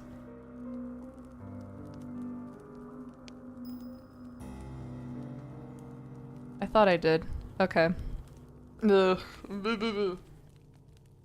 Pineapple, pineapple, pineapple, pineapple. Okay, we're good. Sleep is better than coffee. This is true. Rest your voice, yeah. I was also thinking, I was like, but I've done these long streams before. Like these, oh wait, now that I think about it though, like, I did a 7-hour stream once, but that was like a Honkai Star Rail stream, so I wasn't talking much. And then the, like, 5-hour content that I've done in the past has been with someone else. I guess this is the longest stream that I've done alone. That must be a lot of wear and tear on your voice too. Y'all are so sweet. I'm gonna cry. Okay, yeah, y'all are right. I'm tired, and it's fine to like stop here. All right. That said, I really do want to like finish this soon because I'm so invested. So we will continue this tomorrow. Trust me, babes. We will continue this tomorrow. I will set up a stream premiere like real soon. Your voice matters. Y'all are so kind. Oh, I love you all so much. Thank you, thank you, thank you. Thank you for spending almost 5 hours with me. Go have EP time. I hope that I provided some good ASMR. All of you are so sweet. Thank you all so much for coming. We will reconvene again tomorrow, where we will finish the whole game. And hopefully it's not like another 5 hours of game to do. But I think we're assuming that there's 4 routes. We're like halfway through it? No, we're over halfway through it. We have to be. Oh my god. You have knocked multiple people on multiple occasions. You made so many people fall asleep. It's your turn. Y'all are so sweet. Okay. Okay, with that, good night.